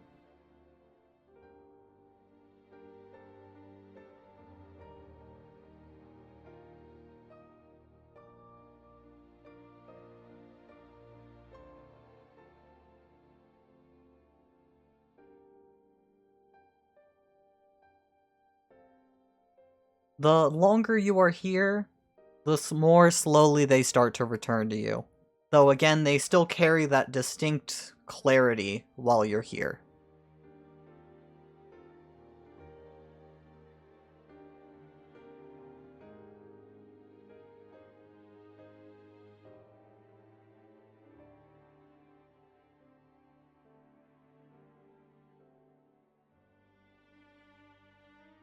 As with Anima's departure, all of the feelings that were being bared by you and taken onto her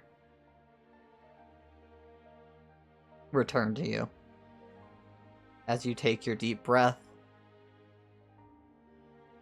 your soft face returning to one more determined.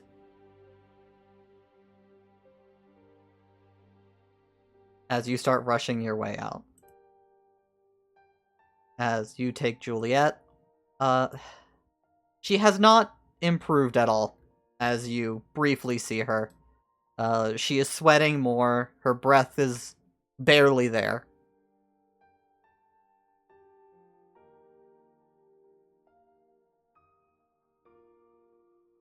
As you take her and start hurrying up as fast as you can, I take it? As you do, give me an athletics roll. Let's see how quickly you're getting out of here.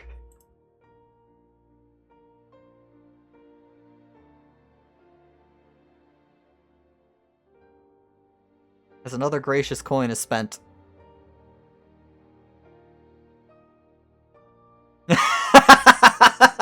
The difference! Wow. 19 and 1. With an athletics of 27, you are going up these stairs at speeds that would put anybody else to shame besides Trin with their Chocobo Dash.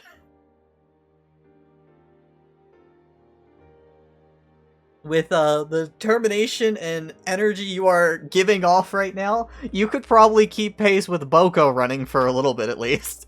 Oh.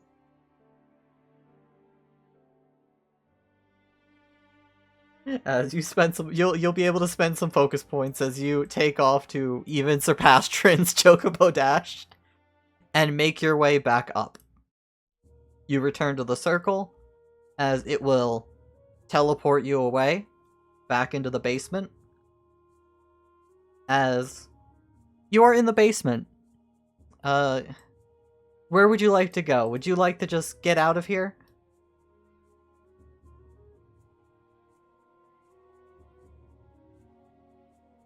As you start rushing your way up, there's a brief moment as those two look at you like, wait, what the hell happened? As you crash past them. With the rate and determination you're going at, they wisely step out of your way as you hurry up the tower, and I'm guessing out the front. As you step outside, where are you going?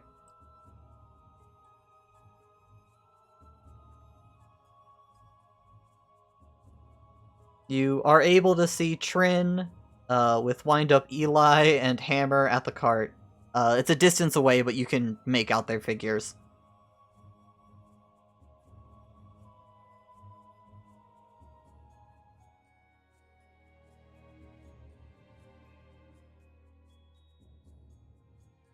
You're going to rush over to them? As you hurry over. Nihilus, I think it would be fair to say you're making your way back by now. Yeah. As you see Kijo coming out of the tower. The guard's a little bit surprised as she just crashes out. Juliet in her arms as she starts making her way over to the cart at incredible speeds. I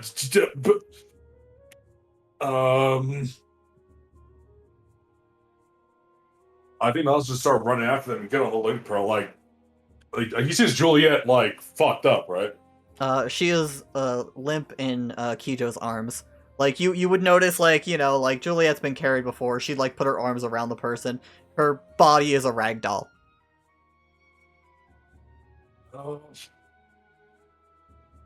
And I'll just start running, getting on the link pro. We need get. How does he put this? Panic. Kijo's coming with. Kijo's got Juliet. She's hurt. Get to the cart. Anyone. What? Everyone. We have potions. Mimi, you there? I can't keep up. I'm here. We're not by the cart, but we can run off. As I'm by the cart. I'll wait for them. yeah, Trin, that snaps you to reality. As you look up, you see Kijo rushing over. There's potions in the cart though, right? Trin, Sakura. We'll Both take got it from potion, here. right? We'll take it from here. As Nihilus, you'll run up behind them.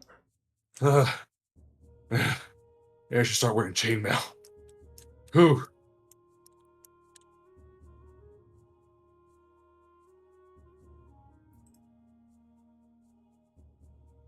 As You all see Juliet. She has a red face, dripping with sweat at this point. Very faint breath. I'm gonna put a hand to her forehead, kind of more or less get temperature. She feels like she's burning up. What the hell happened? She's burning up.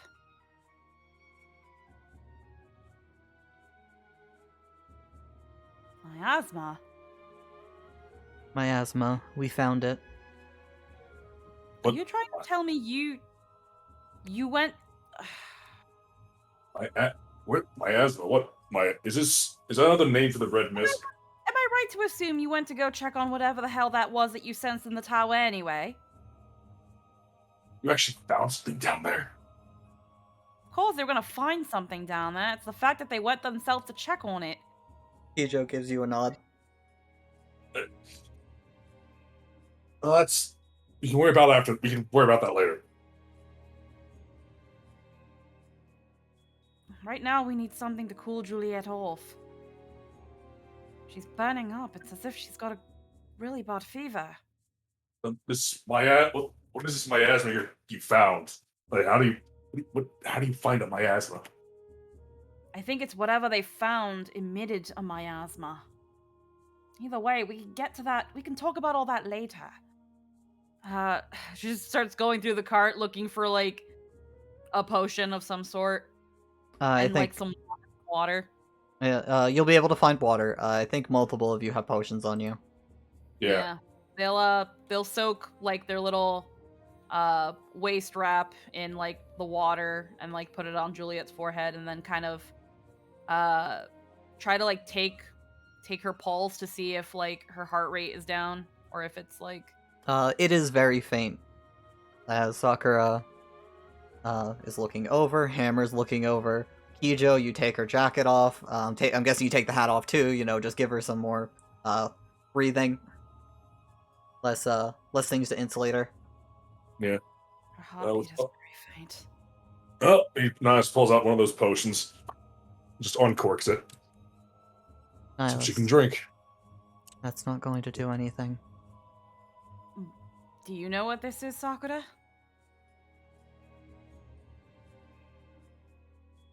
Her aether is corrupted by that miasma. Is there anything we can do about that? Like how I was. Or worse. Kijo, can you explain what you saw?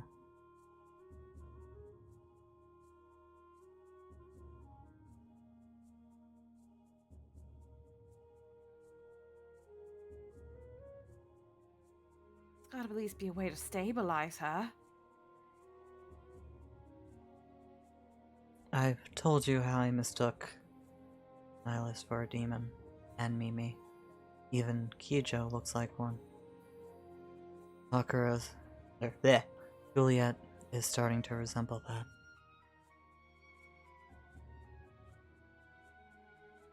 But much more deeply. God damn it, with all of you catching darkness, I'm gonna start feeling left out!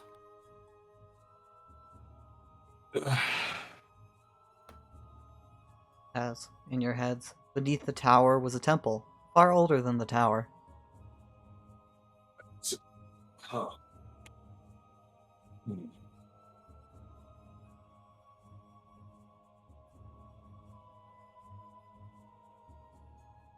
Can you give us more than that? What?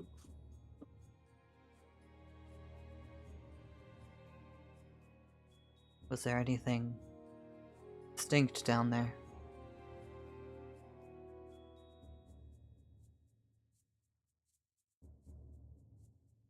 Within were corridors wreathed in red, and within its heart was an anchor, a chain. An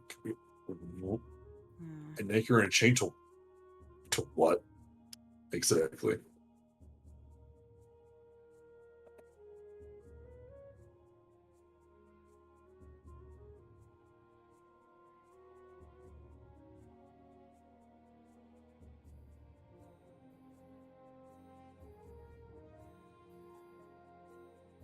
To the bound god.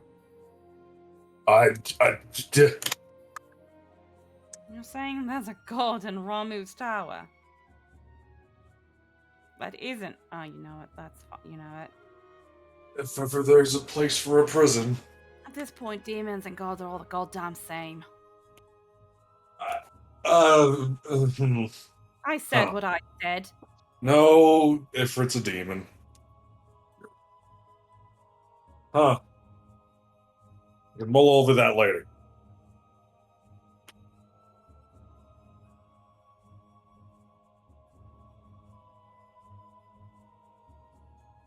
I think I can do something about this. Can you? I have a sneaking suspicion of what that is. Back at Ifrit Shrine, I did it. You're.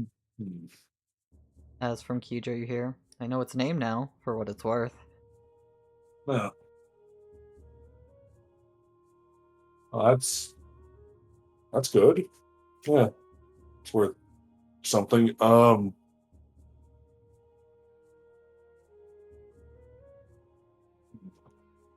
But that can wait. Good. Should we wait for Mimi and Kato to get back before you? In the Or end, is what can that- they do? I Nihilus. don't know. The If longer... Sakura can help her, Kijo, you would have no idea how to do anything about this.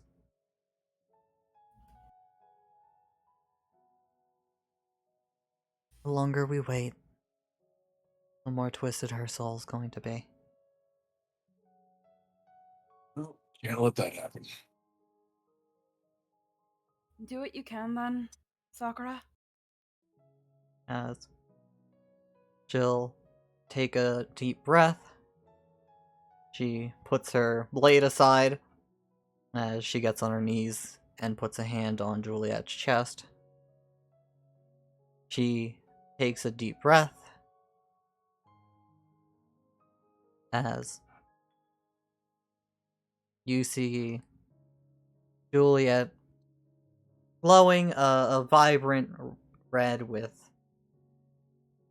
no darkness around it, like Kijo and Nihilus. As also, Kijo, just for clarification, after you left that place, the glowing stopped.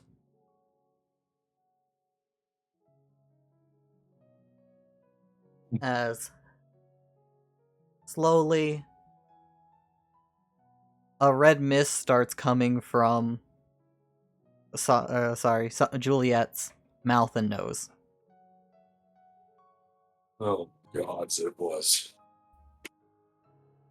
As yeah, Nihilus, that is a red mist, as your people lovingly call it. There's just a temple full of that down there.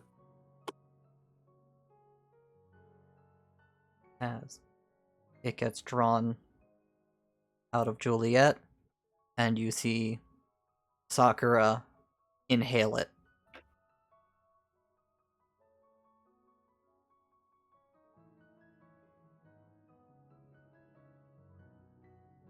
As this goes on for a little bit, eventually it stops. Sakura is sweating decently now as Juliet is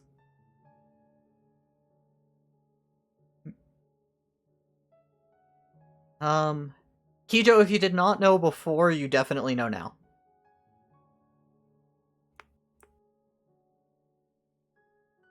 Though I think over these weeks,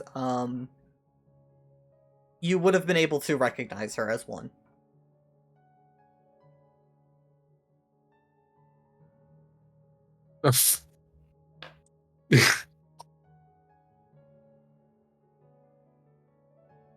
Look, we assume we blah them, okay?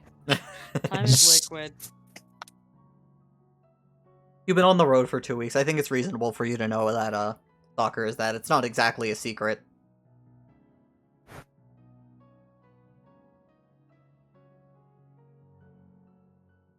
As once it's done, Sakura is panting herself now.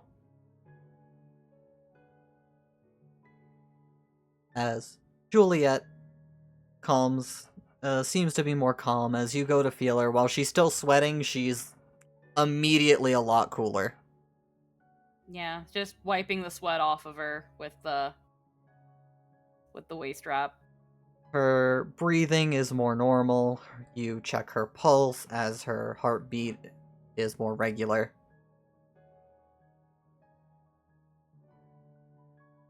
As all of you are around Juliet. I keep wanting to say Sakura, my tongue is slipping. We are going to go to Mimi. Mimi, Hey. you have stopped to grab some baked treats? Yeah. I would have gotten like one for each. Like including Boko, Mhm. plus an extra, like one little extra one. Alright, as you have collected these treats, Kato is going to help you carry them as you'll be arriving back. Yeah, like I'm assuming they called us like on our way back. Yeah. As you two arrive, you come up across this scene. Kijo, happened? as Kijo is fussing over Juliet, and also paying some mind to Sakura, as after a little bit, Sakura straightens herself up, starts picking herself up. What are my vibe checks picking up here? I'm pretty sure worry, confusion, and probably a little bit of annoyance from everyone. What happened? She'll go check on Sakura. I'm sorry, on Juliet. Everyone they both need fucking looking at. Sakura is able to stand up and straighten herself up. Do I notice Sakura's off? Because I heard Juliet was the issue. Yeah. She's a little, got a little bit of sweat on her. She's fine though, or at least looks fine. Is she okay? Did the potion work?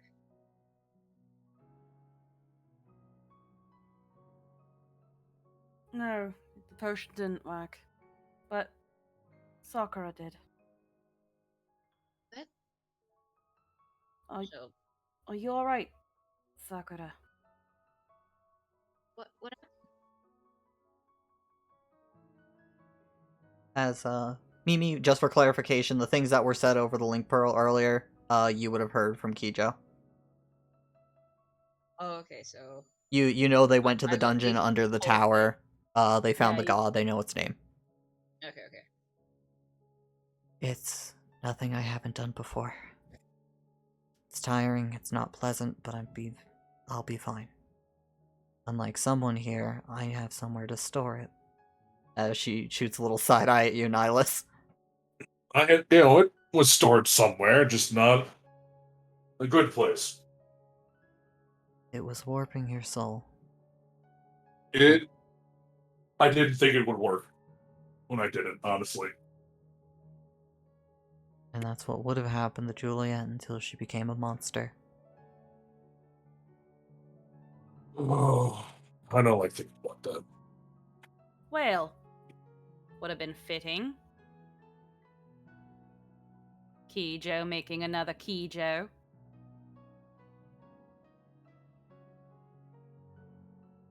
I feel like that's unfair. No, it's not. It's just her name. Literally. As Kijo shrugs in response and says, "She's not wrong." It's like looks between you, like everyone, like what? You guys aren't Doman, so you wouldn't know. Kijo, with the symbols with the domain that it's written in, literally means demon woman. It's not her real name. No way anyone would name their daughter that. How Dome has been being described to me lately, it kind of does seem like that's a thing that happens. No, because there's a belief in Doma that the characters in which a name is written with kind of denote their future. To name your child anything considered evil or demonic would be the same as cursing your child from birth. As Trin, What's you're in also able to take note, looking at Kijo with the jeering. She doesn't seem to have the energy to fuss with it, as she just nods in agreement. Well, regardless? Yeah. Thank you, Sakura. And thank you, Kijo, for getting here so fast. You're lucky you had me here. I don't know what your mages could have done otherwise. Other than put her down. Hmm. We should probably put her in the cart so that she can properly rest. Or take her back to the tavern and leave when she wakes up. It's Let's all up to you. go to a real bad end. We'll figure something out. Oh, God, it's above and below today has been a long one, hasn't it? I can get her over to a bed. Please, Hammer. Yeah. Give her some time to wake up. I think, we also still need to figure out where we're going, right? We can't stay here forever. Especially Of course not.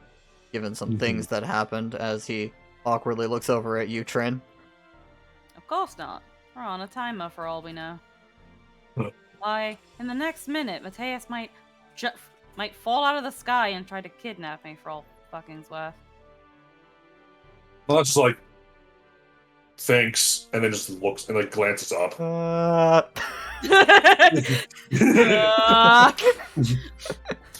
As the world falls down. No, yeah, now it's just like looks straight up, like, Just looks around. No sign of him yet. Kijo, wait, what? Are you going to I- stab Hammer? No, this they were joking. Okay. Mateus, perfect. she's just fucking. Yeah, so Mateus, get him. Oh, perfect. Listen, there were 2 scions on the table at that moment. adding on to that, so we should really ensure that we get all our things before it's too late. I say as I now go off on my own. I'm gonna go do What? that now. Wait, what? I've done a lot of thinking, and looks at Sakura. I think I've thought up my words. So I'm gonna go find a good spot to pray. Before she Oh. leaves, she's going to offer a little cupcake. As you are offered a cupcake. How? Just shoves immediately in mouth. Just. As She will start Important as giving that all is. cupcakes. where do you all think we should be going? I've been running into more and more pleasant information today. The world's full of it. It really is. Yeah.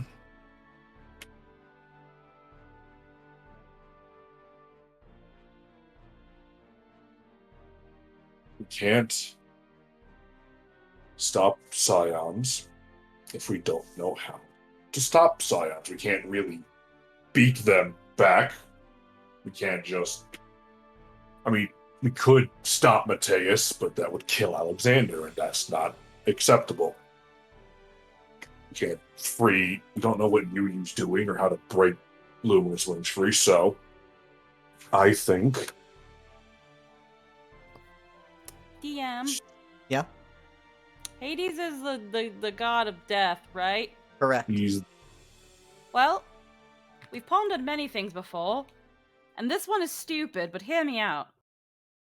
Why not ask Hades, the actual god of death, if a scion could even be killed? last time we talked to Hades, told us to stop interfering with things and to go away. Yeah, and we just happen to have a general idea of where he's located. So let's knock his door down and make him answer us. Won't be the first time we've beaten up a god. Well, we got a sight of Besides, maybe if he sees his old buddy Kato, he'll actually give a rat's ass and maybe talk to us. Oh, Don't forget about Anuo. as you mentioned that, Kato just puts a hand on his stomach. I was What's like, happy? Jin knows what they said. Kijo, Mimi, what do you guys think? I'm sure you've got bright ideas on where we can go to. I vouch for mine. actually, I don't. Has anyone apprised Kijo of our actual situation here? I want to believe that we've done so in the past time we've been traveling. I like to believe that too. I'm pretty sure she has at least a general idea. Again, you guys have been on the road for weeks. Yeah, I like to say that in the weeks, in the time in between, we've had maybe a little scuffle here and there that has caused us to have to explain to Kijo. Yeah, just the Just general for saving information. time. You guys have run into these things called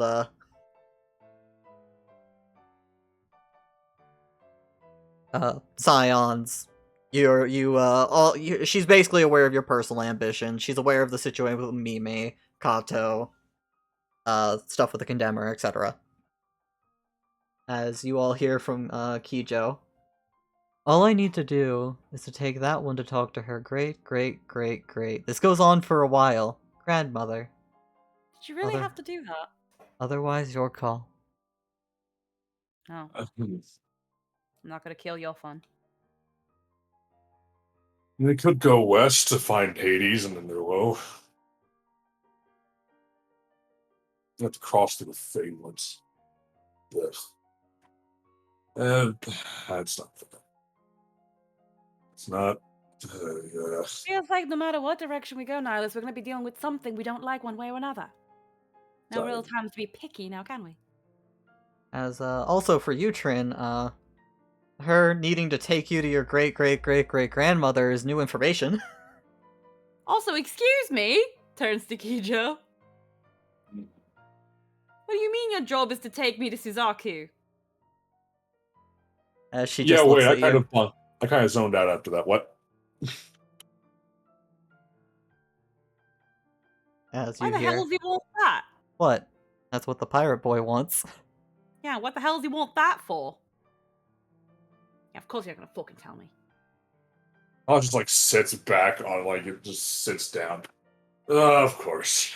Unless he wants to take me to a shrine all the way up in fucking Bosnia, I don't know how he's gonna do that unless I try to go and pray to her.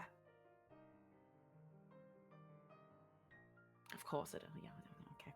As she shrugs. He does. Bajna is. It's an East Diddle fuck. Of course. I see. Specifically Southeast Diddle fuck. No, Mimi. Sakura grabs you. And Sakura, and Mimi, what do you think?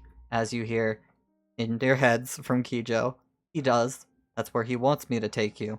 He's not wrong. Oh, I'm okay with whatever you guys decide.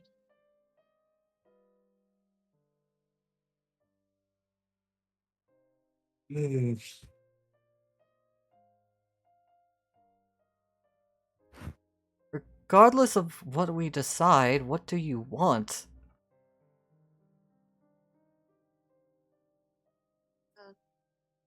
She'll just like rub her eyes, like a little tired, like I don't know. What did you ask again? Sorry. Does she look like she slept at all? Does she have bags under her eyes? Absolutely. She did not sleep last night. Mimi, you look exhausted. Surely picking catnip isn't that strenuous. Busy day, I guess. Busy day. Maybe we should take you to a bed too.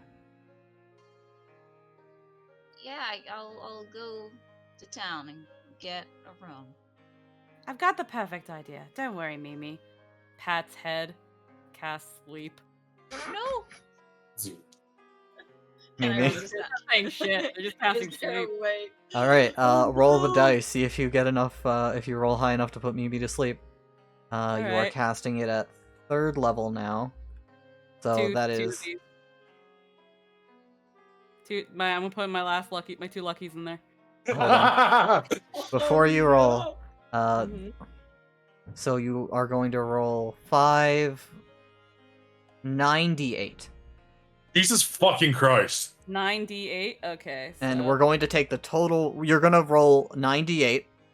Mm-hmm. And then with these, we're going to roll another set of 98. And we'll see if one of those beats Mimi's health. All right. 1, 2, 3, 4, 5, 6, 7, 8, 9. It just explodes. That's That puts Mimi to And, sleep. It's... Jesus Christ, 98. Yeah, that's a 3rd level sleep spell. I want Oh, to do it again just to see what it would have gotten. Alright, 1, you can still 2, roll them out. 3, 4, 5, 6, 7, 8, 9. I like how they explode. Yeah, they just go like. They go fucking everywhere. Oh my god, that one got stuck. 34. Would not have worked. That one would not Oh, have thank- worked. Sleep's fucking broken. Yeah, Depends sleep on the is creature's all HP. if you roll it well enough, and how beefy the target is. Does it count towards total, like, max health or just current health? Current Okay, health. max- Oh, current health. Oh. Yeah, so as something gets beaten up, the easier it is to put it to sleep. That makes Jesus sense. Christ. That's like some Alright, and monster then you can shit. roll. You want to do it one more time? Because you did put 2 coins in. Oh yeah, fucking. One more explosion. One more explosion. No. 1, 2, 3, 4, 5, 6, 7, 8, 9. Dice explode. 33. 33. So, yeah, no, you got lucky. Those two Okay. would not have done it. Yeah. Mimi, you Oh, try to And it's protest. AoE. Bonk. Yeah, just before falling asleep, she would have had time to just look up to Trin with the most horrifying look, like she is terrified, and then falls asleep. The last thing they see is Trin with a huge grin on their face. As Sakura will pick up Mimi. You know that picture of the cat that like someone's pointing a knife to? I know you. I might not know the exact length of your bullshit, but I can come up with a pretty good hypothesis. I'll get her to a bed. Yeah. Consider that my thanks, Sakura. I have no idea what you're talking about. As she walks out of earshot, I think she appreciates that. Something Oh. tells me that our little Mimi here has been, not letting herself sleep. Those Okay. bags are intense. I can't imagine. I honestly can't imagine why. Well, Right. when she wakes up and subsequently freaks out at everybody, we'll ask some questions. I suppose. Now, just like put 10 together. I think I'm going to find. I now know the location of a nice little waterfall that I think I'm going to meditate under. For a bit. If I don't get an answer right away from Suzaku, then I'll head straight back to the inn. All right. But- I wish you the best of luck. Hmm? I guess we'll just figure it out later. Do you want to come, Kato? Do you want me to? Something tells me you're gonna worry about me if I go by myself. I would appreciate it. Good. I'll let you know once I start undressing, though. Excuse me? Well, if I'm going to try to commune with a god, I have to go under a waterfall to purify my body. I can't do that fully clothed now, can I? The best way to show devotion. Revealing all of yourself to a god. Kato takes a very deep breath. Isn't Doman culture wonderful, Kato? just like the priestesses do it. Unless it was like, well, their customs are a little bit weird. Sometimes they do it robe, but it has to be all in white. And unfortunately for me, just points to their outfit, not white. I'm learning something new today. As you all hear from Kijo, hers is a life of denial and fear. You'll forever look over her shoulder for formless shadows and dreamed horrors. Someone should probably tell her that Diabolos' nightmares are just that. Gee, no, she can't. We've talked about Diabolos. She knows. I know we have. And we also know that Mimi will only listen to what she wants to listen to. You know I'm right.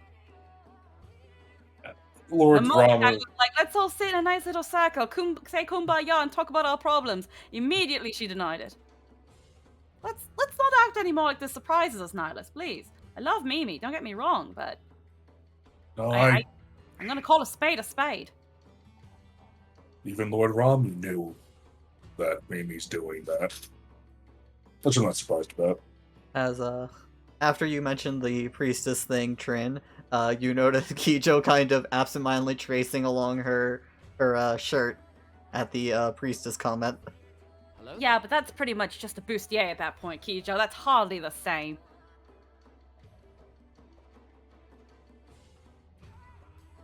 Can't comment. I've never seen Doman ceremonial there before. Yeah. So. Unfortunately, I'm also just not a priestess. I don't get to indulge in their privileges. I mean, I'm a priestess, Kijo says. Really?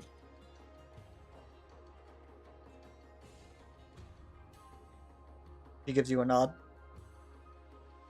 I like Doma. Priestesses don't dress like that. I think Doma could use some improvements. I was thinking the exact same thing as Kicho replies, this one does. There's that little step back of, I wouldn't have taken you for such a pervert, Nihilus. What?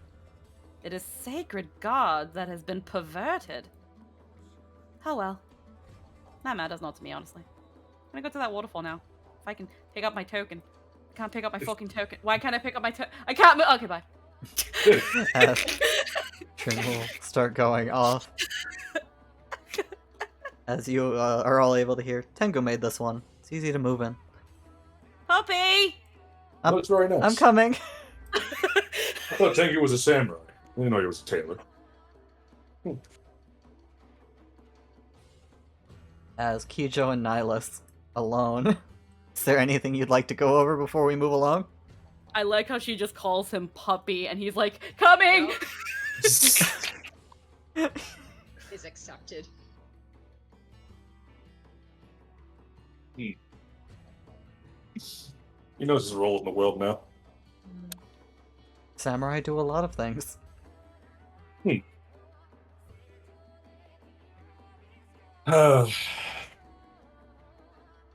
So, not to change the subject entirely, but there is something. Your uncle is awake. And Mimi tried to speak with him. And he was just lying to her face the entire time. So they asked me to go. I scared him a little, but I didn't hurt him.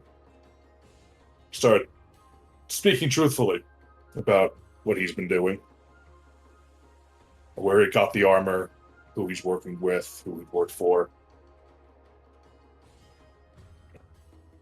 As you start going on, you have Kijo's undivided attention.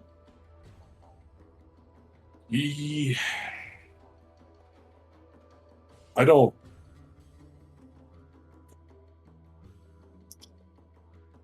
Well, he was forthcoming with information after, again, I had to pressure him a little. I don't know if you intend to speak with him or not.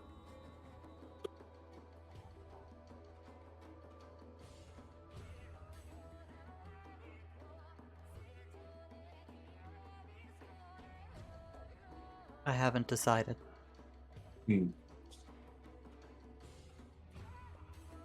I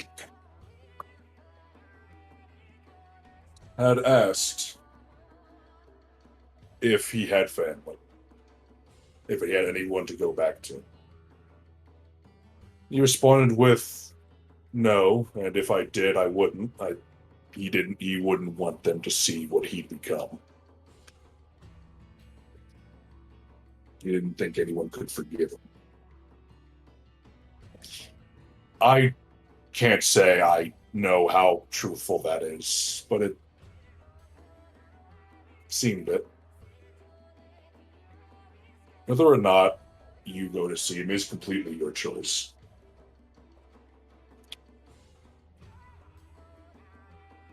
If he returned, he'd only find graves. That's what he postulated too, actually.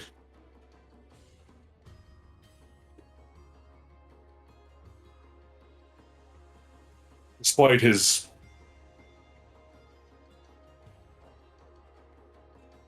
crime of being in the Cross Brigade, I don't think I can condone as a crime anymore, but his actions in the armor weren't his own. And I believe it's a cursed thing, whatever it is. I'm not going to say anything to anyone about anything he's done. I told him to find a new path in life. Away from that. Away to something better. That's his decision. Much like you talking to him is yours.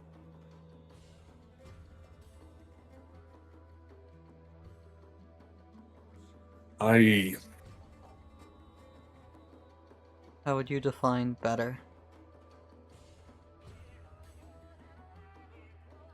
Not being a bandit.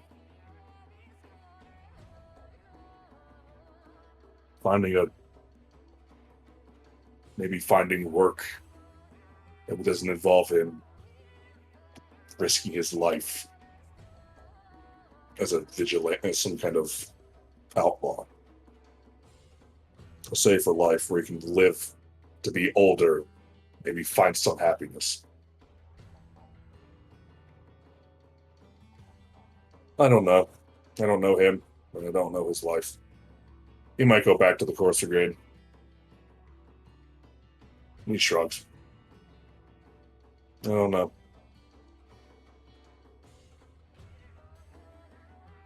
Destitute have little other option. To avoid crime is a luxury of those with better standing.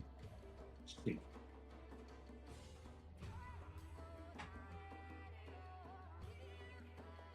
suppose it is, isn't it?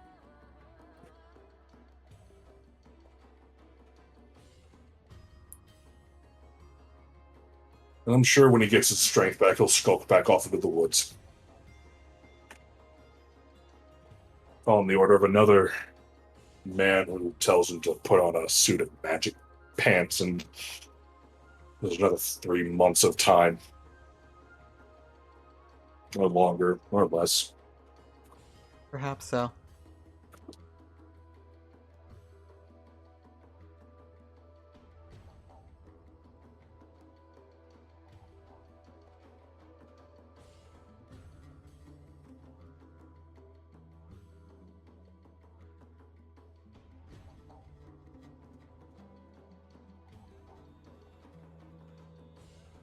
I want to give them a voice in all this.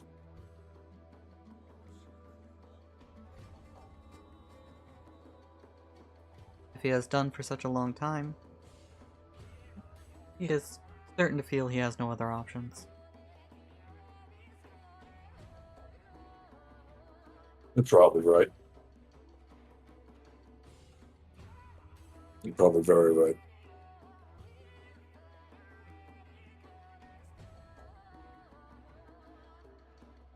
I don't know.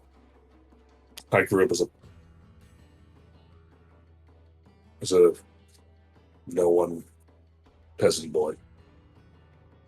I got lucky surviving a monster. What do I know about anything?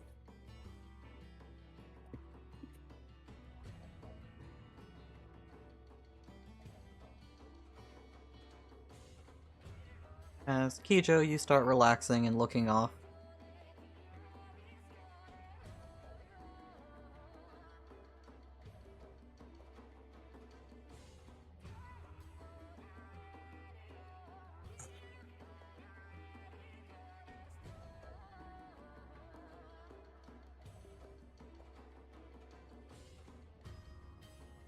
I would return him to Doma, but I know what that would accomplish not. The reason he left is because he didn't want to. Corsagate found him after a bloody skirmish, he said. Dying for a battle he never wanted to be a part of, I'm sure. And what turned from just repaying that kindness turned into a more stable career, I suppose.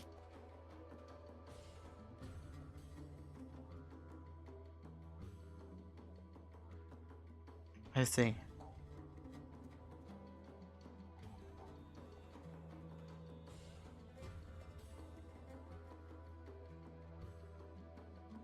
Seiji was always an honorable man.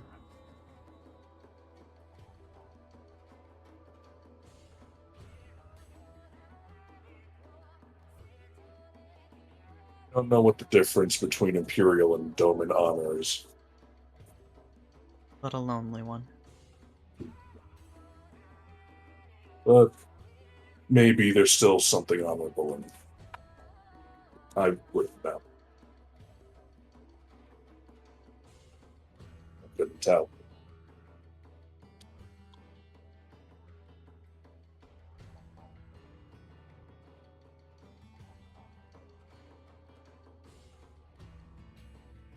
There is more to honor than valor.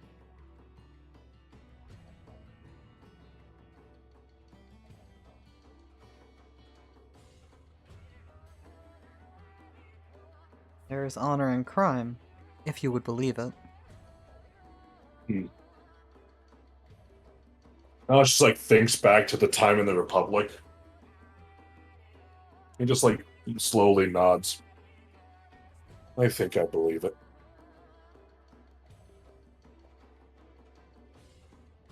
Yeah. It can be.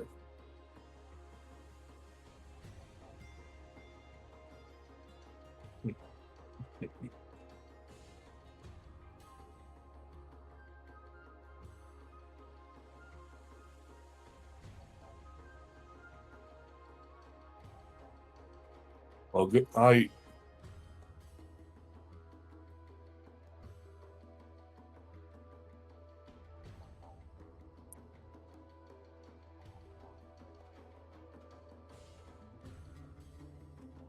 Honor is not about following the rules you are given, but following what you believe to be right, to be just.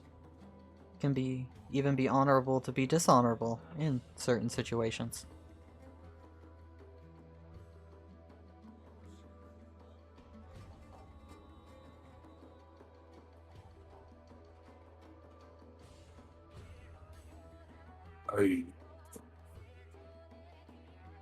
Nihilus has a look on his face like, wait, and like an epiphany.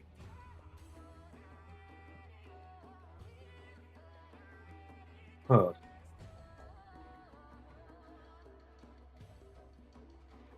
I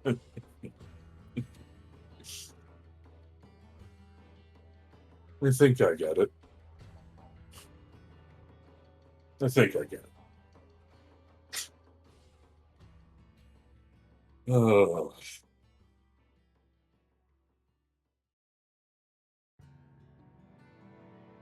I am a fool, Kijo. Oh, it's taken me this long to realize it.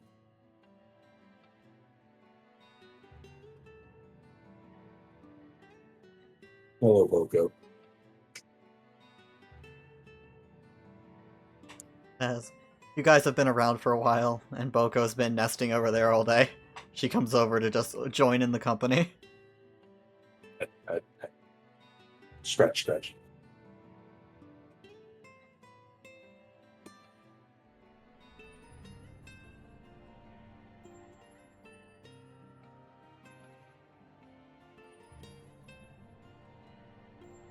As with this,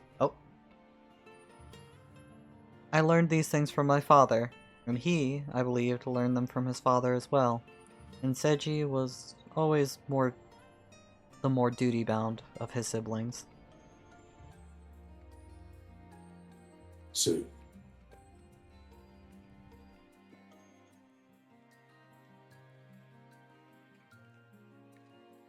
I think I'm going to take that to heart, then. They seem to have good heads on their shoulders.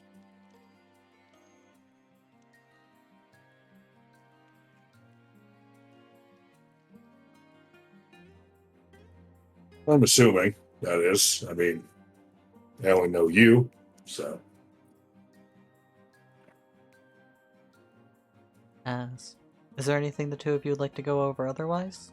Or...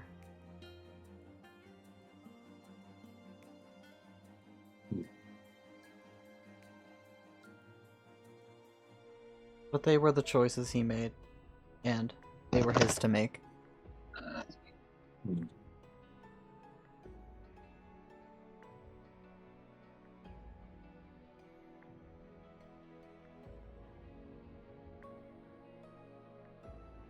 Oh, sorry. I do not know what compelled him to abandon us, but he seems to regret it. Shame it changes not. But they were his choices to make. And... yeah, they were the choices he made, and they were his to make. Sorry. My bad there, Lynn. Glanced over it.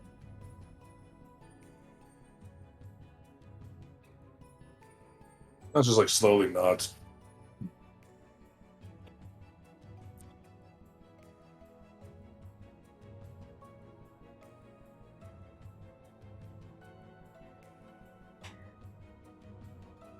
You seem like you've considered something. What do you have to say, Mr. Emperor?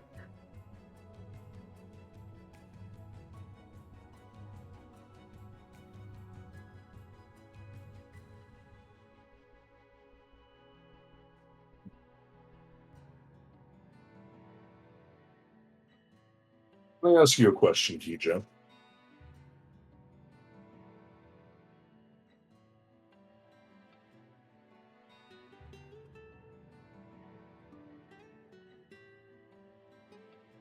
As she gives you a look, ready to receive this question.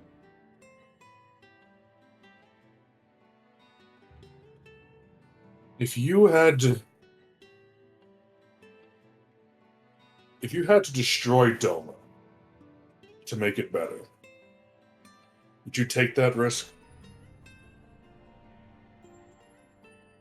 Knowing that it might not fix anything? Yes.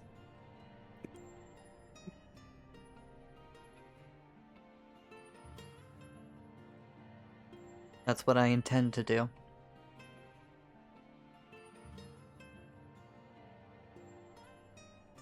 He pats Boko. I think that's why I intend to do too.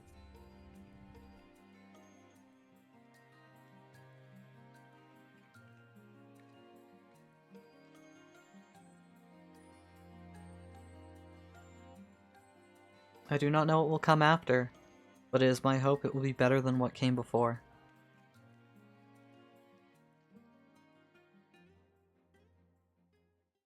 Want to stop and hope for it'll be an empire without science. An empire where everyone gets a voice. I want Doma to be a place where someone like me doesn't have to exist.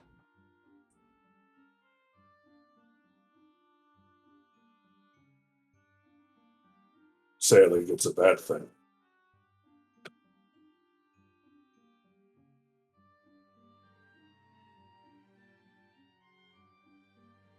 I'm barely human, Nihilus.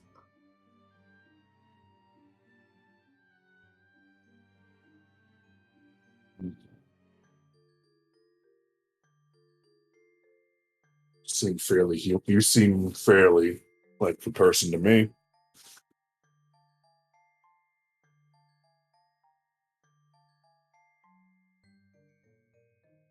I'm supposed to.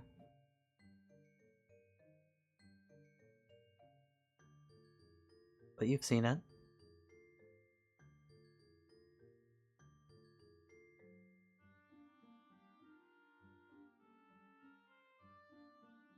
I've seen you. What happened when I fought Yojimbo? Yes, I've seen that.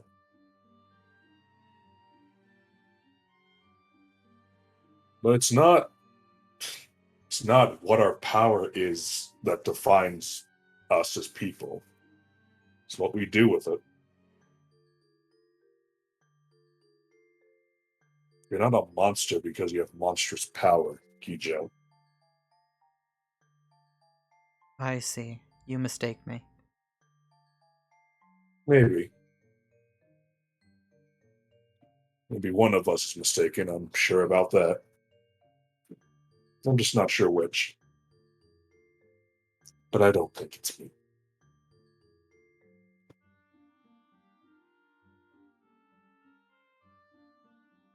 I've seen people wield the same power I do, and I've seen it done for horrible things, just as I try and do it for good things. Am I a monster for having shared that power? I don't think so. But As No. she has a bit of a distant look in her eye at this point, Kijo does. hmm.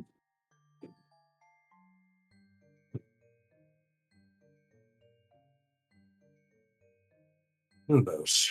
Maybe down the road, wherever it leads us, we'll see which one of us is wrong.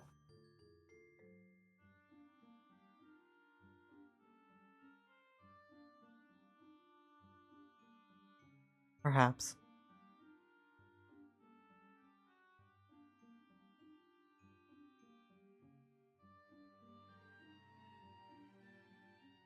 Try not to die first. uh, I guess I can try a little hard. As if it's alright with the two of you, I think from there Yeah. you will hear Eli pipe up saying, "Would you like me to stop recording?" I'm sorry, what? I have been recording this conversation at Trin's request.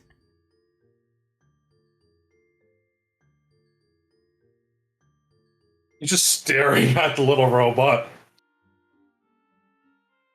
As I think with that, we will go to Trin. As Trin, you have made your way up to the waterfall. You will take a little seat under the waterfall for a while to cleanse yourself. Yep. As after that, you will go to pray. They were probably gonna pray in the waterfall, Oh, just okay. like while it's doing its whole thing. Perfect. Kato is a little bit away. He's made sure to sit behind some rocks. As, what would you like to pray? With the roar of the waterfall rushing over your ears, drowning everything else out, the weight of it on you. There's there's just like holding like hands together and some semblance of a prayer as they like feel the water rushing down. And they like open their eyes. What time of day is it? Is this like nightish? Or is With it, all the what's- things that have happened today, it's a bit later on in the day. You're probably getting to like later in the day, close to sundown. Yeah, so there's just like looking at like the sky and it's just like Suzaku, Honorable Komi. On this day I call to you, not as a woman of Doma, or as a princess of a royal line, but as a daughter. A daughter whose blood your flame runs through. And I come to you lost scared and adrift. As the legends say you were when you were cast from Susano's ship into the depths. Bare and vulnerable, like on the day of my birth. All that I am, and all that I've been, all that I ever will be. Shedding with it as well every title that I have had, and ever will have. I come to you seeking an answer, seeking your voice and your warmth, in hopes that you will hear my plea. I beseech thee.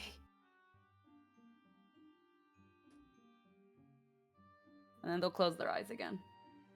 As you go to close your eyes again, hoping that somewhere out there she hears this, as lights seem to grow on the other side of your eyelids.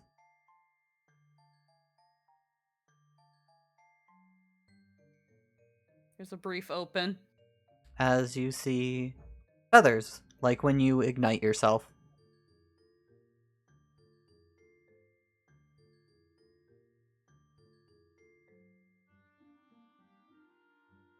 My child, bearer of my blood,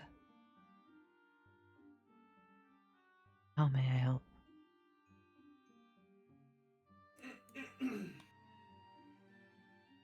It is the first time I have heard your voice.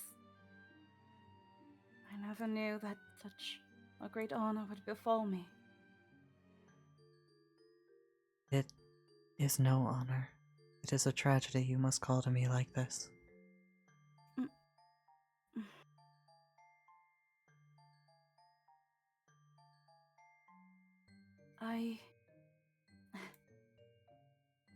A bit ironic, I had all these questions.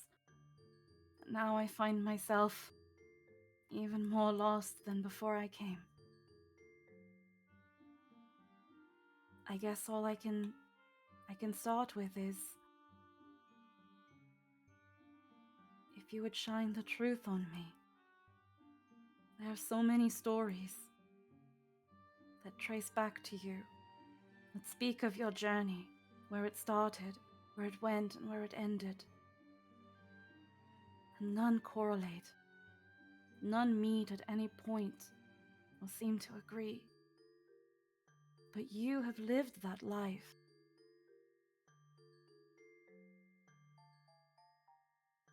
You have bore the tragedies and lived the happiness.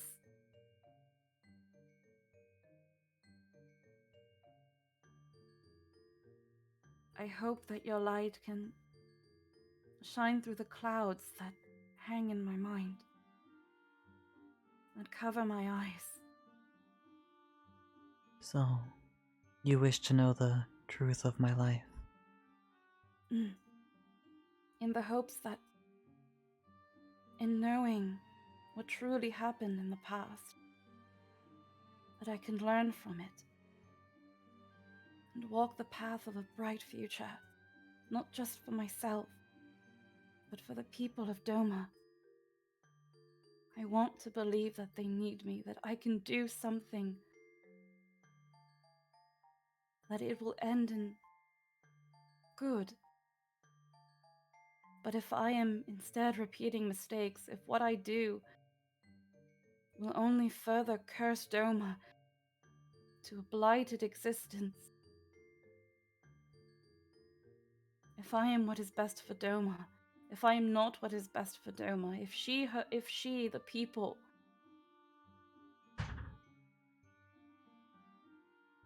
are to lead her on their own, I wish to know what I can do. I don't need to sit at the seat if it isn't needed.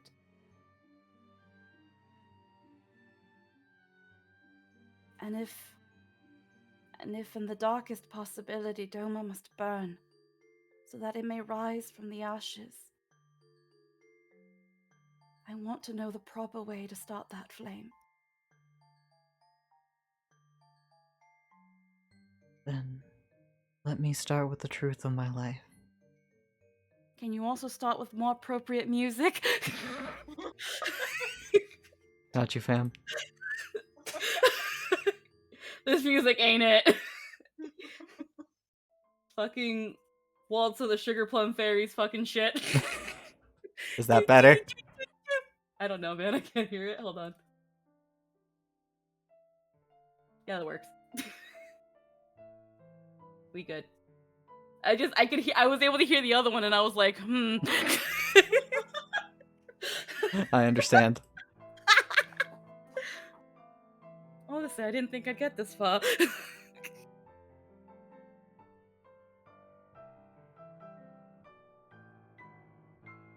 That which you know as the Crimson Tyrant is a myth.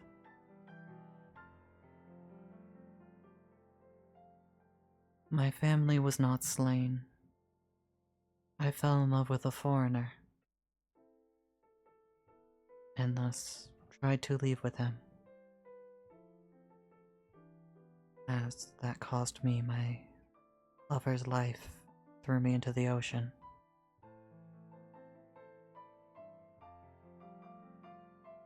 I was fished up by Susanoo. We became good friends. He taught me most of what I knew of combat. Until one day we fought the great Lord of the Whirl.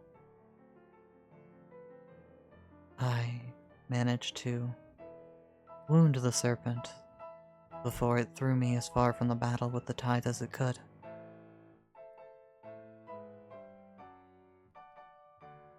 After, I was not held hostage by Ifrit. I protected his pilgrims, and he thanked me as an equal.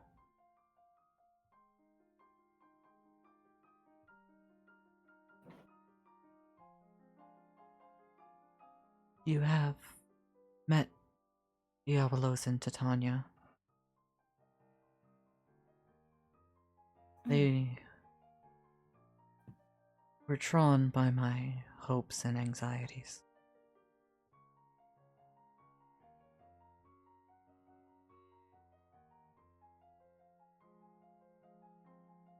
They offered me power and did their best to bind me to their service, but neither were able to, given the terms that were offered. Titania offering me endless mania and Diabolos wishing for vague favors to be disclosed later.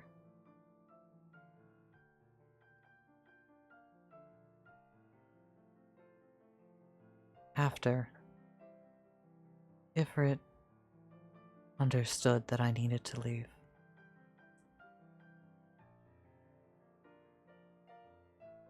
He freely gave me his flame. But I did not still feel old enough to return home. So I went far to the west and met with dragons. One named Nidhogg tried to challenge me. We fought for days until they were sated and told me about the Phoenix, a firebird able to bring back the dead. Power I now bear.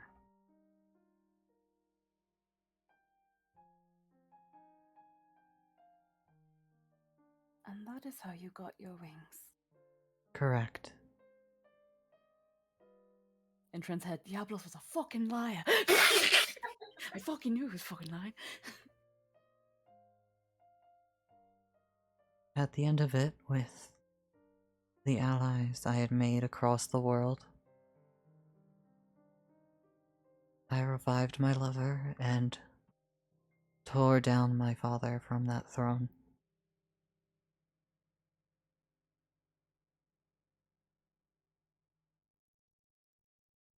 Unfortunately, my lover killed him without justice being brought to the people. Mm. And I was too heartbroken by the land to stay. I went to the land of Bosnia, where I spent the rest of my life. That is my true story. I did not find myself stolen or dependent on those who were allegedly greater than myself. It was not my husband who slew a tyrant. It was me who brought down my father.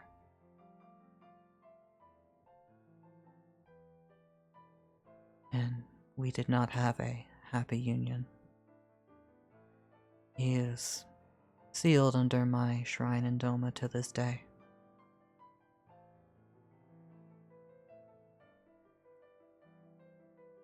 If you spend the rest of your days in Bosnia, how is it that your blood returned to Doma? And is that why it is there? To keep him sealed? The truth is much crueler than that. What do you know of your mother?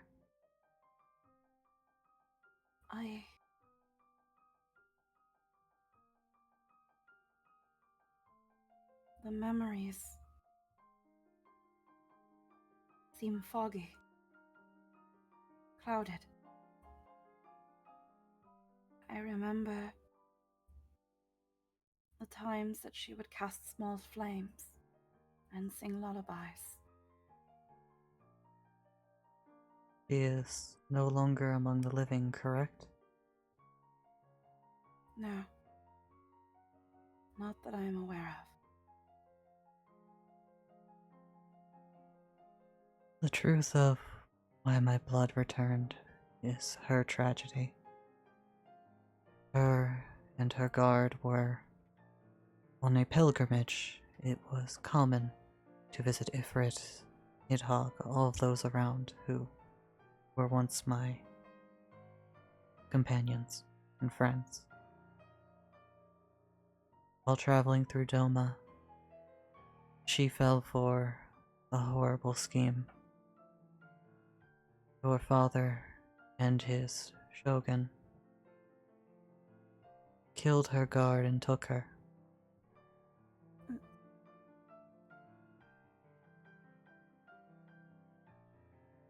Their union was forced.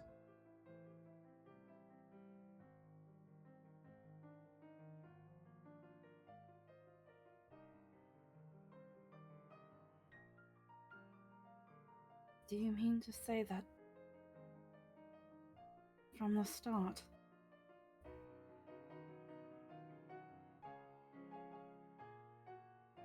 Even my own birth is just a means to an end. It is my greatest regret with my home. I looked to myself and left. I did not think I was necessary for its revival. I did not see how corrupt all of the others were. Only my father's corruption.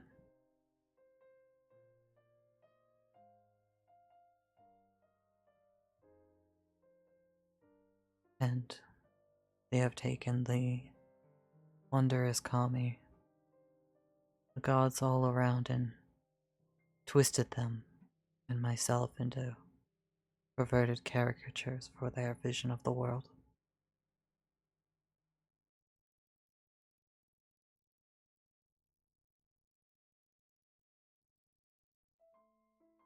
It's why, before Vajna joined the Alliance, they were the most bitter enemy of Doma.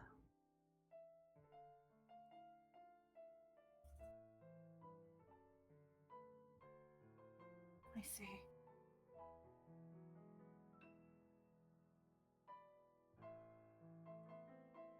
If you wish to save them, to truly save your land,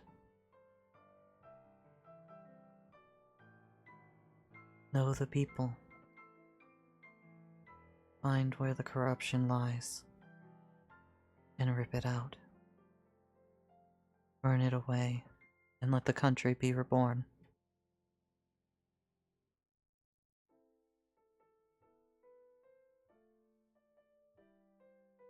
I want to believe that in the time I ran away, before I left Doma, that I did listen to our people. That I could learn and understand them. But if I truly did, I wouldn't have left in the first place, now would I? I think what I really wanted was to run away. Like you did, so long ago. A feeling I understand very well. In truth, the idea of returning to Doma terrifies me.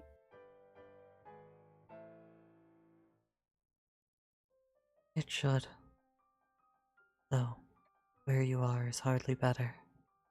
Demons lie in wait, wanting you for what you are.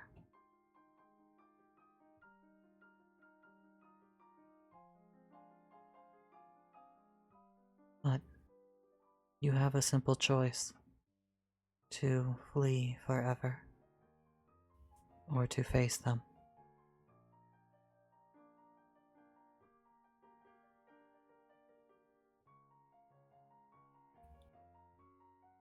If I continue to flee, that would only be dooming whatever becomes of me to that same fate.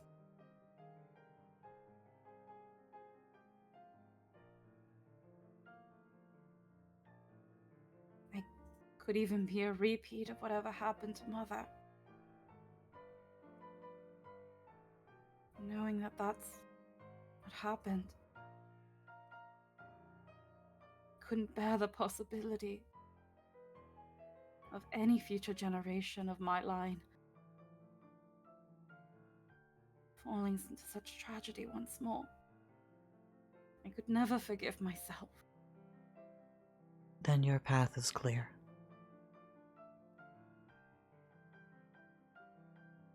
I only hope I can make the right choices. And if See. Doma must fall, then I shall go with it. Then seek knowledge, seek might. Look to your friends. They will offer a strength beyond compare. And for choosing this path, know I am proud of you for doing what I couldn't.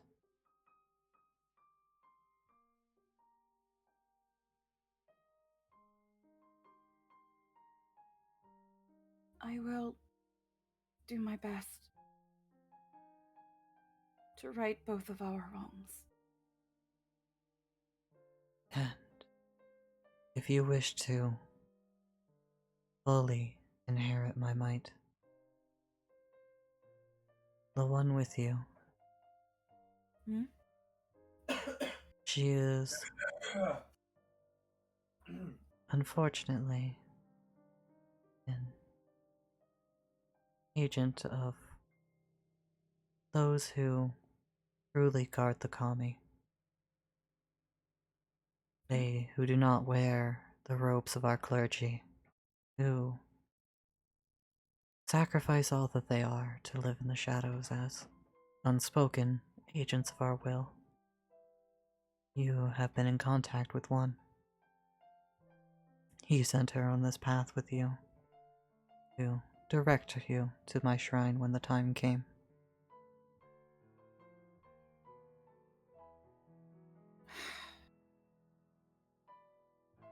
Yes, I think I understand now.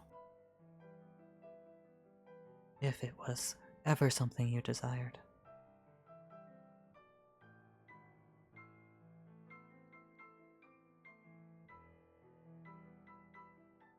We've got quite the list of places to go.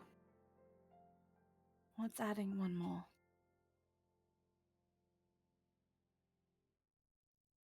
There is no hurry. My power cannot be seized by another. It is for you and you alone. Hmm. Though I may be selfish of me to ask. If your aim is to free Doma, I hope you can free my love. Free him? He has suffered for so long in rage and silence. Others seek to free him to complete a mad scheme. But either with redemption or the peace of death, please deliver that to my Rubicante. Yes. I will do what I can.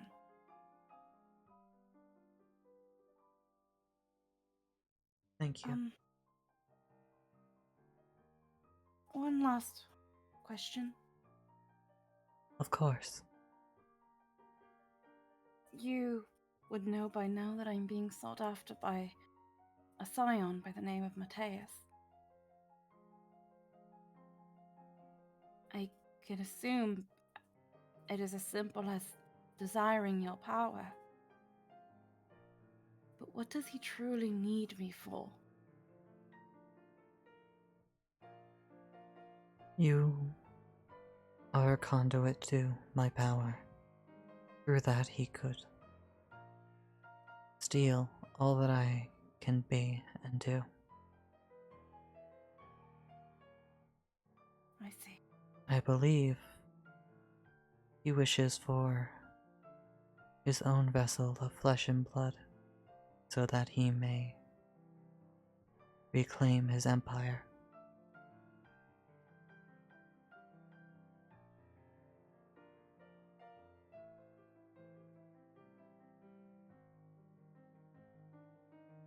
I understand now.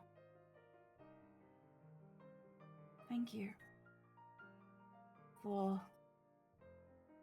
coming to your foolish daughter and lighting her way. Know that I have seen your journey, and while you struggle, as all mortals do, I am proud of you.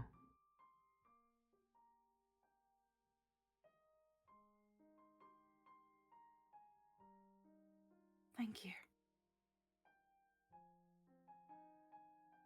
As with that, the feathers will fade. You will come back to reality. Blep. As by the way, just on here, on your grace, we're just gonna delete this part right here. See this right here?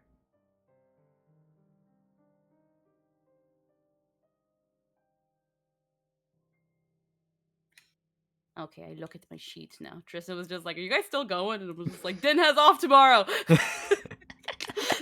As we're just gonna look at this little part right here. Yeah. It's a once in a lifetime chance. Also, this little part right here. Boop. Yeah.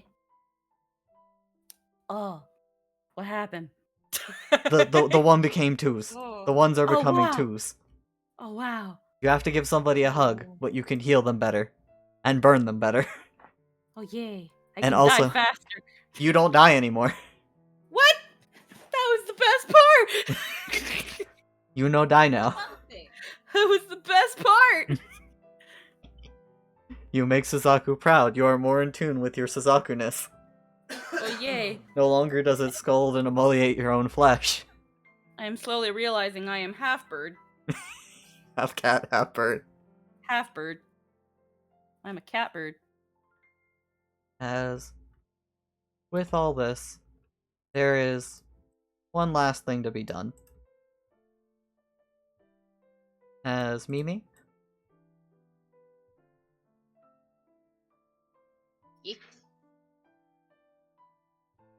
you remember blacking out, darkness consuming you as you fell asleep. As you did not have nightmares. There was peaceful darkness. An inky splotch of no dreams, no nightmares. As you slowly come to in the tavern, in a bed, you can you can feel Sakura holding you tightly. She'll like slowly like open her eyes, like really comfy. And then as soon as she realizes what's going on, she will panic and start like trying to move around and see what's going on. As you scurry trying to get a hold of yourself, the situation. You notice you are in a bed, safe, comfortable. Sakura dead asleep next to you. She is out cold. And on the nightstand, 2 cupcakes. Is it still today? As you look outside, it seems like you're at sunset.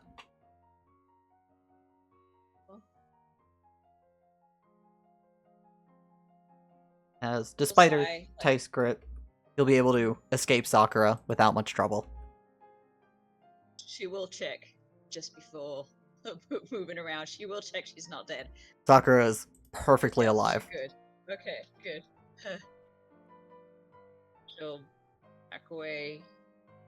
Sigh of relief. She'll get out the little candle she got to and place it on one of the little cupcakes. As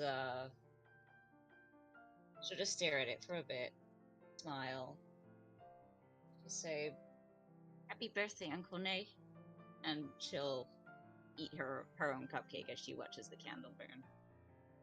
As with that, we'll wrap up for the night. To everybody in the chat, thank you for being here. I am apologies for going over an hour and a half longer. The players keep gave me going. permission. I'm not sorry. No, none of us are. I think. I don't apologize. I never apologize. Unless I'm like, only sorry it wasn't 2 hours over.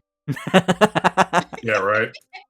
I mean, we're 15 minutes away from 2 hours. Come on, let's go. Yeah, let's keep going. Well, I guess we can answer one question before we wrap up. Where the fuck are you guys going next? Um, You guys I was want gonna to say, look at this I nice don't- little map over here? yeah.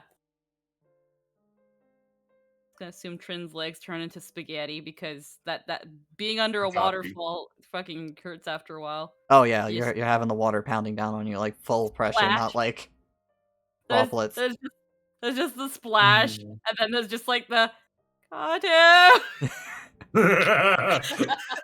Are you guys going to That's Doma? Doma.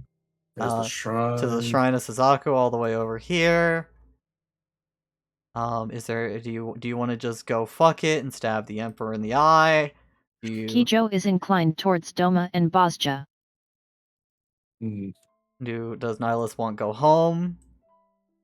He Trin won't is go Also on home, board but with stabbing the Emperor in Trin the is eye. still Trin is Yeah. still wherever Trin is still kind of where wanting to go where Hades and Anuo might be. That's probably where they're going because that's one of the closer areas. So to describe those two, when you first talked to Eli a while back, he said there would be something related to Hades in the Doma Bajna Oh. Alliance region. You do know that Anuo shit is specifically in this region. Like, all this. Okay. that's all a Nuo past the woods. But, basically, you guys have experienced and noticed, ways to get into Hades' house spring up all over the world. Mm. Yeah. No, what Trin's idea was like, let's kick Hades' door down, make him answer us. He's somewhere in the Alliance. Yeah, the big Well, thing is, okay. you just need to find a gateway to the underworld. To the Palace of the Dead, as they call it. I can make you literally trip and fall in one. Correct. For Nihilus, like, the North is fucked right now, and that's pretty concerning. But Correct. there's a lot. But it feels like it's all intrinsically linked to the fact that a Scion is pulling the strings in the capital right now. Correct. A lot is So- fucked right now.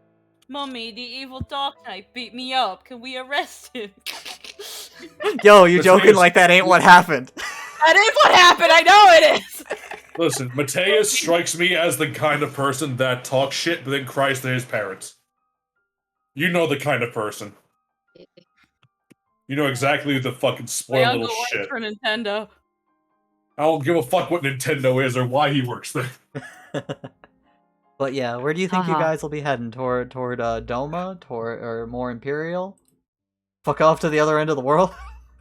I Just get Juliet to like touch Hammer's gauntlet, and then we can just go Dragon Ball, just search into pieces of the armor. Yeah. It's like they can actually read those. She I- can read those.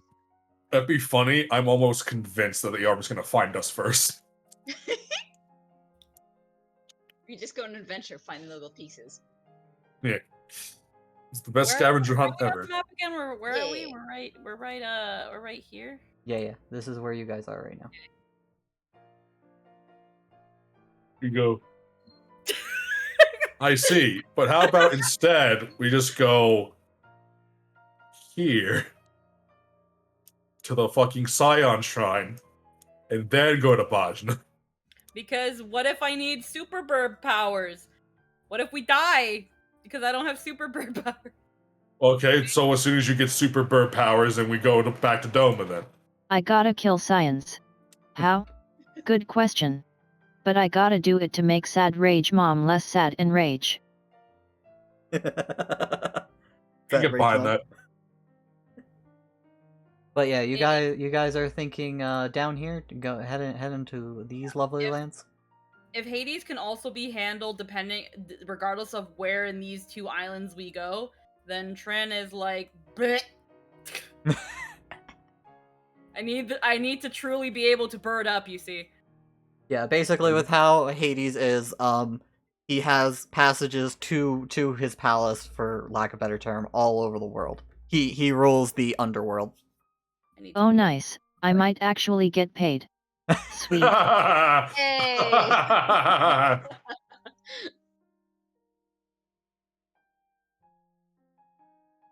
As so with that, we'll assume you guys are going to just start going back the way you came, around the mountain. I mean, you could try forging over the mountain. That would be a lot harder, rougher of a journey on you, and more dangerous. But if we go that way though, Yeah. Or like Lynn could just play the place and say, we can actually visit the land these guys own. You could just create the fucking mines Yeah. of Moria for you guys to go through. We could just create. Yeah. We could visit the tower that we own, because by then, like, Siegfried will be there. And just head to the dockyard after and just zoom away. Siegfried's gonna be in Finn. Yeah, isn't that we're going back through Finn, right? Oh Are we yeah. going? No, it's if you went straight over the mountain, you'd go to the settlement that you were offered. Yeah, Because right here is where that house is. it's true.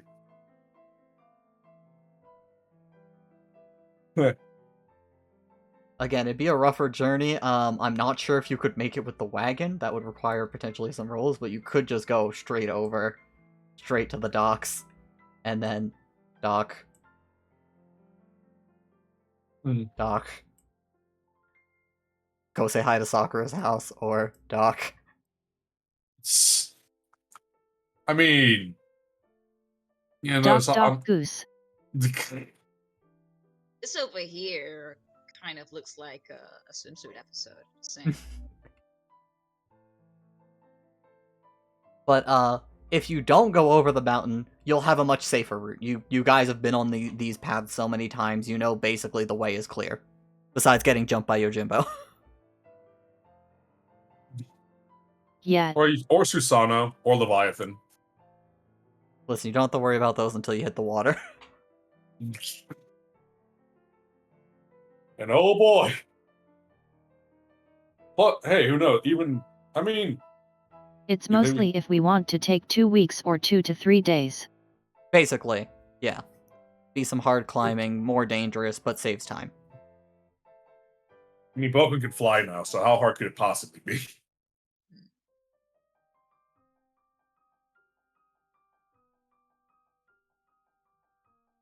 Boken can fly If now. we leave the cart, it'd be real easy. Correct. Be a bit Yeah. rougher, you can't carry everything anymore. If Yeah. you guys overbuy or anything. Only buying what you can carry. But yeah, basically, I think with the collective consensus, you guys will be heading to this region. Yeah. Sounds good. Perfect. As you guys can plot out the specific route next game, as I think you guys will probably talk a little more before you go, as you guys have a lot of information to process and a little bit more to divulge to each other. Yeah. But for tonight, I'm gonna send you guys off to Dr. Pepper. Delicious. They are playing some Dead by Nihilus is Daylight. adorable. Thank you But- guys for hanging out, as it's almost been 6 hours. Still not long enough. Listen, I'm getting tired, okay? I started calling Juliet Sakura repeatedly. Just get some fucking caffeine and inject it into your head, and then we can keep going. That's what I've been doing! I had like More. 3 Dr. Peppers!